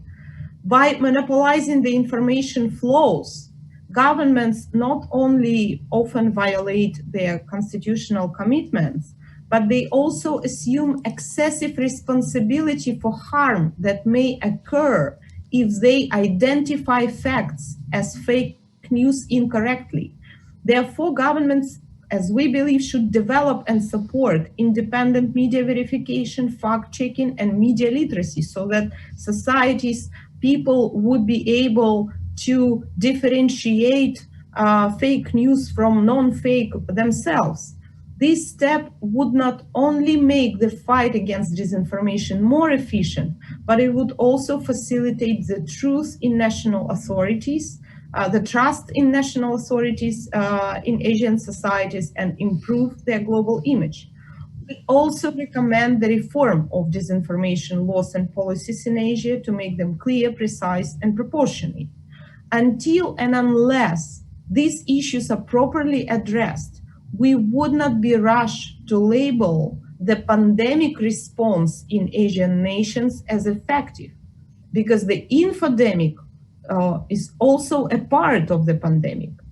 We do predict that more standards will come soon at both international and national level, especially given that the situation is still evolving, and we hope that adequate responses will be formulated. Nonetheless, we suggest further research and further monitoring of disinformation laws and policies, as well as their implementation. And before finishing, I wish to thank the organizers for conducting this important event in such a challenging period. And I also wish to thank everyone for your attention. Our research is still ongoing, and we welcome your questions and your critical comments a lot. Thanks for your attention. Thank you very much, Elena. Now the floor is open for questions and answers. Liu Chao, yeah, please raise your question. Yeah, my name is He Zhipeng from Jilin University, China. I wish to ask a question to Professor Ren Jiantao. 江宇在吗？不在。Professor Wang Jiangyu? 不在。Since Professor Ren just made his presentation in Chinese. Yes, I'm here. Yeah, I'm not quite sure whether I should ask the question in Chinese or English. My question is to Professor Ren. Zhipeng, can you hear me? I can hear you. And back to my office. I guess you can ask in Chinese first, then briefly translate your own question in English as a summary for the audience. Is that okay? Yeah, thank you for your orientation. 我问任老师的一个问题是这样的，就是我同意任老师的绝大多数的论断。他在前面说到，就是说，东亚的这种方式啊，在前一阶段可能有效，但是呢，不敢说在后续仍然有效果。所以呢，我从这个逻辑推，就是说，所谓的东亚模式到底有没有效果，有待于进一步的考验。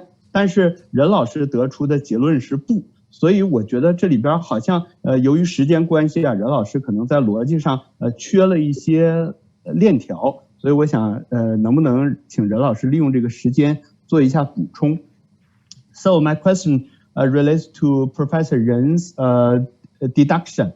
He said that the Chinese or East Asia model works at the first stage, but it is still questionable whether if there's a second stage, it will still be workable.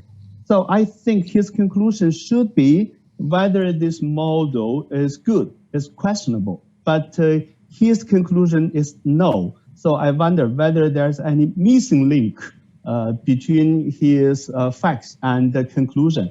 So I wonder whether Professor Ren may use some time to further his analysis.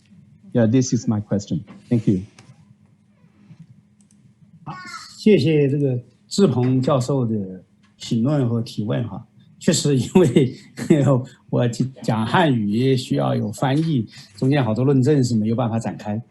那么简单的讲呢，我认为东亚模式很难在新冠疫情治理当中持续发挥它的效能，是基于这么3个理由。第一呢，可能我们跟新冠病毒的共处变成一个常态性的东西，因此呢，东亚模式应付常态性的治理是成问题，这是第一个理由。那么第2个理由呢，就是整个国家和社会的互动是国家对社会的强支配作用，在临时性的社会动员里头可以获得社会的响应，但是社会的长期响应机制是不存在的，因为长期的压抑是很难持续的。第2个理由。那么第3个理由呢，就是东亚模式呢，长期在社会控制的跟进性条件上是不足够的。比如说，中国工程院的副院士王成院士曾经说，以社会对国家的配合取得第1期新冠疫情治理的成绩，但是我们的科研他当然说的很婉转，是交付以后评价，但实际上就是科研的手段跟进不够及时。相应说来呢，其他的社会控制条件包括社会的组织化、社会的自治能力、社会的自律能力，可能都很难匹配。所以呢，我得出结论是，东亚治理模式是比较令人忧虑的一种模式。非常谢谢任老师，您刚才这个解释我就理解了，而且我同意您的观点，谢谢。好，谢谢。Question? Yeah, go ahead. A question for Elena. I just wanted to go back to the early part of your presentation. Thinking about where you started with, I was wondering to what extent do your findings of the way in which the media operates during the pandemic go against what we might consider as regime types? particularly the pre-existing nature, which you started to talk about. I just want to sort of get you to flesh it out a little bit more. And also the other question, which was sort of in my mind, is have you had any initial findings, at least, as to when you do have differences with the new forms of the media during the pandemic, that go against regime type, to what extent do you see these as being sustainable long term?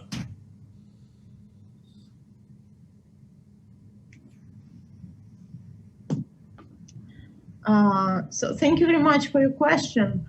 Well, actually, we didn't explore, it was beyond the scope of our study to explore the media strategies. So we didn't examine the media strategies. So we mostly examined governmental strategies, to what extent they were open to collaborations with professional media. Was it deliberate or was it sporadic? So if you are interested in that, I can comment on that. And the situation is very different across the nations. And some nations, for instance, Taiwan, South Korea, they were more open to collaborations, for instance, with professional Western media. So, this relates, I think, to the regime, of course. But in general, if we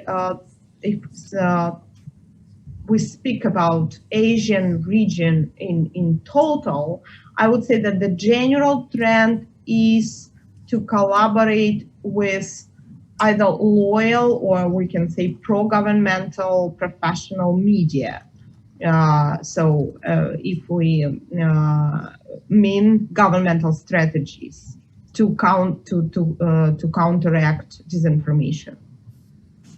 So is it a conclusion then that really what we're seeing with the government strategies is a reinforcement of pre-pandemic engagements? I would say so, although I would avoid, such, strong general observations, because the strategies, governmental strategies towards cooperation with media was not the main aim of our study. So we didn't focus on this. But most likely, you are right. Most likely. Okay, thank you. Okay. Now, two of the audiences have sent me private messages to ask for questions. So let me just allow each of them 1 minute. Liu Chao first, then followed by Professor Wang. Okay, thank you, Chair. Can you all hear me? And I have a question for Professor Xiong and Professor Kardner.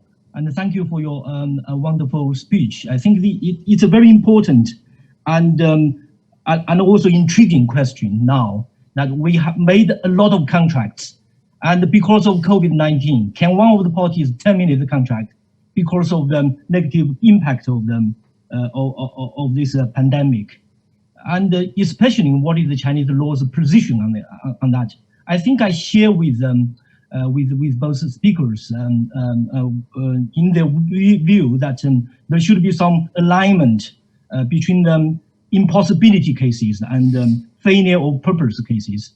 We know that in SARS cases, Chinese courts, they almost always apply the impossibility test. But now in COVID-19 cases, they gradually adopt a new test. Or it's not actually new, but it's a different test. We call it failure of purpose test. That is one of the parties contaminate the contract if and only if the purpose of the contract cannot be fulfilled because of event such as COVID-19. So this is all very good. I think this is a very positive movement. And we can see this from the Philippine People's Court second guiding opinion on COVID-19 cases. But then, after this... Could you wait then to answer your question? Yes, but my question is the next sentence, okay? Considering all these positive movements, And now we have the Chinese Civil Code. And in Chinese Civil Code, there is one clause which incorporates the doctrine of change of circumstances. But in this provision, the Civil Code says People's Court can terminate or vary the contract according to the principle of fairness. So do you think, the speakers, do you think this is a one step forward or one step backward, considering all the positive moves that the Supreme People's Court have made in the guiding opinions? So that's my question. Thank you. Actually, Professor Gardner is quite familiar with Chinese Civil Code, and he has a great idea as to the nature of the divide between impossibility and the change of circumstance. So I would like to pass the floor to Professor Gardner. Professor Gardner, sorry, your microphone. Yeah, Mark. My microphone. Yes. Thank you very much for your question. I fully share your perception that the difference between impossibility and change of circumstances, it is hard to grasp for non-lawyers. It is often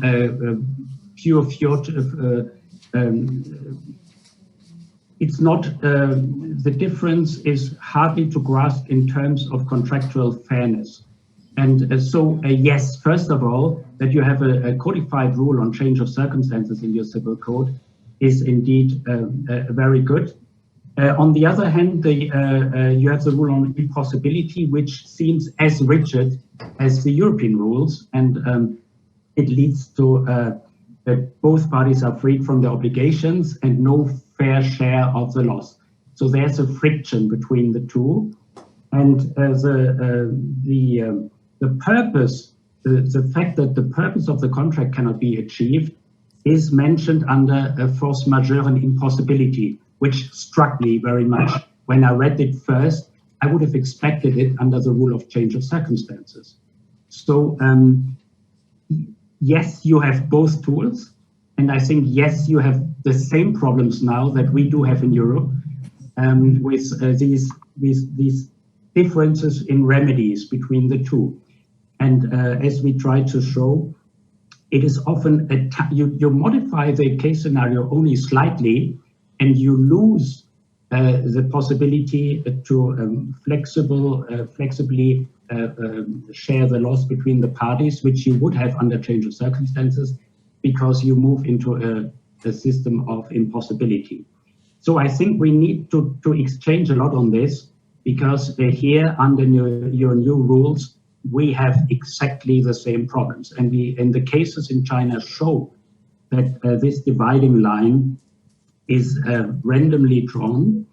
And yes, and I think we need your cases. We need to show, and we need to discuss it in China. We need to discuss it in Europe, and possibly together.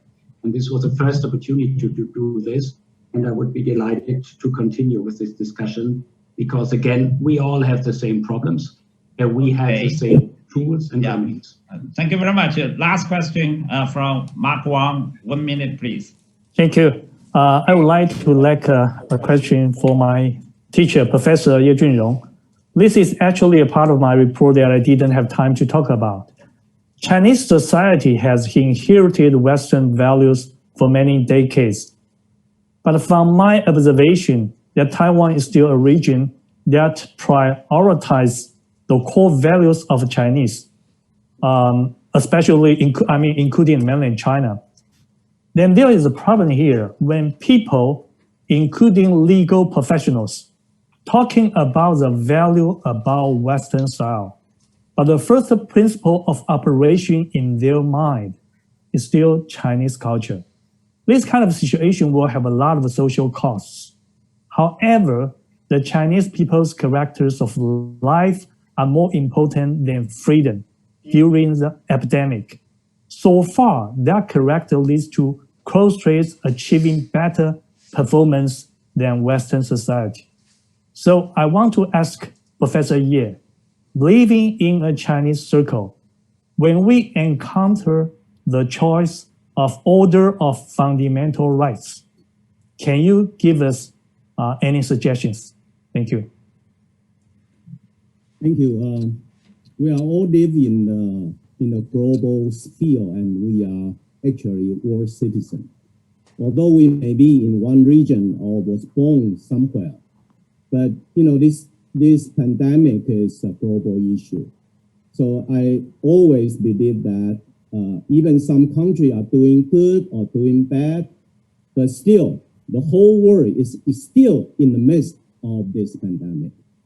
As you mentioned, whether in Taiwan, the reason we think a little bit better is because of the Chinese culture or Western idea. I think this is not a significant issue. The idea is that through that democratic transformation, democracy is not only a Western idea. It is now the local idea. So we have developed a kind of idea. We believe the government should be transparent. We believe human rights should be embraced. We believe rule of law. I would say for the generations in Taiwan, and I think we embrace this. So we don't see this as a Western idea. We actually embrace this idea while keeping lots of community sense, family values, and lots of good ideas, in our mind. This is a time that we see through the issue from global constitutionalism, not simply from our blood or our region. And I think some of the commonalities still prevailing in the world. And maybe we just don't see that. Although some countries are not doing very well, but they still exhibit some sort of values there. And I think it's for us to open our mind and eyes to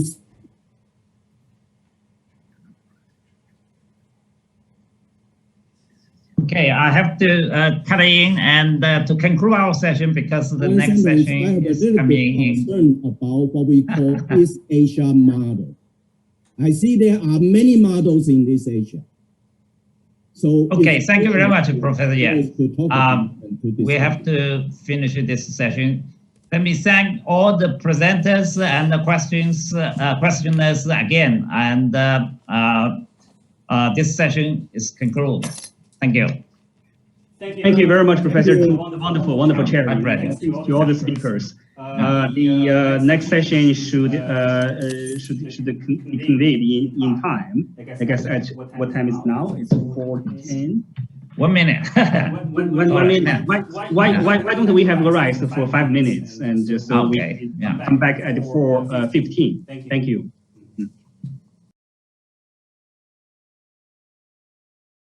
So welcome back to the panel. And in this panel, we're going to focus on COVID-19 and global governance. And we have 3 papers to be presented. Okay. Without further ado, let's start with our first speaker, Professor Zha Daozhong, right, from Peking University. Okay, please. Okay, I have to just a second. I have to figure out where the share file is. Just a second. Okay. Okay. Well, gosh, I'm not seeing it. Okay, here I go. Thank you. You can see the screen, right? Yes. Just a second. Let me make it bigger. Okay.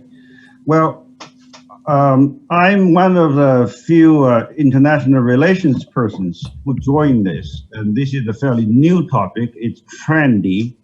So I'm basically, I don't have a point. I'm just basically going to make a few observations and to see how we can proceed.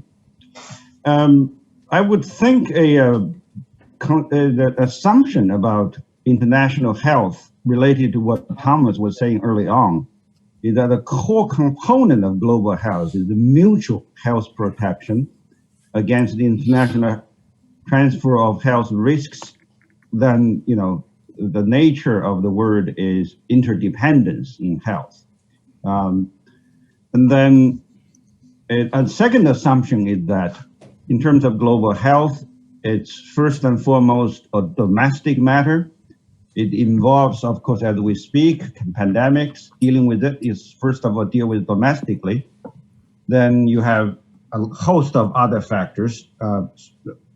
Where I'm not going to go through each, and mainly it's a domestic commitment to get your people protected so that you don't become a burden on others. And then in terms of international health governance, that's what I plan to eventually write up about. The goal is that we agree on this notion of one health, that's better health for animals, for environment, and for humans. But we have to agree on, second point is what are the constituting units to we work with, the platforms. So we're really talking about a WHO. There is simply no replacement for that. A WHO is an authority, there are rules for decision making, and then there is accountability. Accountability is mutual and in many ways reciprocal. And this is not necessarily a Chinese position, reflecting government policy or not, it's an academic position. And then we need to look at the institutional arrangements for doing that. And we have government actors, we have World Bank, UNICEF, the international actors, and then we have a host of non-governmental actors, including drug companies, foundations, charity foundations and whatnot, Doctors Without Borders. But one thing that's really missing in the current global health governance structure in terms of the actors is hospitals. Hospitals are actually not in the portfolio of WHO work. So when we talk, well, this is one of those things that people don't always realize. Of course, I'm going to be writing more about China and the rest of the world in health. In terms of the interactions, there are probably two basic modalities. One is that between you can say, developed country and developing country. And the developed or more better self-protected societies look for security, look for hedging against risks, whereby the lesser developed society looks for aid and to promote development. And therein you have the issue of data and sample sharing. But then China is probably moving to a second stage as well. You know, China is of a dualistic nature. It's not that developing anymore. So we're really looking at the common interest of a health industry.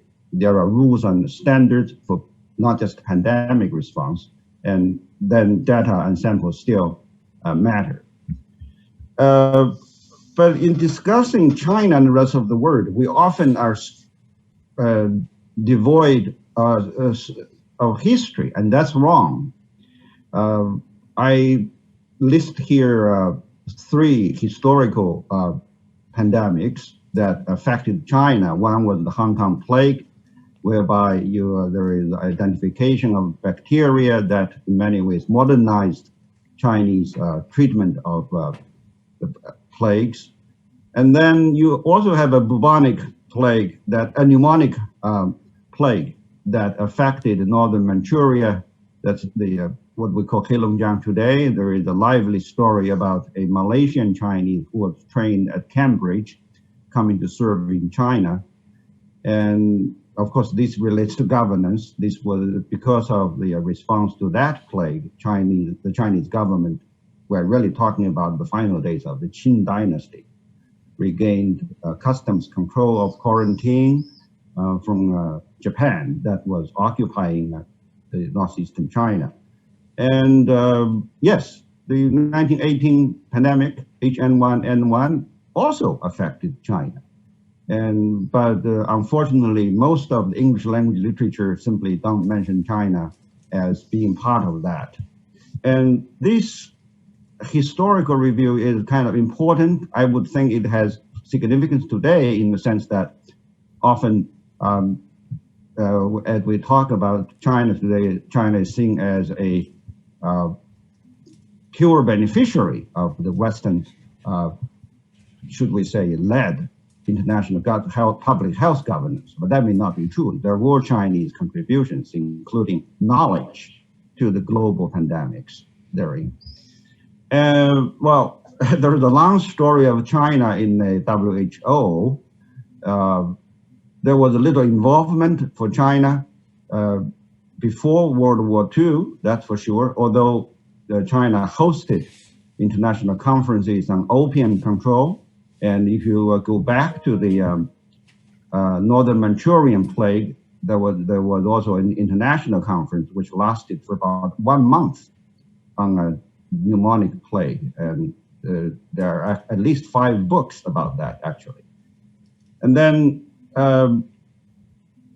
you had the representation of the Taiwan issue. I can address that in the questions and comments later on. The politics of one China has been affecting the governmental interactions.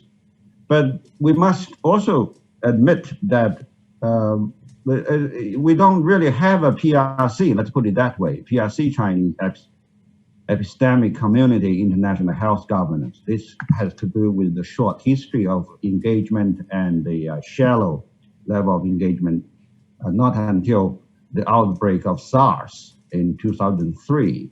And on top of that, effective participation or contribution has to come from NGOs. It has to come from pharmaceutical companies, research institutions as well. So that's very much in the shaping. I don't quite like the tendency to discuss China in international public health as a sort of abstraction. That to me is not really doing ourselves a service. You always have this, whether or not China was timely enough in reporting outbreaks in the country, going back to SARS and recently over COVID-19. This is from the very famous procedure that was set up in the International Health Regulation of 2005.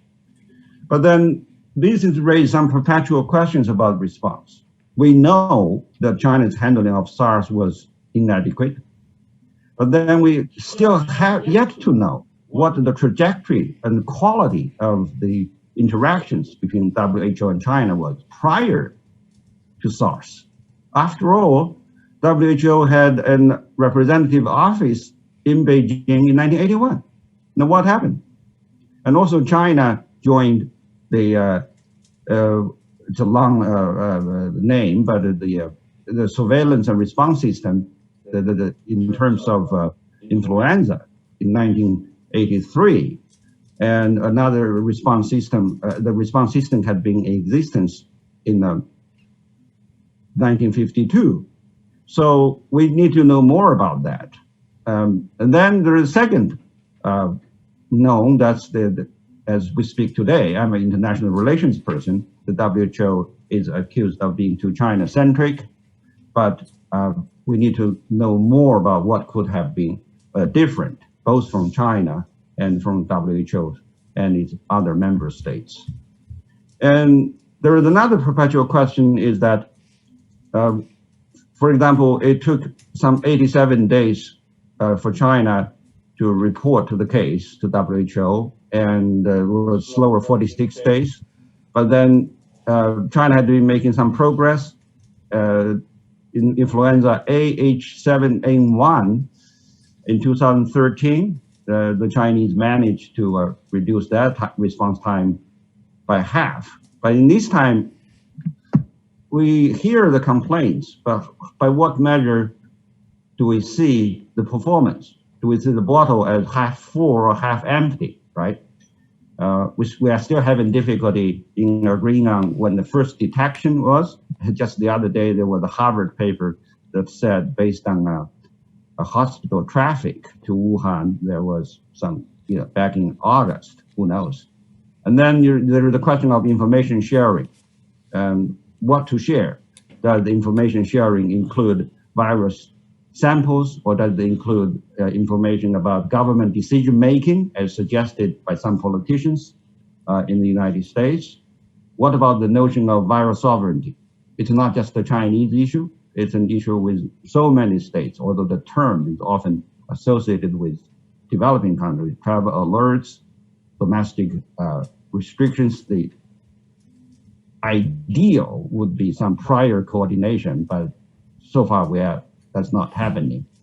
And then this is a quick note to say that China's response, should I say, is based on learning from Western or international actors that came to China's assistance, came to participate in China.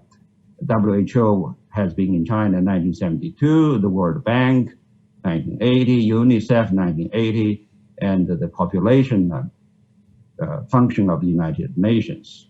So in other words, one way to understand the Chinese response is how the Chinese learned from observing its foreign presence in health in China. And then you also have a whole list of non-governmental organizations, the Red Cross, Gavi for vaccine, the EU, USAID, Japan JICA, or Gates Foundation. So there's a rich body of knowledge that needs to be therein.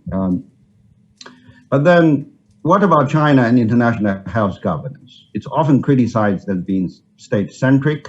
I believe earlier the conversation with our speaker from Taiwan, human-centered or you state-centric, right? But then I would think a basic function of the state is to provide enabling basics of public health. Let's not forget that in any state. And pharmaceuticals do need to be licensed by the states. We're not just talking about information sharing, we're talking about effective medicine, right?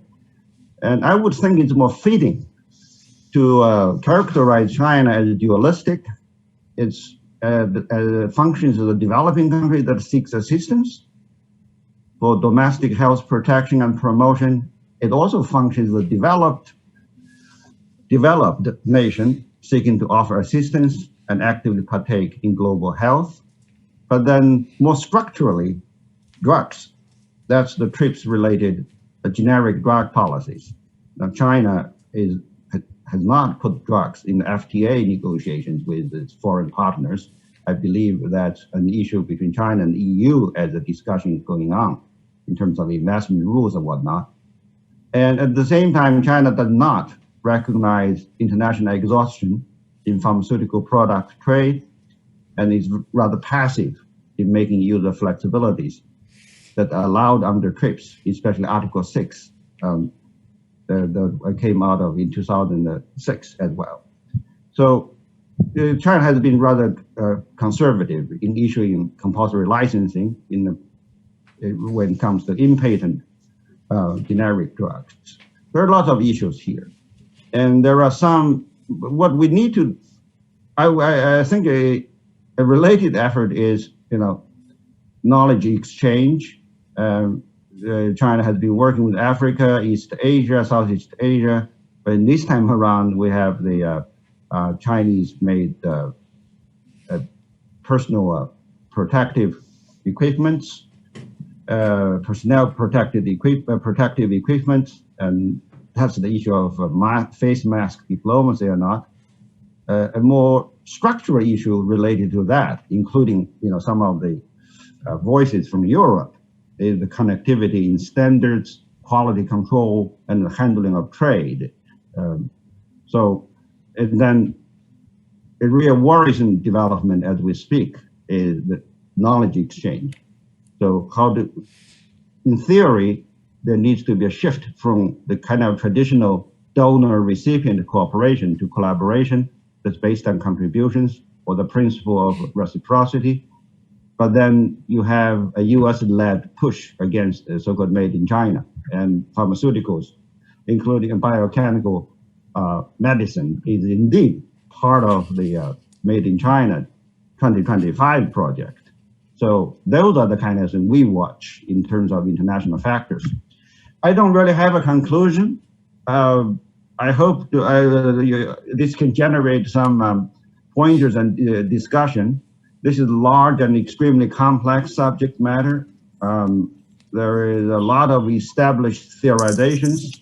I plan to take an analytical eclecticism, but then I end my presentation with a question: how you could help me to shape this into some kind of effort in international health governance for a dialogue that's less passionate and that's more constructive in terms of mutual protection, not just China working to offer better protection of the rest of the world, but the rest of the world also takes care of Chinese needs and concerns. After all, we're talking about a huge population size that's very mobile as well. I'm done with my presentation. Thank you very much. Thank you, Professor Zhao, for this, and I learned a lot from your perspective. All right, our next speaker is my colleague, Professor Fozi Lang, and she is going to speak on the topic of East Valley rise in the post-COVID-19 era, evaluation of possible Chinese rule. 50 minutes. Fozi, please.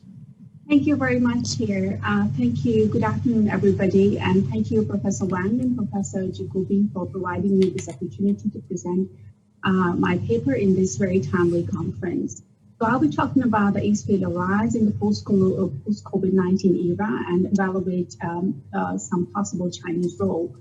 So for the outline, I would just, first of all, talk about the geopolitical implications of COVID-19, whether there is a vacuum generated, and then talk about the Chinese role and Chinese approaches and Indian approaches to the international law, and also the responses at domestic and international level.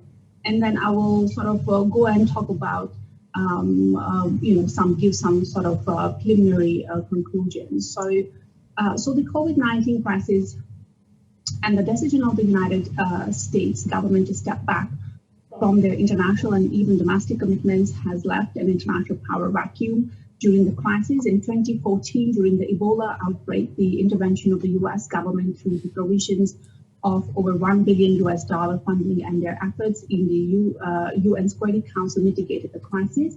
In 2014, the Security Council passed Resolution 2177, which is about the peace and security in Africa, which was in line with the Resolutions 1308 and 1983, which is were on HIV/AIDS epidemic, and it called for the international collaboration. And for the first time, it declared the outbreak as a threat to international peace and security, and referred to the duty of member states, particularly in terms of using the global framework to fight the virus.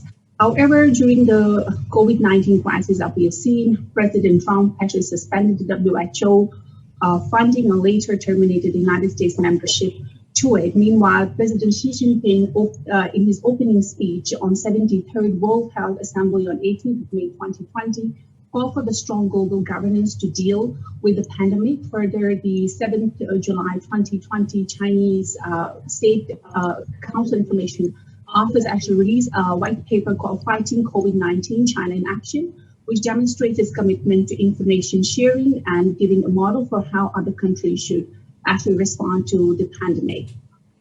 So it is pertinent to mention here at this point that Professor Kenneth Rogoff, who is a professor of economics at Harvard University, in his write-up basically warned against the deglobalization, citing the conditions that led up to the Second World War. Harold James, who is also a Princeton economic historian, in his book in the End of the Globalization, showed that how an early era of global economic and financial integration collapsed under the pressure of unexpected events during the Great Depression of 1930s, which actually resulted in the Second World War. So the State Council white paper basically is mindful of that, and it notes it in the following words, that on top of these, the upsurging in deglobalization has rendered the global public health system even more vulnerable. So the Chinese Ministry of Foreign Affairs has been publishing the updates on Chinese responses to the COVID-19 at the local as well as international level. And on 5th of June 2020, China actually pledged to support WHO and Gavi, to which our previous speaker also referred to. It's an international organization that was created in 2000 to approve access to new and underdeveloped countries which are poorer. So,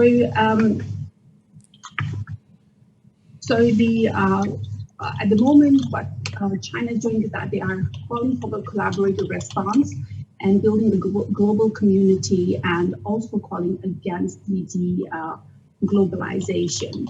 Now, that leads me to just preliminarily just to talk about the Chinese and Indian approaches to international law, which is actually the third world approaches to international law. So Eastphalia basically refers to the rise of Eastern countries, particularly India and China, and their impact on the old Westphalian world order.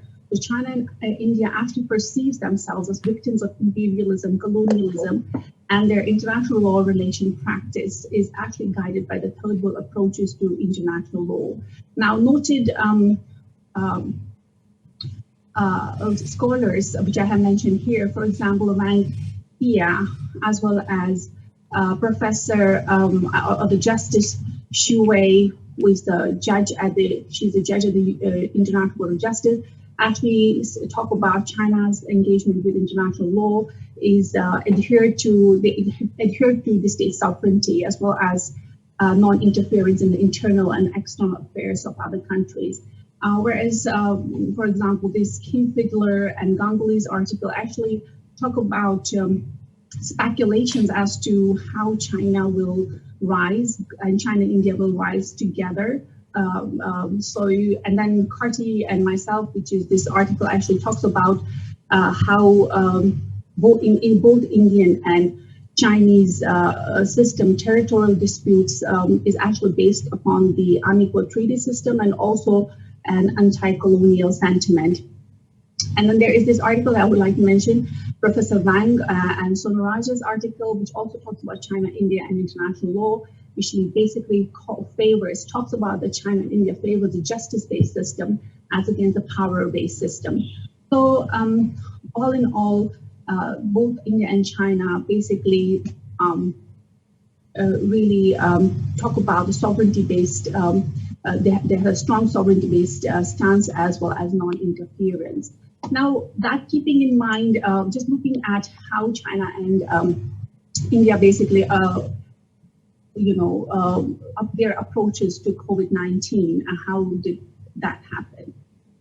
So, as you can see that initially, we all know that China actually faced a criticism for missteps and misinformation related to COVID-19. However, China, after months of lockdown and social distancing, basically stabilized the situation. And on 7th of June 2020, China State Council Information Office released a white paper, Fighting COVID-19, China in Action, which demonstrates its commitment to information sharing and providing model for how other countries should respond to the pandemic.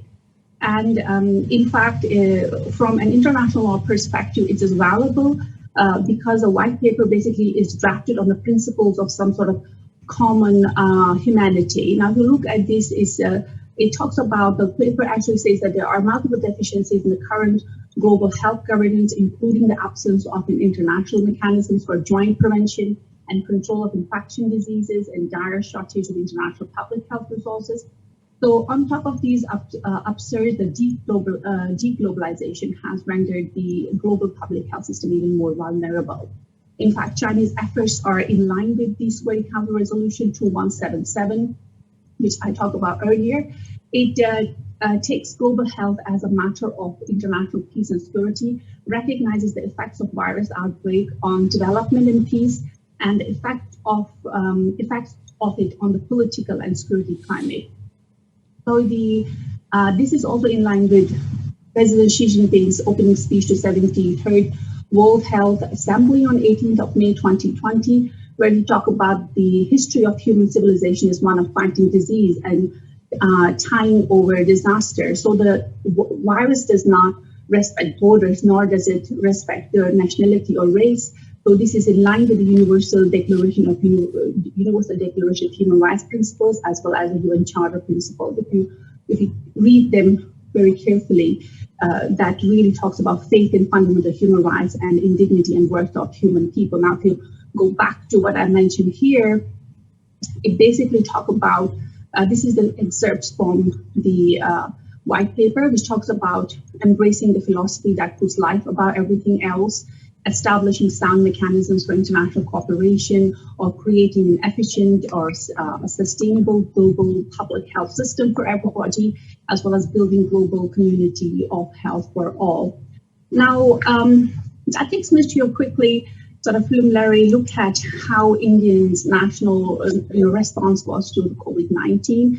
As Surya mentioned this morning, that India has, under Modi, is behaving very unlike India, sort of an authoritarian regime, if you like. Now, yesterday I checked that as per WHO, the Indian COVID-19 tally number 5th highest in the world and confirmed cases. And so how did Narendra Modi actually responded to COVID-19? On 24th of March 2020, President Narendra Modi actually ordered the people, 1.3 billion people stay indoors. They called it Janata curfew, and they banned all domestic flights and civilian movement. But this caused tremendous hardship to the migrant workers, like we all know, as factories and workplaces were shut down, leading to overcrowding, and many died in a heart-wrenching, ghastly incidents in the process of walking back home, which had no means of transportation. Actually, this ban was relaxed little by little, and many believe that India could see more deaths due to hunger than from pandemic if it continues to remain under lockdown. So the upsurge, but we saw during this time that there's an upsurge of Indian nationalism that is not only socially basically directed, but is politically tied. And the intensity of nationalist movements can be seen against attacks against the minorities, especially the Muslims, as well as Kashmiris were targeted. So there are lots of news about it. Especially I would like to focus on Kashmir, where during this process, there was an abrogation of special status. The state was bifurcated into 2 union territories named Ladakh and Jammu and Kashmir, and there was an introduction of new domicile law for the state of Jammu and Kashmir that is aimed at changing the demography of Kashmir and to frustrate the final solution of Kashmir dispute, which is supposed to be under the UN Security Council resolutions passed under Chapter 6. Now, both China and Pakistan have opposed this kind of actions. So at the moment, position of most of the Indian leadership in terms of COVID is that India might have to live with the coronavirus when restrictions will be eased. In fact, India might be in need of the future receiving end of COVID-19 aid. And obviously, if you take that into consideration, so the becoming the regional powers seems to be a little bit bleak at the moment. Now, of course, the Indian credentials as rising regional power is symbolic from the perspective of it being a more open ally for the West in the East. So moving on, I'd like to sort of comment on that how China and India basically engage with other countries. Now, I put on some figures here. So on 28th of March 2020, the Chinese Foreign Ministry, China had actually announced the assistance to about 82 countries, WHO and the African Union in fighting the COVID-19. China has also sent help to Italy and various other places that are mentioned here. In fact, 5 of the projects announced by the President Xi Jinping at WHO basically addressed sending aid to the developing countries, including increasing their UN cooperation. China also contributed contribution to vaccine accessibility and affordability, and also worked with G20 countries to implement the debt service suspension initiative for the poorest countries.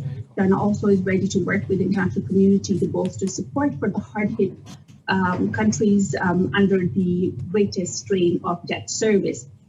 So that's sort of a preliminary how China has reacted and what is their engagement with the countries. In terms of Indian engagement, I mean, I couldn't really find much, but it seems that they have provided some assistance to Nepal, but apart from that, there is not really much. In terms of the position of COVID-19 in India at the moment, as it is rising, is number 5 already. So in future, as I stated earlier on, that they might be at the receiving end of the COVID-19 aid.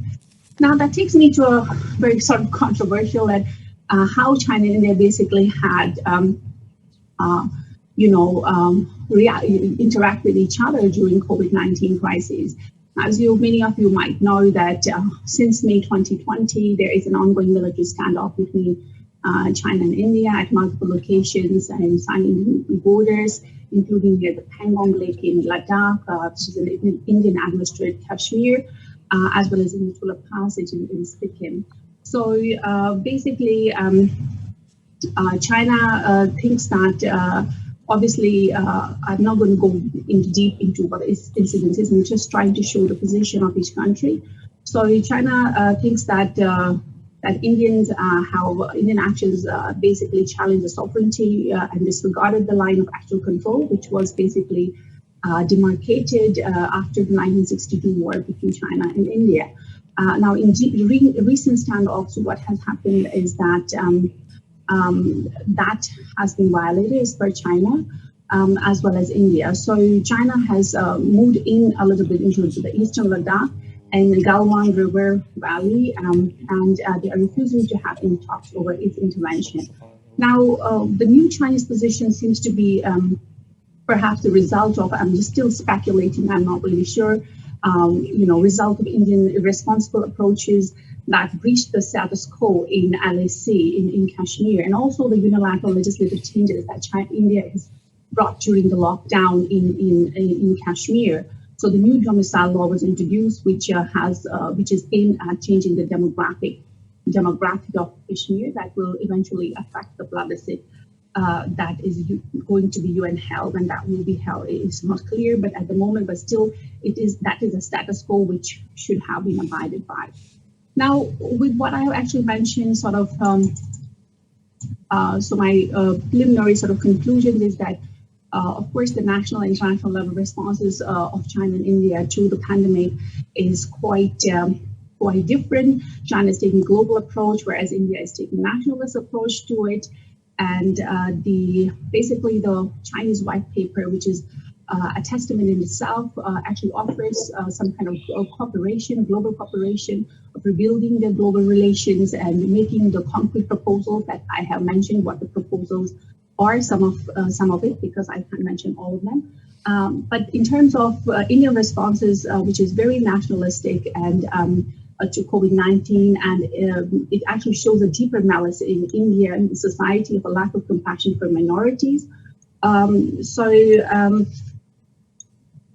in all, China actually do not want to get engaged in de-globalization. So they're actually promoting globalization. So also the Kim, Fiedler, and Ganguly's theory that India and China will rise together seems to be at the moment disproven to a large extent, in especially the post-COVID era, because it seems clear that China will rise on its own without any contenders from what I see from the post-COVID situation. Despite criticisms of China's response, China seems to make a genuine effort and prepare a blueprint to tackle the COVID-19 in the form of the white paper, whereby they are trying to internationalize their policies, attempting to improve aid to other countries. This at the least shows that China is willing to invest in the global project and values human life, and its willingness to back up the WHO and UN principles, which demonstrates its exceptionalism. Thank you. Thank you for addressing such a timely issue. And anyway, Fauziya is international law expert, in particular with a focus on China and India.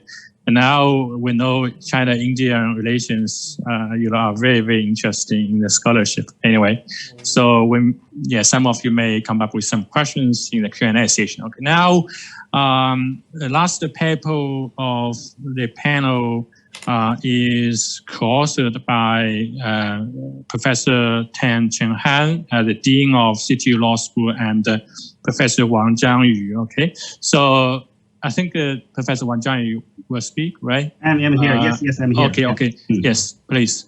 Yes, sure. I will be speaking from my office, so it's easier to share my presentation slides with you. Let me see, please.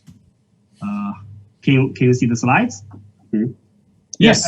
As mentioned by Peter, this is a joint research by my colleague, Professor Tan Cheng Han, and me. We have just started. So we aim to look at the different measures, the huge variety of measures which have been adopted in Asia, especially in East Asia, and look at how those measures might shape or reshape government-business relations in East Asia.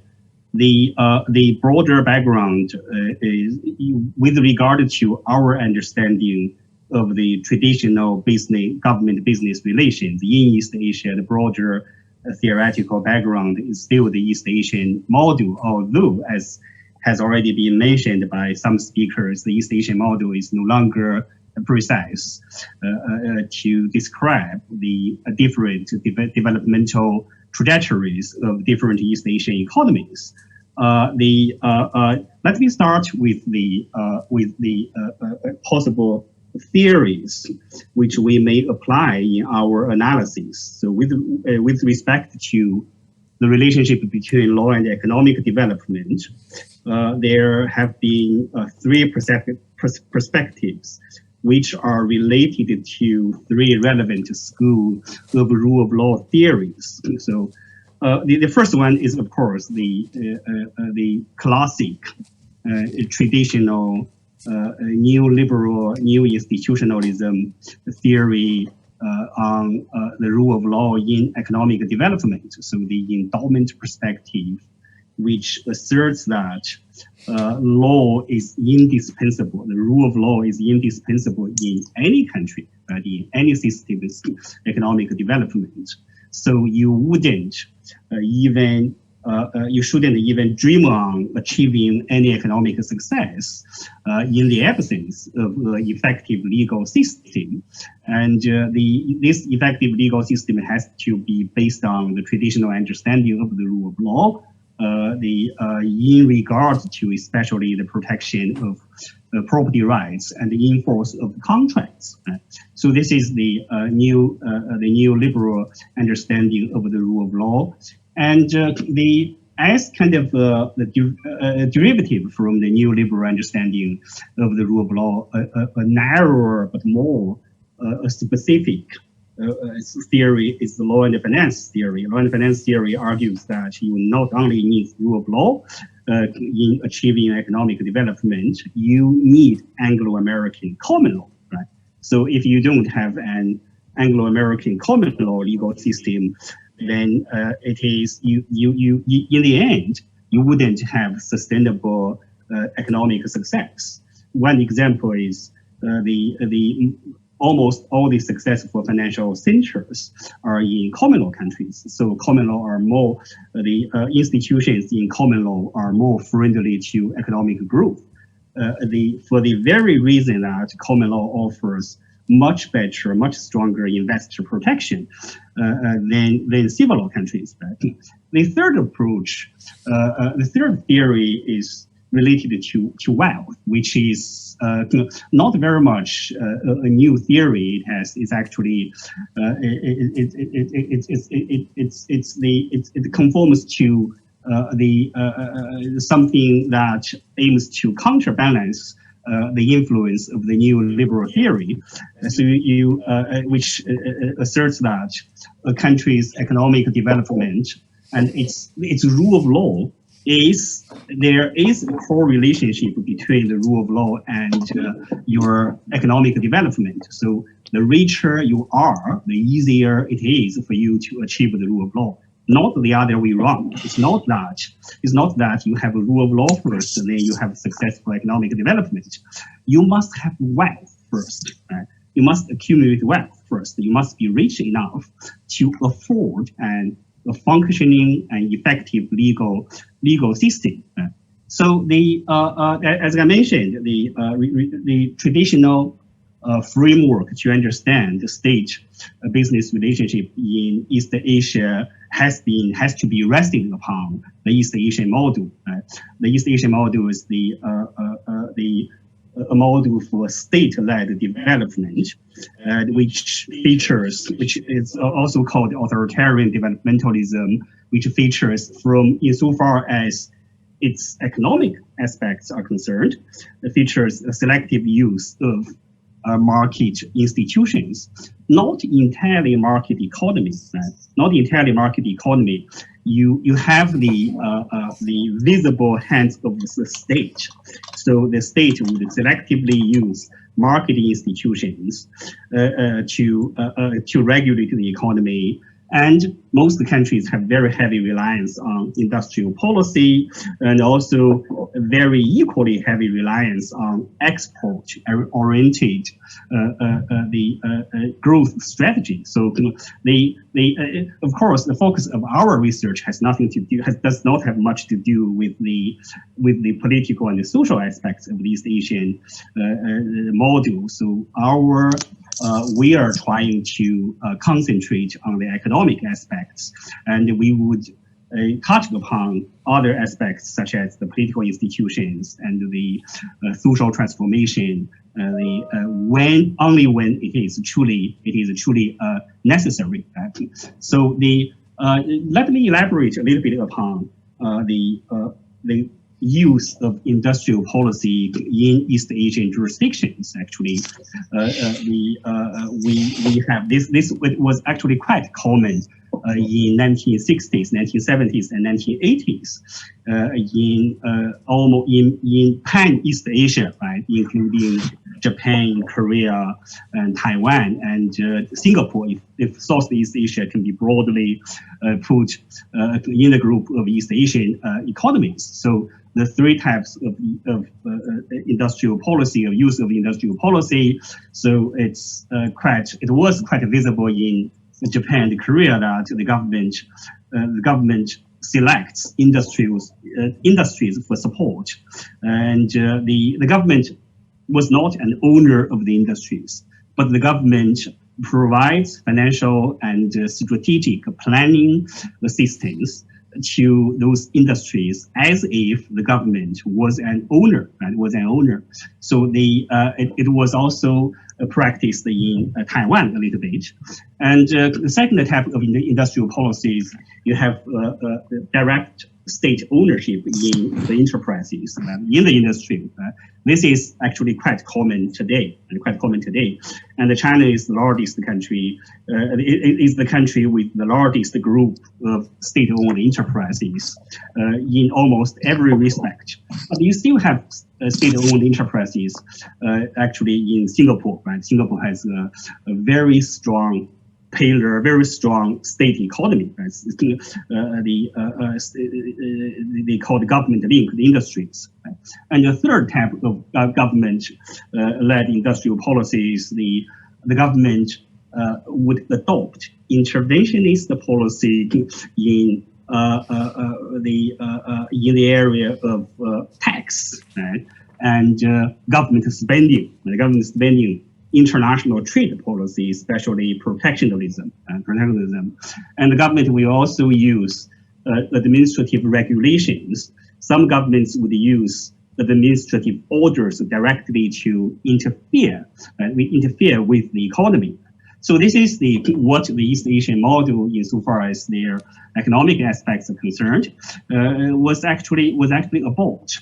So it's worth noting that the traditional East Asian economies, including Korea, especially Korea and Taiwan, and Singapore to a large extent, experienced a transformation. Right? They underwent a transformation in 1980s and the 1990s toward liberalization and privatization and deregulation So they led very much by the new liberal thinking, the new institutionalist thinking on market economy and the rule of law, right? And the rule of law. So in the broader background of the end of the Cold War in 1990s. So the 1990s was the period that the many East Asian economies began to march toward the second stage change of policy orientation, which almost marked the end, right, the demise of the East Asian model. But as Professor Jiantao mentioned, the recent wave of measures adopted in East Asia to fight against the coronavirus might suggest the return of the East Asian model. It is an hypothesis, but it is a hypothesis in our research. But we will go beyond that because, as I mentioned, we are at the very early stage of doing the research. We want to document and classify the variety of measures adopted in the East Asian economies and look at to what extent they are establishing new state-business relations or reshape state business relations. So we will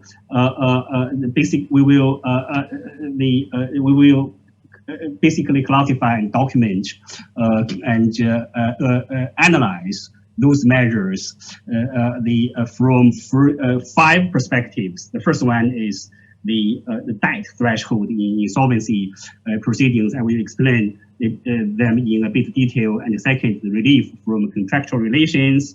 And the third one will be temporary relief from financial obligations and employment support. And the last one would be infrastructure investment, which belongs to the traditional category of industrial policy. So a little bit about the first one. So the insolvency threshold, we have seen that in some East Asian economies, the government has enacted new laws to directly modify, to alter contractual relations, business relations, to change, right? To change economic order, right? To change how the traditional model of how business enterprises are regulated. For example, Singapore has enacted an act, right, called COVID-19 Act. The purpose was to provide temporary relief for inability to perform contracts.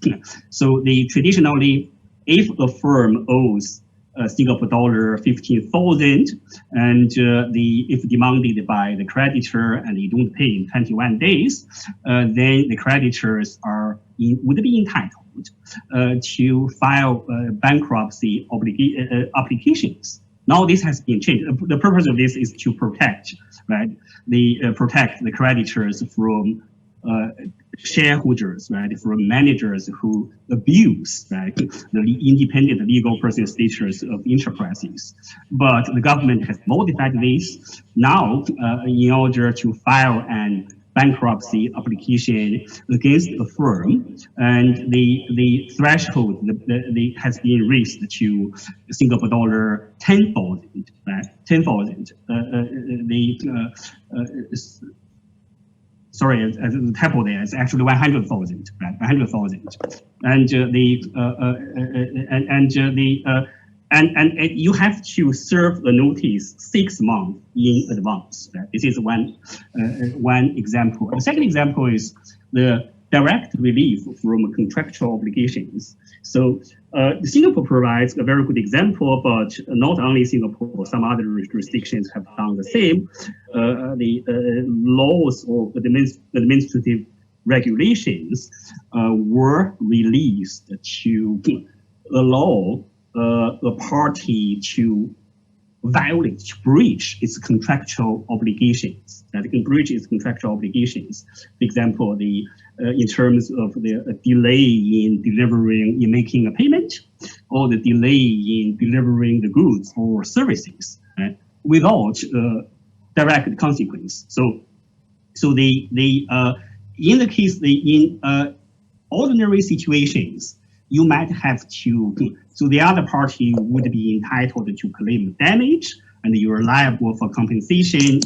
But if COVID-19 is involved, your obligations would be relieved.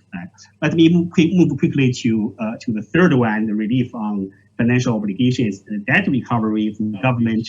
A number of governments have allowed the firms to, especially small and medium enterprises, SMEs, and some individuals to delay, to defer their payment of financial obligations, to defer their payment of loans borrowed from the banks. So they quickly, the fourth one, employment support. Employment support, most East Asian jurisdictions we have surveyed provided very generous support schemes for both the employers and the employees. The two very good examples are actually Singapore and Hong Kong. So the government directly actually paid the employees on behalf of the employers and employers.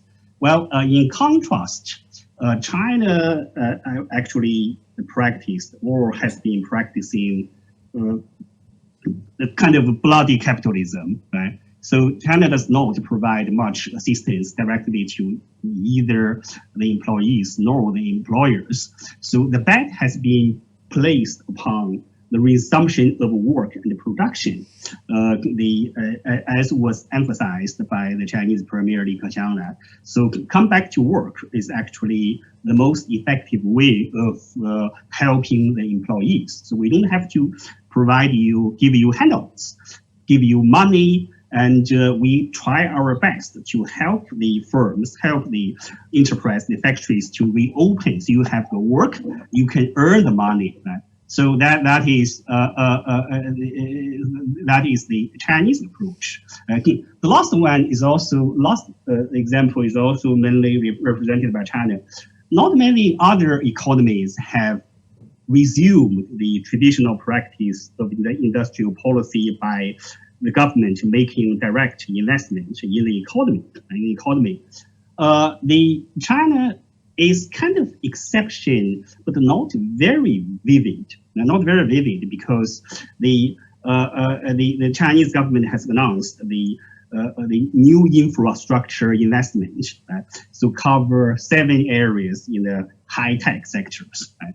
The high-tech sectors. But this is a long-term plan. The long-term plan does not provide direct, immediate, and effective relief for the problems in relation to the COVID-19. So what implications can we see from this? Again, it's too early, and we haven't done our data gathering, and let alone a meaningful analysis of the data. But one quite conspicuous development, a trend, a phenomenon is East Asian economies have been using laws or administrative regulations or even government policies to directly modify contractual relations. So compared with what East Asian economies did before, this was not a big surprise. But this is not seen. This offers an alternative approach to the practice in, for example, in the traditional capitalist countries, Western countries, where the government provided money, provided assistance to individuals, right, in order to encourage them to spend. But the government does not make laws to alter business relations. This has appeared to be rather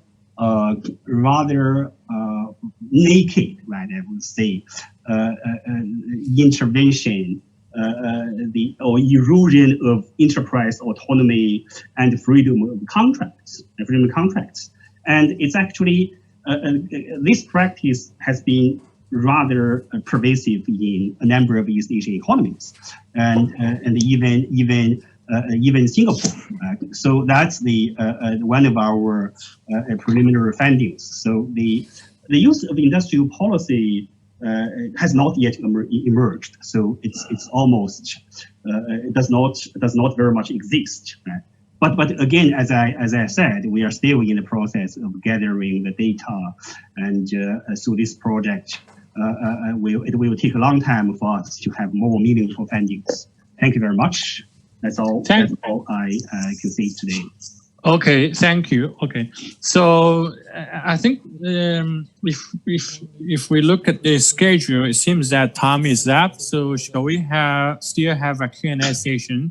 And yeah, maybe we can have 10 minutes. That it should be fine. It's still 5 o'clock. It's quite early. Okay. So now I open the floor for questions, and you may come up with questions to our speakers. You may mute and speak up. Unmute, right?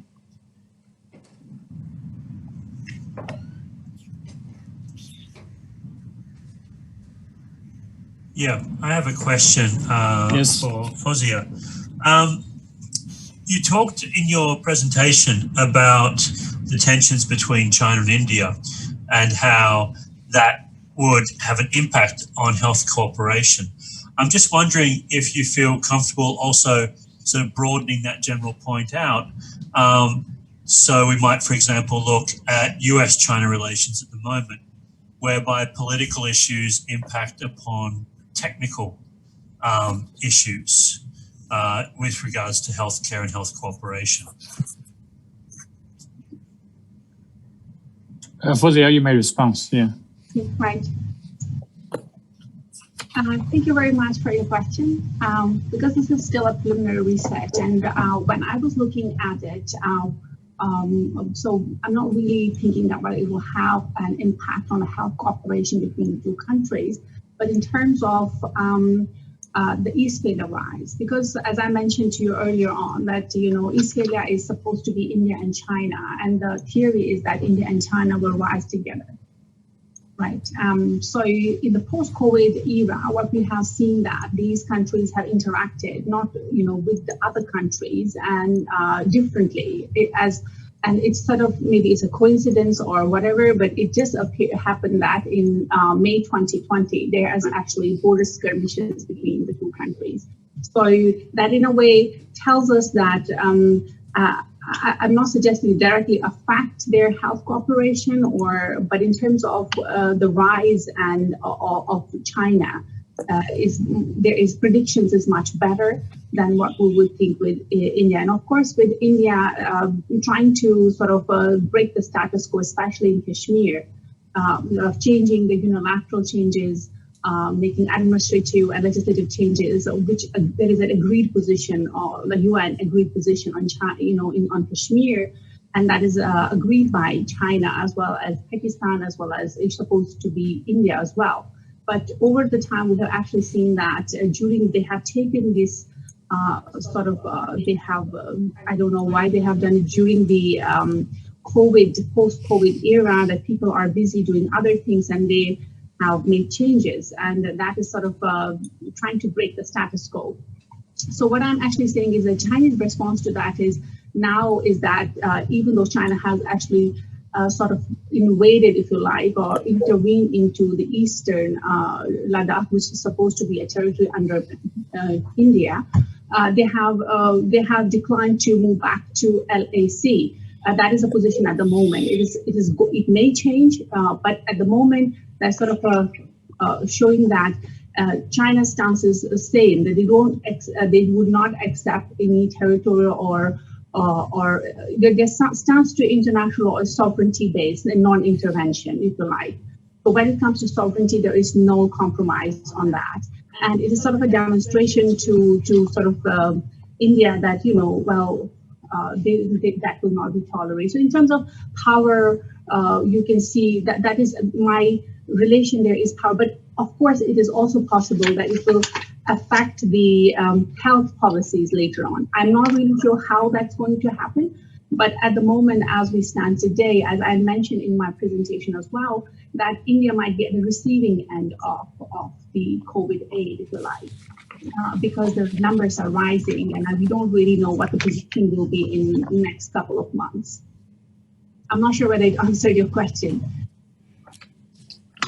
Okay. Thank you. Any other questions? Chair, can I ask a question? Yes.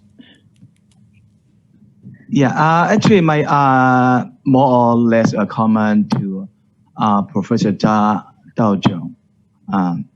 赵老师，谢谢。I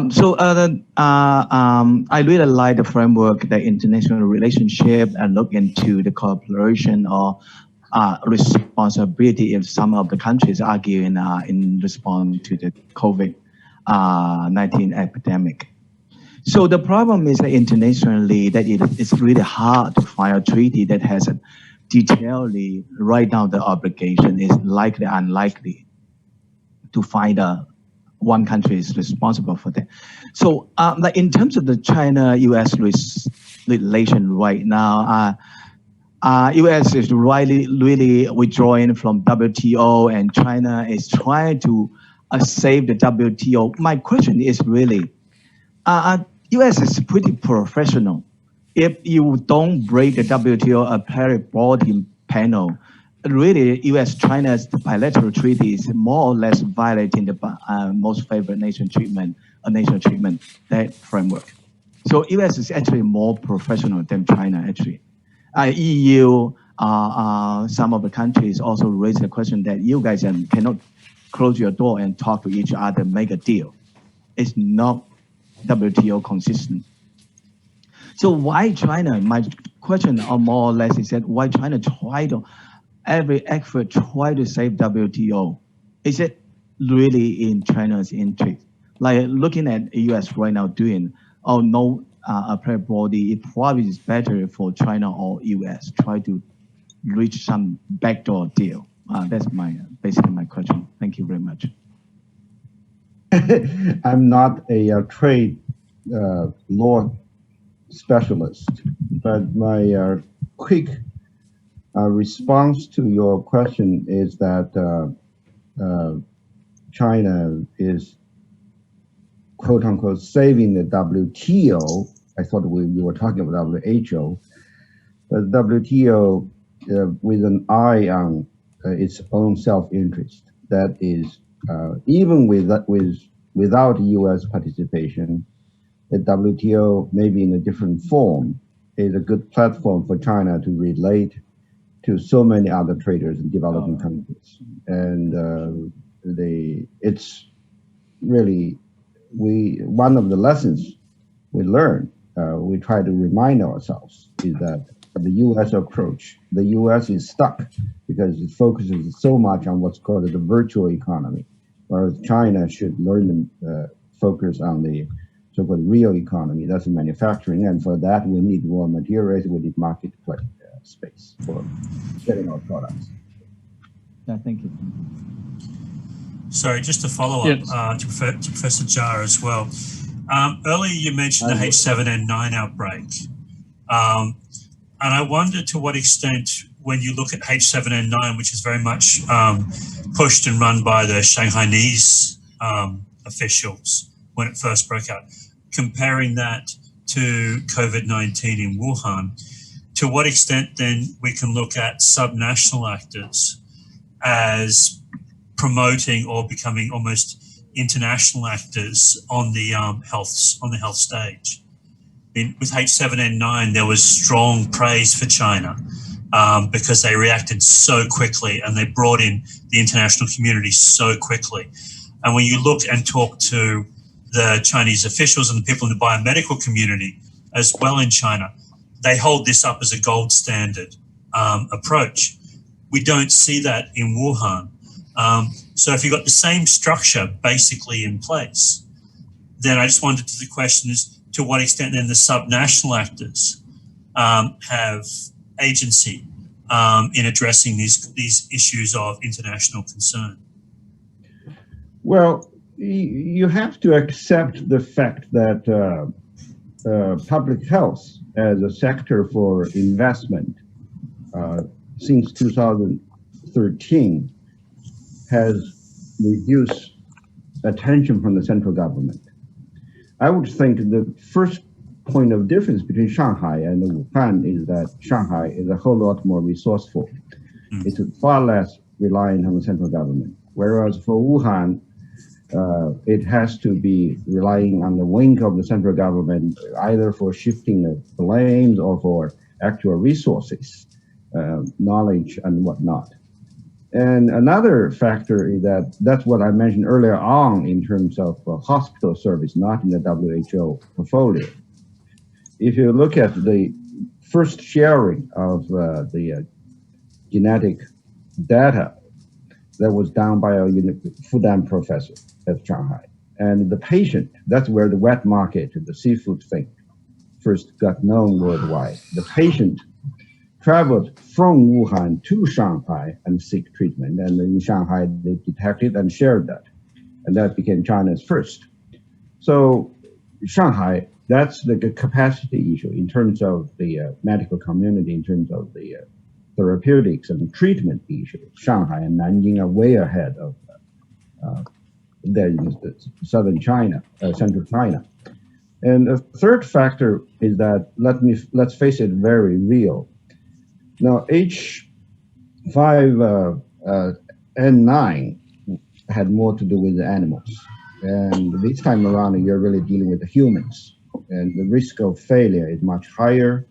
And last but not least, with the last one, 2013, you happen to have a leader of a research team who the family was so heavily invested in China's vaccine development and drug manufacturing industry. You know, the internal response in China is no longer that government driven. A lot of these research institutes are de facto privatized in the sense that, you know, a particular project looking for a pathogen, these teams organize around certain clusters of individuals. So with extensive business interest. There's a long, long story here, sometimes only known to those of us who sit here in China. Okay, thank you. Okay, due to the time constraint, I will stop this panel. And please stay online. And I guess in the closing session, Professor Wang Jiangyu and my colleague, Professor Zhu Guobing, may have something important to say, in particular regarding the publication, because my colleague Guobing is the director of the City University of Hong Kong Press, and Jiangyu, together with my colleague, Professor Liu Chao, are the editors-in-chief of the journal, Chinese Journal of Comparative Law, published by Oxford University Press. So now I pass it over to my colleagues, Jiangyu and Guobing. It's a long day. It's a long day, but it's a very empowering, informative day. And since I cannot retain you for dinner, so I should be very quick. And first, this COVID-19 has brought us together, experts of all different areas, ranging from law, politics, public policy, public administration, and to international studies, including economy as well, together. This is great. And it is an honor not only for Zhang Yu's center and my center, but also for the School of Law at the City University of Hong Kong. Zhang Yu and I will collaborate more often, and I hope you will be able to join us on other occasions in the future. That is my ending remarks. Thank you all. Thank you. Now, Zhang Yu, conclude. I have a few words about the publication issues only. We, as it was initially mentioned in the letter of invitation we sent to all of you, we aim to publish a special journal, a special issue with the comparative law journal. So what was in my mind was the Chinese Journal of Comparative Law and the Asian Journal of Comparative Law. The Chinese Journal of Comparative Law is as mentioned by my colleague, Professor Peter Wang, it was published by the Oxford University Press. So if the papers are to be published by the Chinese Journal of Comparative Law, we can have an issue if you can submit the papers to us in 2 to 3 months. We basically can aim to publish them in one of the early issues next year. And the Asian Journal of Comparative Law is actually pretty full. So we have to wait for another year for a special issue to come out. So I will keep you posted and keep you posted. So if you have the intention, have the interest to publish in your paper as part of our special issue, I will keep in touch. So that's for the special issue. Apart from that, the report based on your presentations today will be jointly published by our Center for Chinese Comparative Law and Professor Zhu Guobin's Center on Public Law and Human Rights Forum.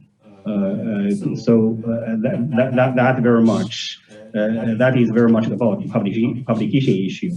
Let me also take the opportunity to thank our team here. Right? So those who provided logistic support. My colleague Pinky Choi, who you know very well, has been in touch with you for many days, and you received a lot of email from her. So she is basically in charge of the whole process. And together with Sebastian, who is busy taking notes, and who will also be in charge of drafting the English report. And also we have today with us also our technician from the university's computer service center, and we also have a few other colleagues, actually research assistants. Research assistant is Christian, right? Yeah, Chris and. Who else? Yes, of course. We also have Dr. Zhang Xiaoshan and Julian Feng to thank. They are being supervised by Professor Zhu Guobin. So with that, we can happily end the session today. Again, we apologize that we are not able to demonstrate any hospitality. If you are under ordinary circumstances, this conference should be hosted by us in Hong Kong, and after the end of the conference today, we should bring you to a next restaurant. And I understand that we owe you something which we hope to compensate, to make up for that in the future. So we should work out for a chance to bring all of you to Hong Kong for probably for another conference. Yeah. So I should also mention that. So speaking of finding an opportunity to bring you here, I should also mention that after the special issue, it is also possible that we publish an edited volume with an international publisher. So if you are interested in including your chapter in the edited volume, we may have to ask you to update your paper, update your paper with new contents to present with to give us a refined, more updated, shorter version of your article to be included in an edited volume. That is also a possibility. But the special issue is almost decided. Thank you very much.